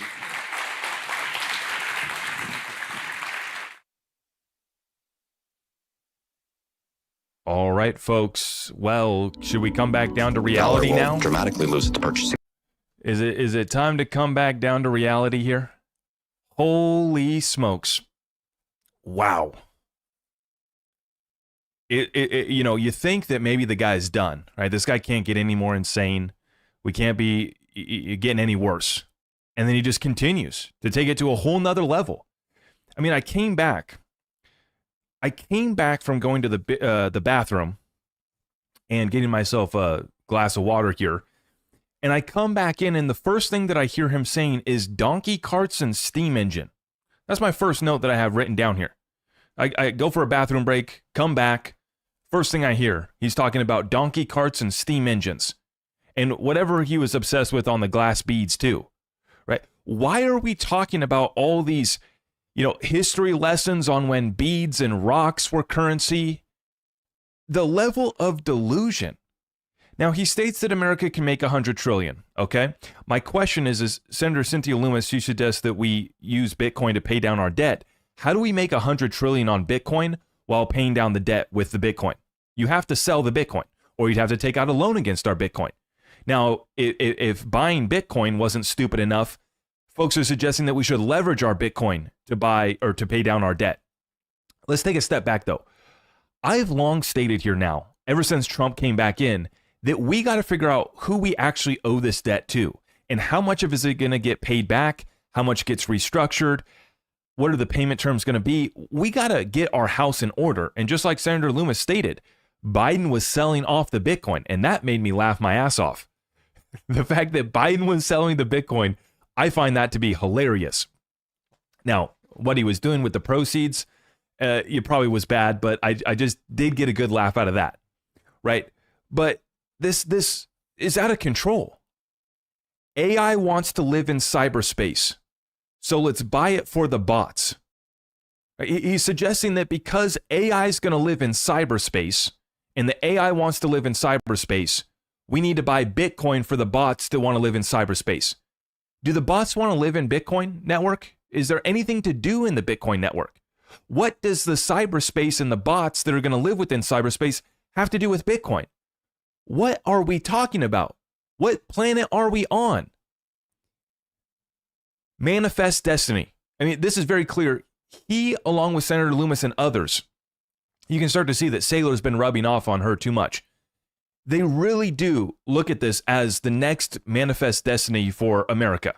Talking about buying it for a nickel. We're paying a penny to get a dollar. 99% of electricity in the hash rate is going to Bitcoin. Okay, that's because Bitcoin mining requires it. It's not required. All this electricity is not required for these other networks. That's why he can state off that data point that 99% of our electricity in hash power is going to the Bitcoin network. It's not because Bitcoin's the most proven or the best. It's because it's what's required to run the network. This is ridiculous. 36 trillion in debt. Like I stated, how much of that are we actually going to be paying back? Who do we owe? Let's do an audit before we figure out what we're going to be paying back our gold or paying back our debt with, whether that be Bitcoin, gold, etc.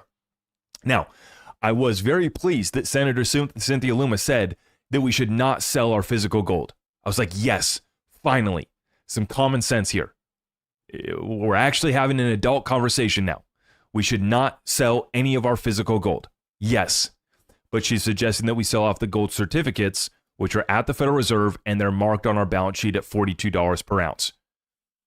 Okay, I do think that we should revalue that. I do think that we should, we should have a real conversation about that, right? That the gold certificates that we have at the Fed, they need to be brought back to market value. But I also think that we should either redeem them for physical gold or redeem them for other assets. We should call those back in. And I think, getting paid in kind, getting paid back in gold would be the best option. Those gold certificates probably, I don't know what they're redeemable for. I'm assuming just US dollars, and they're marked at $42 per ounce. That does need to be adjusted. So I do agree on that point. Should we readjust it and then buy Bitcoin? Absolutely not. Michael Saylor talking about how every single asset in store of value is going to flow into Bitcoin. This makes no sense. Now, all of these markets getting tokenized and put onto blockchain, that is going to happen. That makes sense. But to suggest that Russian real estate value is going to come into Bitcoin, why would that happen? No one's going to tokenize that value on the Bitcoin network. People aren't just going to sell off all of the real estate in Russia and China and put it into Bitcoin. No, there's still going to be value held, and all that's going to happen is it's going to be represented on chain. That's what the tokenization of real world assets is all about. And no real world assets are getting tokenized on Bitcoin. None. I mean, there might be some small efforts that are being made to play around, but nothing that's serious.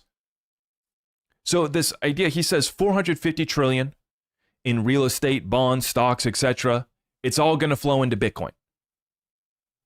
Buy Bitcoin for the AI bots that want to live in cyberspace. Buy Bitcoin because everything of value is going to flow into Bitcoin. The 20th century is going to flow into the 21st century. Old money is going to flow into new money. And apparently it's all going to come into Bitcoin. This is like suggesting that all of the value is going to come to the XRP ledger. We've never been suggesting that. Even though we have the meme, right? All the money in the XRP community. What is that really about? It's about being prepared to handle liquidity at scale. That's what the all the money meme is really about. It never was the idea or concept that, yes, we're going to get all of the value in the world tokenized on the XRP ledger. We never thought that that was actually going to be the case. But we said we want to be able to have the capability of handling that scale. That's where all the money comes from. But all this value is not going to be put on Bitcoin. In fact, I would argue that very little, if any, is going to be put on Bitcoin. I mean, it's crazy. The real estate in Russia, the real estate in China. He literally said everything in Africa, everything in South America is going to go to Bitcoin. What are you talking about?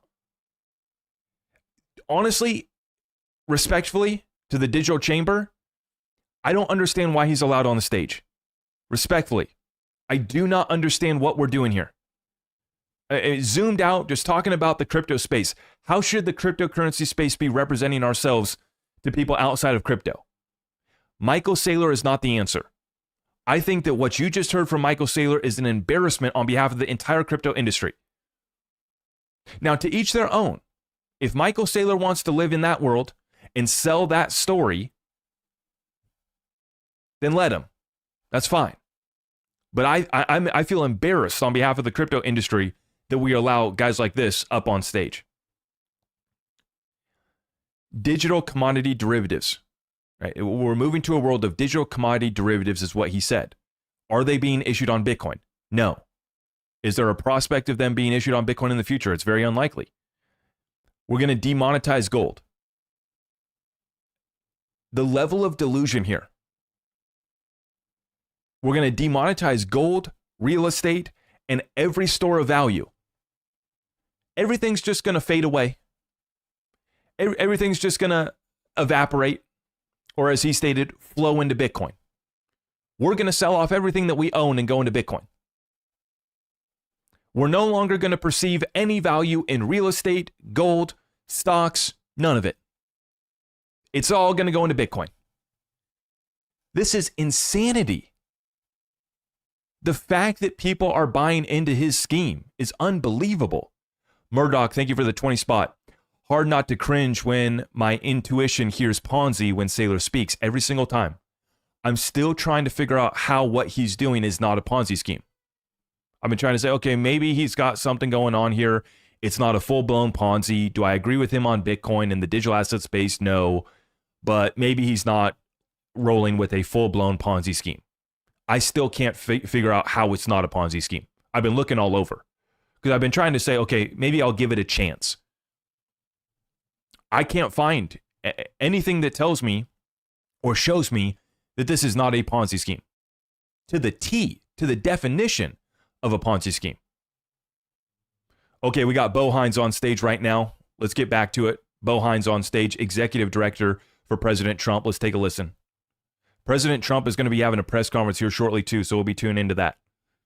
I'm sure that Tyler and I will be neck deep in paper over the course of the next few weeks, kind of just working through these recommendations, pulling them all together in a comprehensive format, and providing a clear, initiative as to what we're going to do from the executive side of things. But in the grand scheme of things, our job is to make sure that everyone's singing from the same sheet of music, and the president's made it very clear that his priority is to eradicate anything that undergirded Operation Choke Point 2.0. I think we're working towards that very expeditiously. We're going to continue to do that, just to ensure that industry actors can have the ability to interact with institutional finance and TradFi folks. And this president's been very clear that as a working group, we need to come together and make sure that this is accomplished. And I think Tyler would say we're well on our way of doing that. Yeah, absolutely. I think what I can add is being one of the working group participants working at the direction of Bo and David. It's been very seamless. What we have seen on like the 30-day timeline and the 60-day timeline is like pretty cohesive across the government execution against that. So I think about it sort of as other parts of the government do retrospective reviews. We did a retrospective review on the 30-day basis and then have been making internal decisions about what we want to recommend to work on the 60-day basis. So it's very seamless. There's just a lot to do because of how rough the past 4 years were. So just rationalizing some of the things. But I really do think you both believe that. I mean, about transparency and meeting with everyone. I've watched you both operate over the last few months, and you've been meeting with almost every industry player I can think of. And so I think it's important to double down on that for the audience. What does it mean for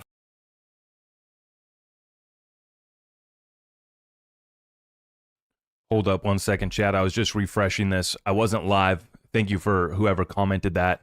Let me get us back here. Let me get us back here. We might have to watch an ad. 1 second. Okay. Why is it so important that We're you back. Call it the dog meeting internally. It's the Digital Asset Working Group. There we go. We have lots of very interested, smart, capable people. I'm not against Bitcoin. I'm just poking holes in Michael Saylor's delusions, right? If Bitcoin could stand on real fundamentals, that's great. And maybe it can. We can talk about the real fundamentals behind Bitcoin. That's okay.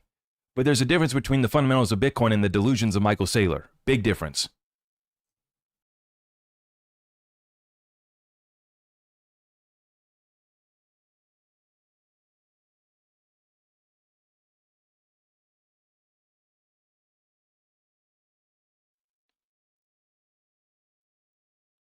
Hold up here.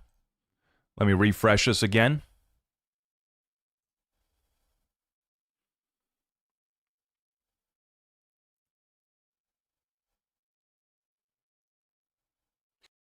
Yeah, exactly. That's the point, is you shouldn't want Michael Saylor representing the Bitcoin community. I think he's a terrible representative of Bitcoin and crypto. That's the point. Okay, now we're glitching out on the ads. See, I think we're almost here. One more ad, and then I think we should be back.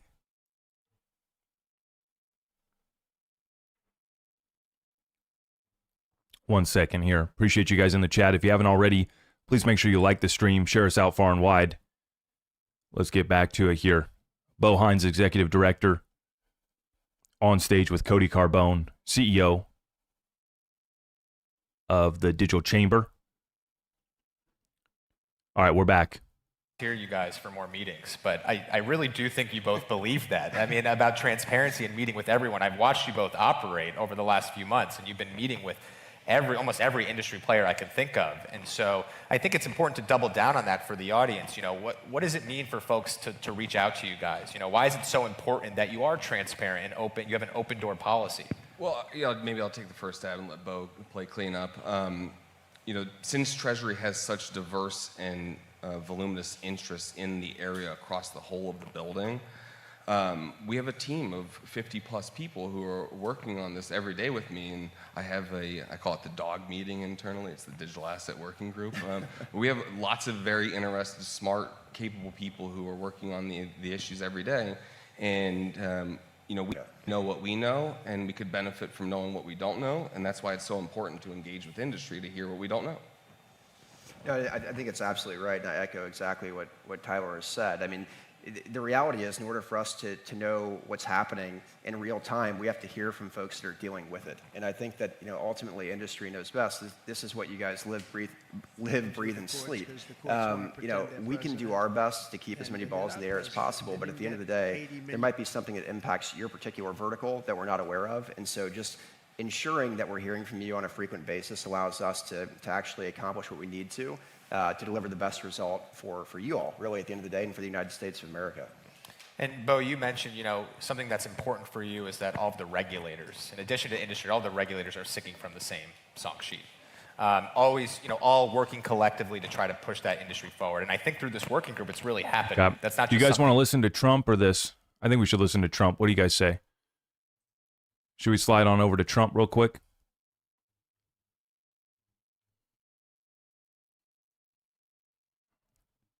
Prices still further down, and people are going to be able to buy their groceries again, and so important.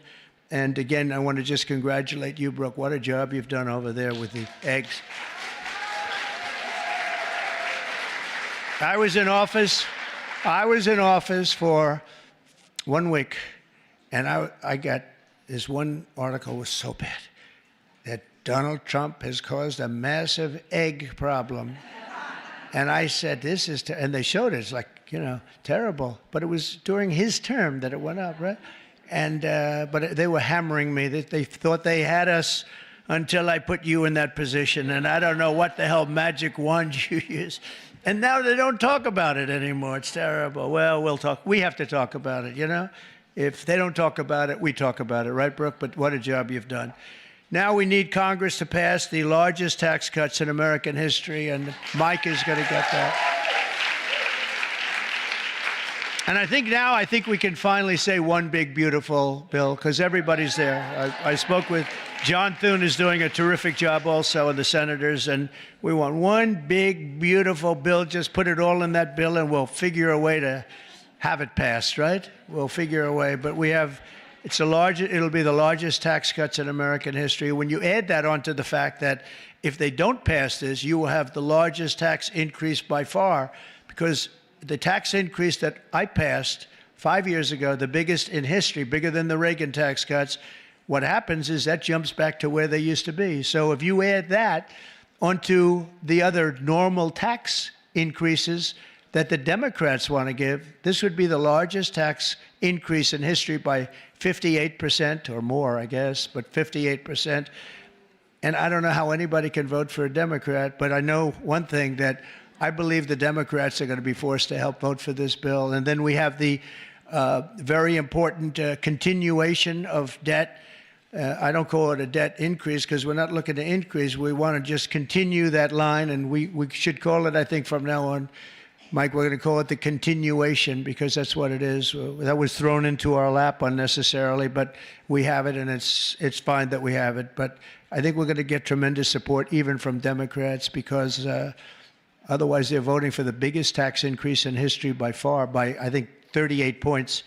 And I don't think they're going to want to do that. So, Mike, I hear you're doing great on it. And we're going to have tremendous goodies in the bag for women, too. The women, between the fertilization and all of the other things that we're talking about, it's going to be great. We're joined today, fertilization. I'm still very proud of it. I don't care. I'll be known as the fertilization president, and that's okay. That's not bad. That's not bad. I've been called much worse. Actually, I like it, right? I like it. Thank you. We're joined today by many of the women members of the House and Senate who make up so much and make this all happen. And I especially want to recognize the leaders of the brand new Republican Women's Caucus, Senator Katie Britt. Again, Katie, thank you. Thank you, Katie. Great job you do. And Representative Kat Kamek, who just announced a new baby girl. That's good.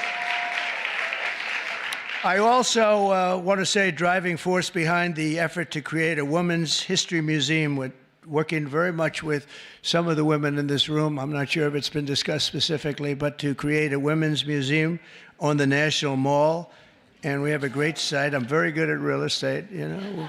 We have a great site. And Nicole Meliatakis is here someplace. Where's Nicole?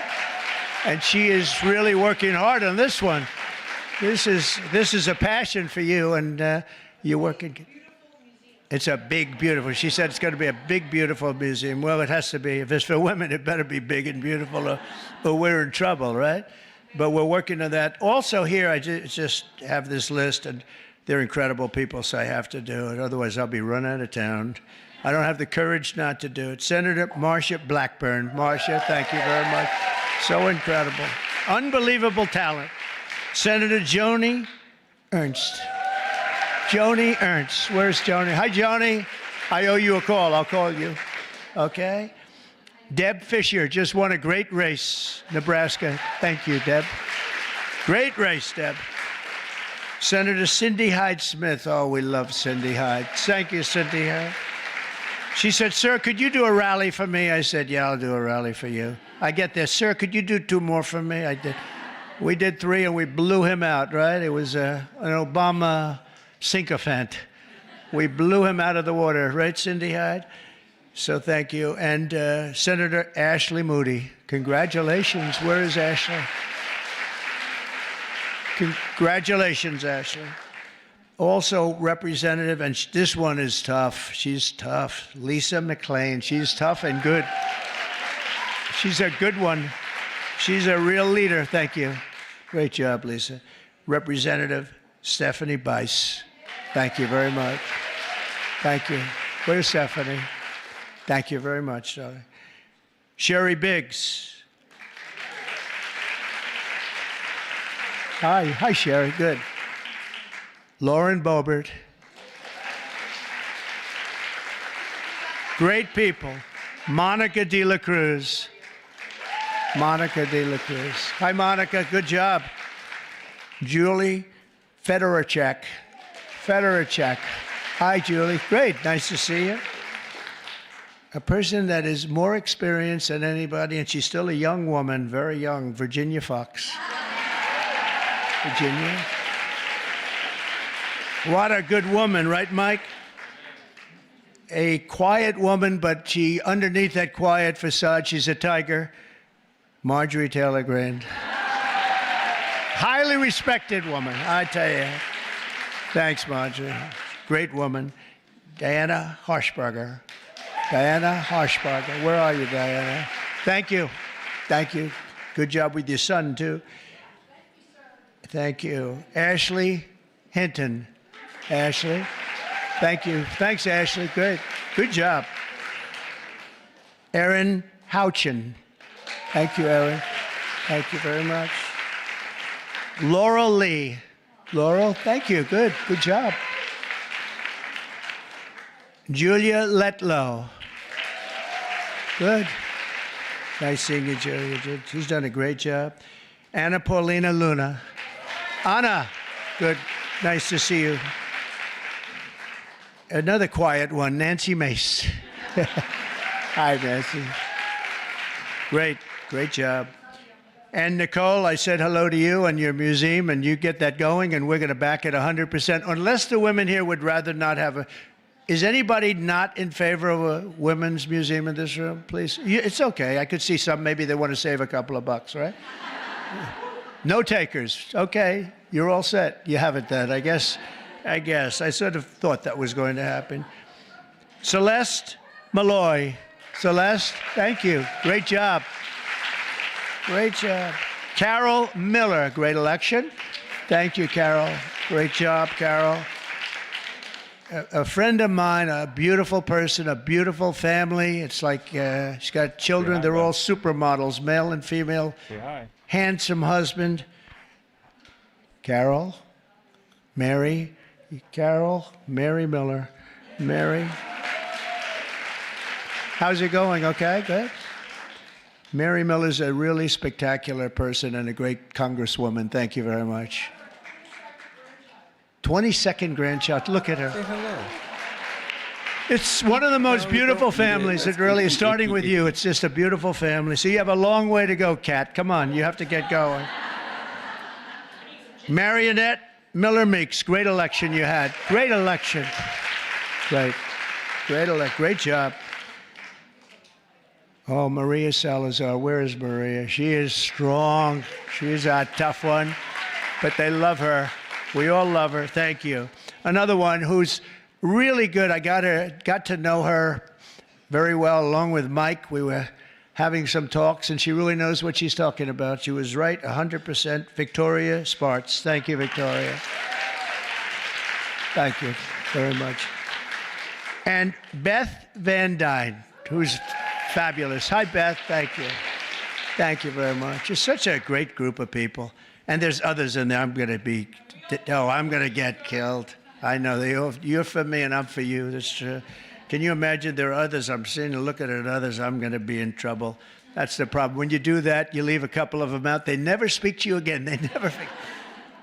Now we need Congress to pass the largest tax cuts, and we are going to get that done. And we're joined today by so many people that are just so great. And we are going to have a little bit of a celebration after this is finished in one of the outer rooms. They have some stuff for the women. Much better. We did this for men. And, you know, it's very unexciting having a day for men. I stood up here. It was like I reduced the speech from 10 pages to about 2 paragraphs. It was boring. It was boring as hell to tell you. Throughout our history, strong, tough, visionary women have defended our flag, strengthened our communities, explored new frontiers, and expanded the American dream for all of our children and all of our people. Now, patriotic American women like those in this room are helping lead our nation into the golden age of America. And that's what we're calling it. This is the golden age of America. We want to do things that nobody thought were possible. You know, had I done it the more traditional way, which I actually did, but we won't talk about that.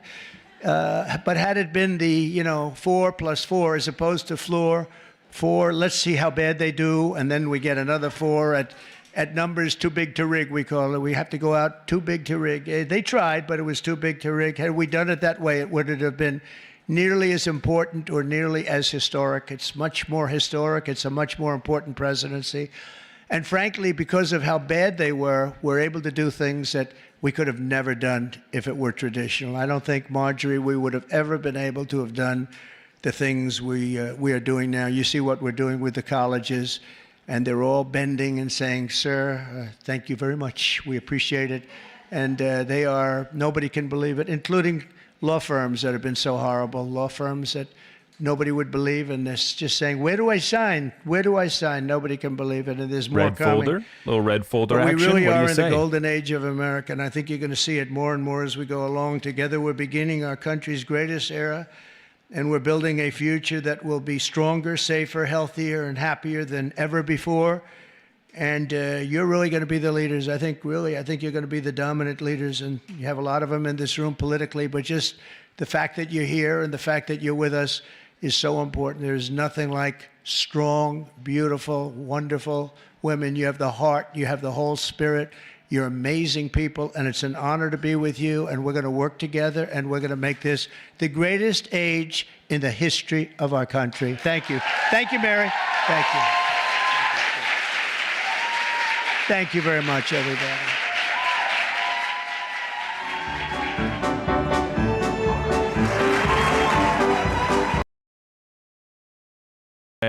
Okay, folks.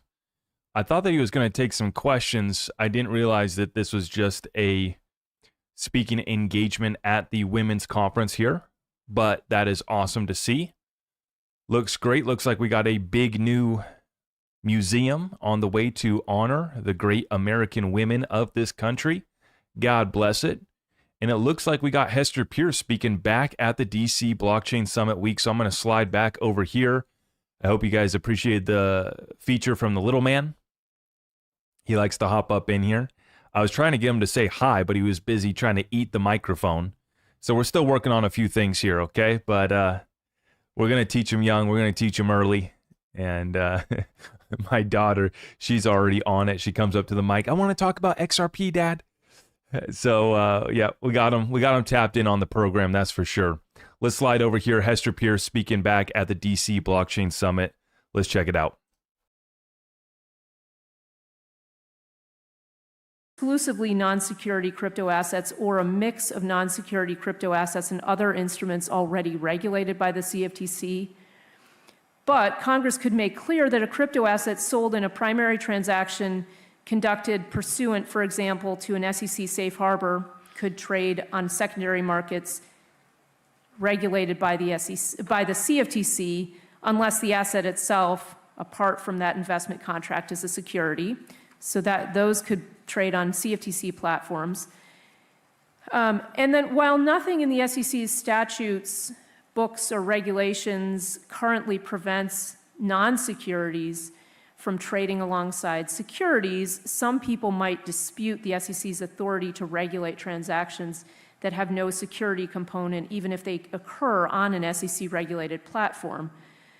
Congress could expressly authorize exchanges and alternative trading systems, which we call ATSs, regulated by the SEC to trade non-security crypto assets and give the SEC explicit authority to regulate these transactions.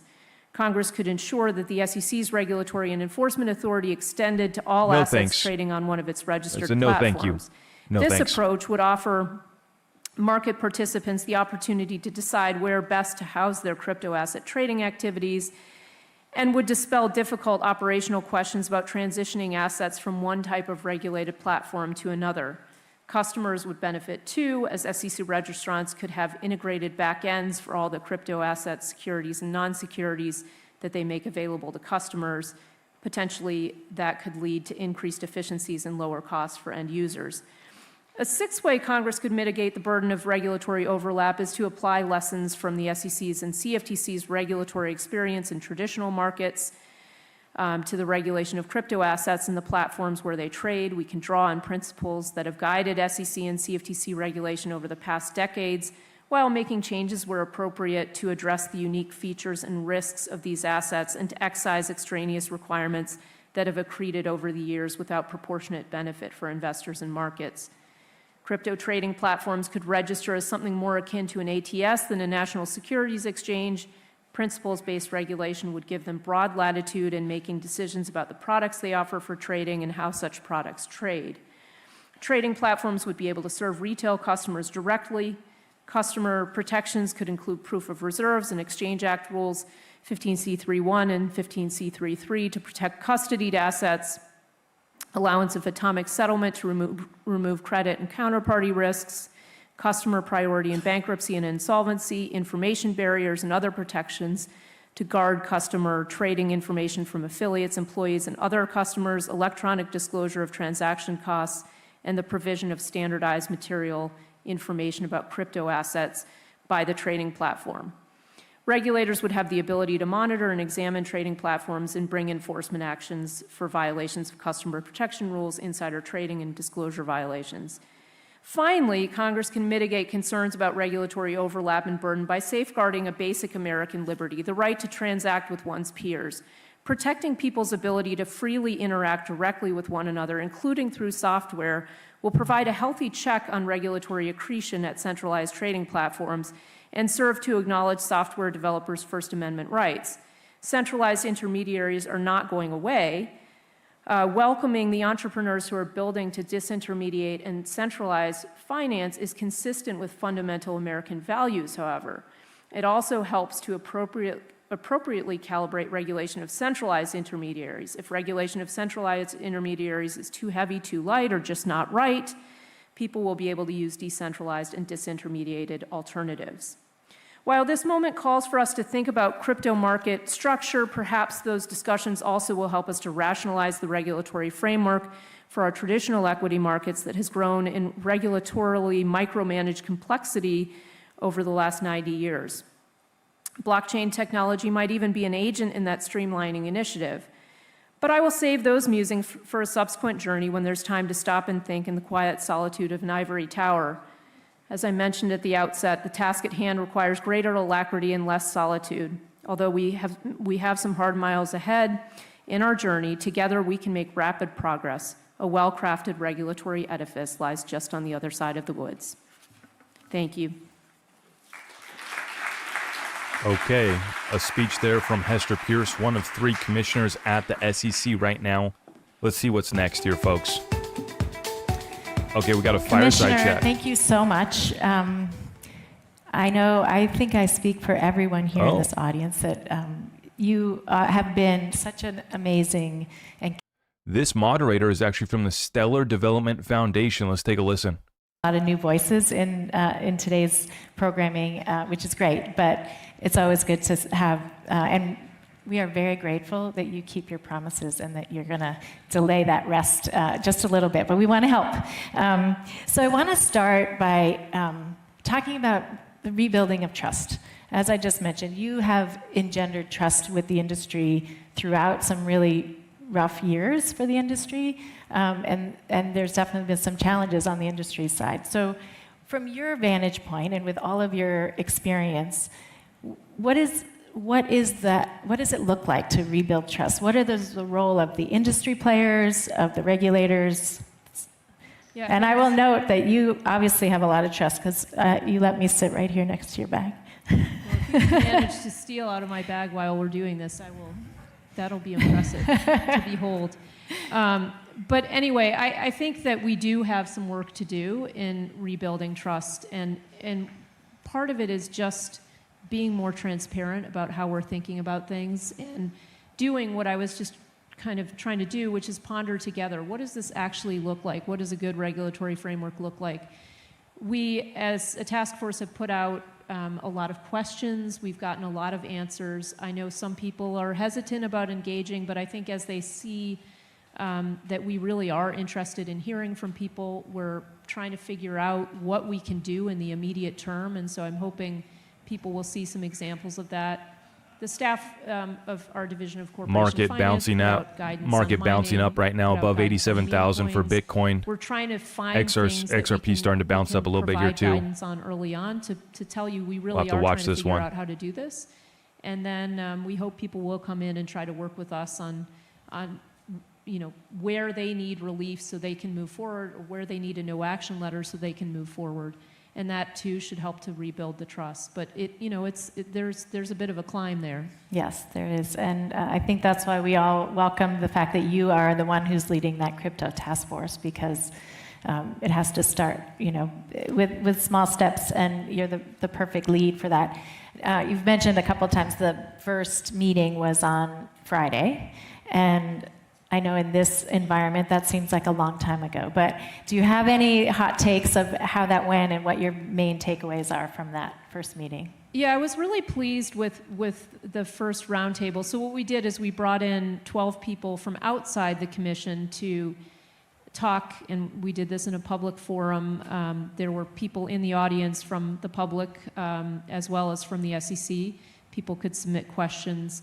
But what we were really trying to do is grapple with this fundamental threshold question of when is a crypto asset even a security? And I think what came out of that is not surprising in many ways, but it's surprising because of the way the SEC has approached this over recent years in enforcement actions, among other ways, which is to sort of conflate the transaction and the asset.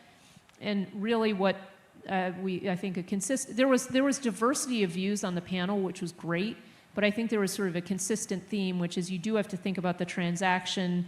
Even if it's not a security, it could be sold in a transaction that's a securities transaction. So deal with that, and then think about other types of crypto assets. Can you bucket those in a way that makes sense? Some might be securities, but as I've said, I think many of those are probably not securities. And so can we provide some clarity on how people can think about that? And based on, I mean, obviously you put out the 48 questions. And if you read those in order, there's like the definitional questions are up at the front. And when we look back historically with regulatory change, definitions tend to be foundational parts of it, as you've mentioned. Like, we need to know what we have jurisdiction over before we start boiling the ocean. So I think, so for example, with Dodd-Frank, I think in retrospect, if swap and security-based swap had been defined on the front end, the implementation might have been a bit smoother.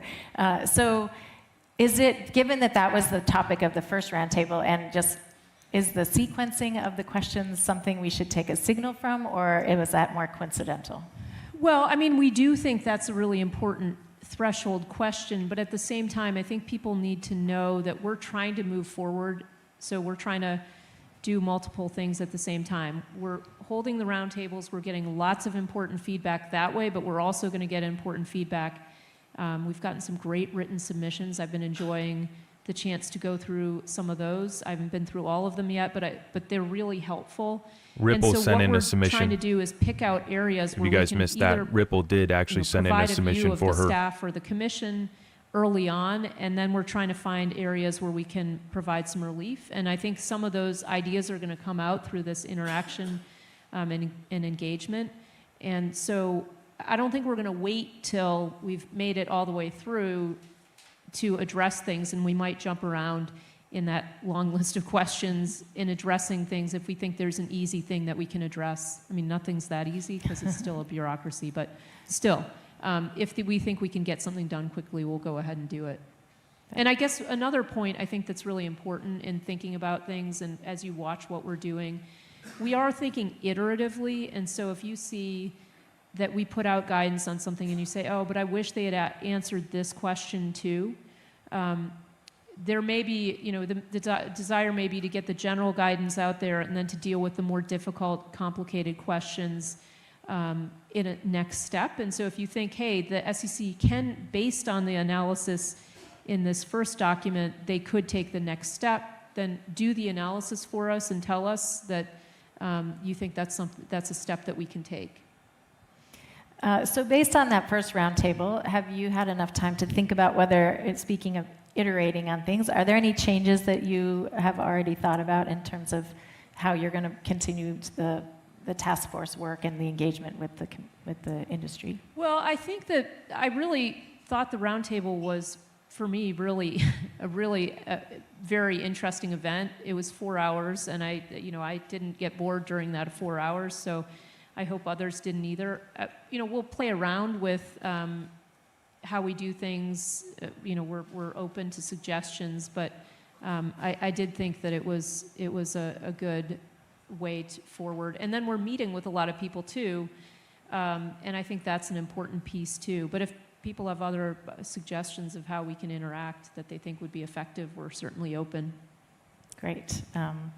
And you're getting a lot of written submissions. I know you haven't gotten through all of them, but what is the general approach from the task force of how you're really addressing it sounds like quite a high volume of inbound? Yeah, so we have some ways to kind of categorize things so that they can get into the queue of the right person on. Does listening to bureaucrats and politicians put you to sleep too? Wake up, chat, wake up.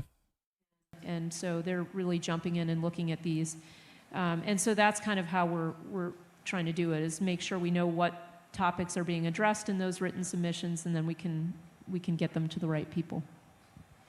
And I think you've mentioned a couple of things already, but I'll give you a moment because you have a very captive and very willing audience. If you have any additional advice, guidance, requests in terms of how the industry should be engaging to make sure that this is the most productive, I will give you that opportunity. No, I appreciate that. And I think really if you have suggestions for what's low-hanging fruit, tell us what those suggestions are. You know, as in any exercise like this, prioritization is difficult. We have limited staff resources. Although we have great people on the roundtable, they're working with people in the divisions who also have a lot of other non-crypto responsibilities. And you know, we certainly, a number of people are leaving the SEC as well, and so that will leave gaps in some places. We have a deep bench of talent, but there'll still be some need to recognize that some of the folks who would have been helping will not be there to help. So that will also factor into how we think about prioritization. I guess my other piece of advice is always patience. So, you know, on the one hand, I want you to get in there and give us ideas, and on the other, I want you to be patient and know that we're trying to work as quickly as we can, but we do have some constraints. So I want to ask about, we all appreciate that you're taking very quick action. You're in terms of some of the enforcement actions and pausing those or dismissing those, some of the guidance that's gone out, the meme coin guidance. But when you look at staff level guidance, you have the meme coin guidance. When Howie met Gary's speech, the FinHub and CorpFin framework, they are not durable. So on the one hand, it's great to get guidance, but what is your hopeful output and outcome from the crypto task force in terms of trying to have something that in the long term is more durable?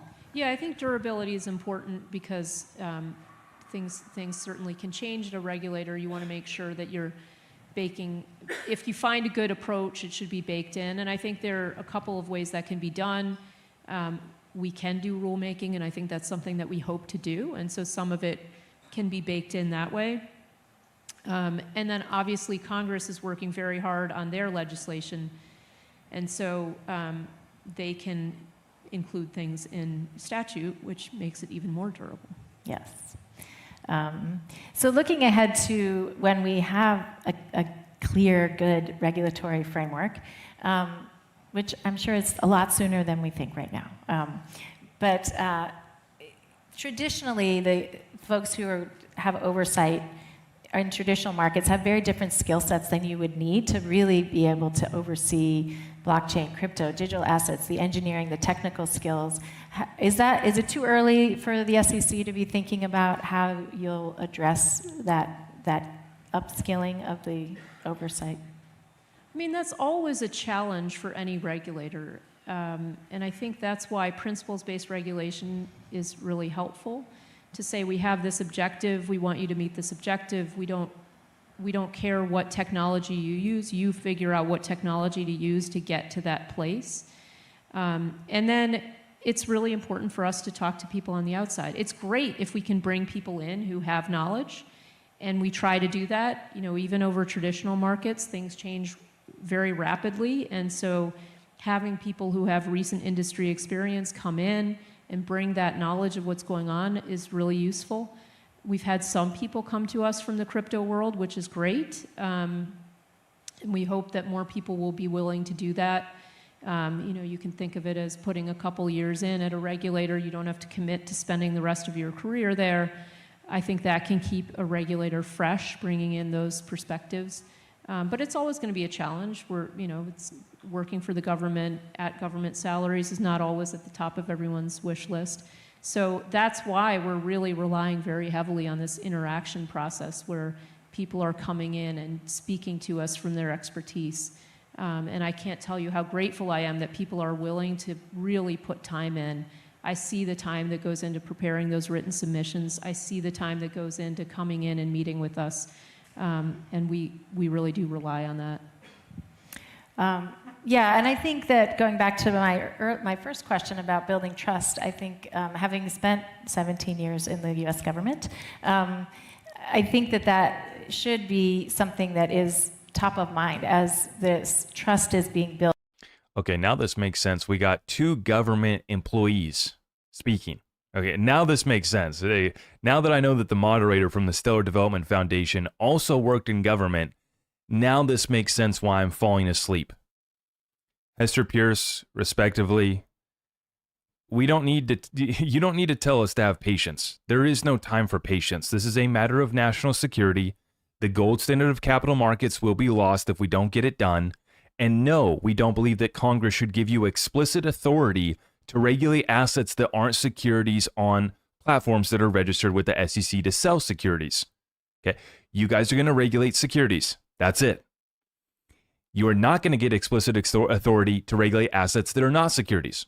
Okay, and like she pointed out, I think it's a fair point, and it really was the key point of conversation and topic at the SEC roundtable was regulating the transactions and then regulating the assets. Even Hester Pierce is admitting that most of these assets are not securities. They're not. Can they be transacted as securities? Absolutely. That's where they have jurisdiction. And that's where the explicit statutory authority has been given. That's where it should remain. I don't think that we need to come up with a new government agency. These assets are commodities and currencies in most aspects. And then in some instances, they are created and embody a security in and of themselves. Very rare. There are very few security tokens in existence right now, but there are tokens that can be securities. Very few of them are present right now. Many more probably on the way. SEC will have regulatory authority and statutory authority to enforce the laws that relate to those assets and to the transactions that package up these commodities, these currencies, and these securities in investment contracts. It's very clear. And I think that not much is needed from Congress other than codifying into law when an asset is a commodity, when it is a security. That's all we need. We have some court precedent out of the Ripple case. A couple other cases have brought this, and I think it's very simple. We just need the SEC to stay within their own lane and get out of the way. But holy cow, listening to these bureaucrats and politicians, I mean, who needs sleeping aid? I should just turn on one of their podcasts and I'll be going to sleep in no time. Okay. Now, the market is bouncing back up right now. XRP back up to 238, pushing back up towards 239. Bitcoin back above 87,000. So was that the bottom for today? Looks like it might have been. Looks like it's time to move back up. And this is the choppiness and volatility that we've been saying, right? Coming up into April 2nd, Liberation Day. This is what we expected to be happening. This is no surprise. All right, they clean us back out, liquidate some folks, taking it back down to 86,000. Now we're back up to 87.3. A little bit of choppiness that we've seen come in here since March 24th over the past couple days, right? This week. Nice little bit of volatility. XRP really been holding out pretty well. Coming back down to this support level here. Now we got a triple tap, 1, 2, 3. Another triple tap on this $2.35 level. That's actually good to see. Okay. Great opportunity to pick up assets that are on sale right now. I'm going to check Twitter real quick and see if there's any other breaking news. The other thing that I'm going to check as well is this roundtable. Oh, we have Paulo. Oh, that already happened. Oh, yeah, Tether was already on. That's right. Paulo, the CEO of Tether, was already on earlier. Where is this session, though, with... did it already happen? Let me refresh real quick. I think it was happening on another stage. See, there's 3 different stages that they have at this DC Blockchain Summit, and they've only had a feed going on one of them. So where are we at? Did we already pass it up? I feel like we missed it. I feel like it was on another stage.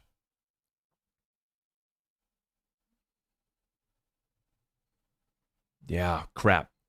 Looks like we might have missed it. Okay, they're wrapping up. They just wrapped up that one. They're all done there. Let's see what comes up next. Ladies, awesome job. We're going to take just a quick 5-minute break. We're going to start back up at around 4:40. We have Senator Ted Cruz coming up on stage for a panel, so hang tight, and we look forward to seeing you guys here. Okay, so Ted Cruz coming up. We are getting ready to wrap this one up. I don't think I'm going to stick around. I already missed Jack McDonald, unfortunately. I was hoping to cover that one. But folks, appreciate everybody for stopping by here today. We went nearly 5 hours. I'm looking at the ticker right now. It looks like 4 hours and 44 minutes on the dime. And my son is distracting me. He's trying to bust in real quick.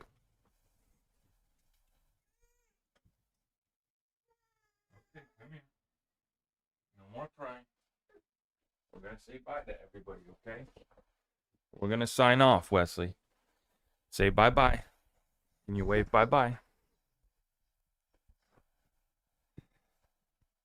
Say bye to everybody. Don't squeeze the mic too hard there. Say bye-bye. Thanks for hanging out with us. 4 hours on the show here today. 4 hours. That was a good one. Almost fell asleep a couple times. But thank you, everybody in the chat.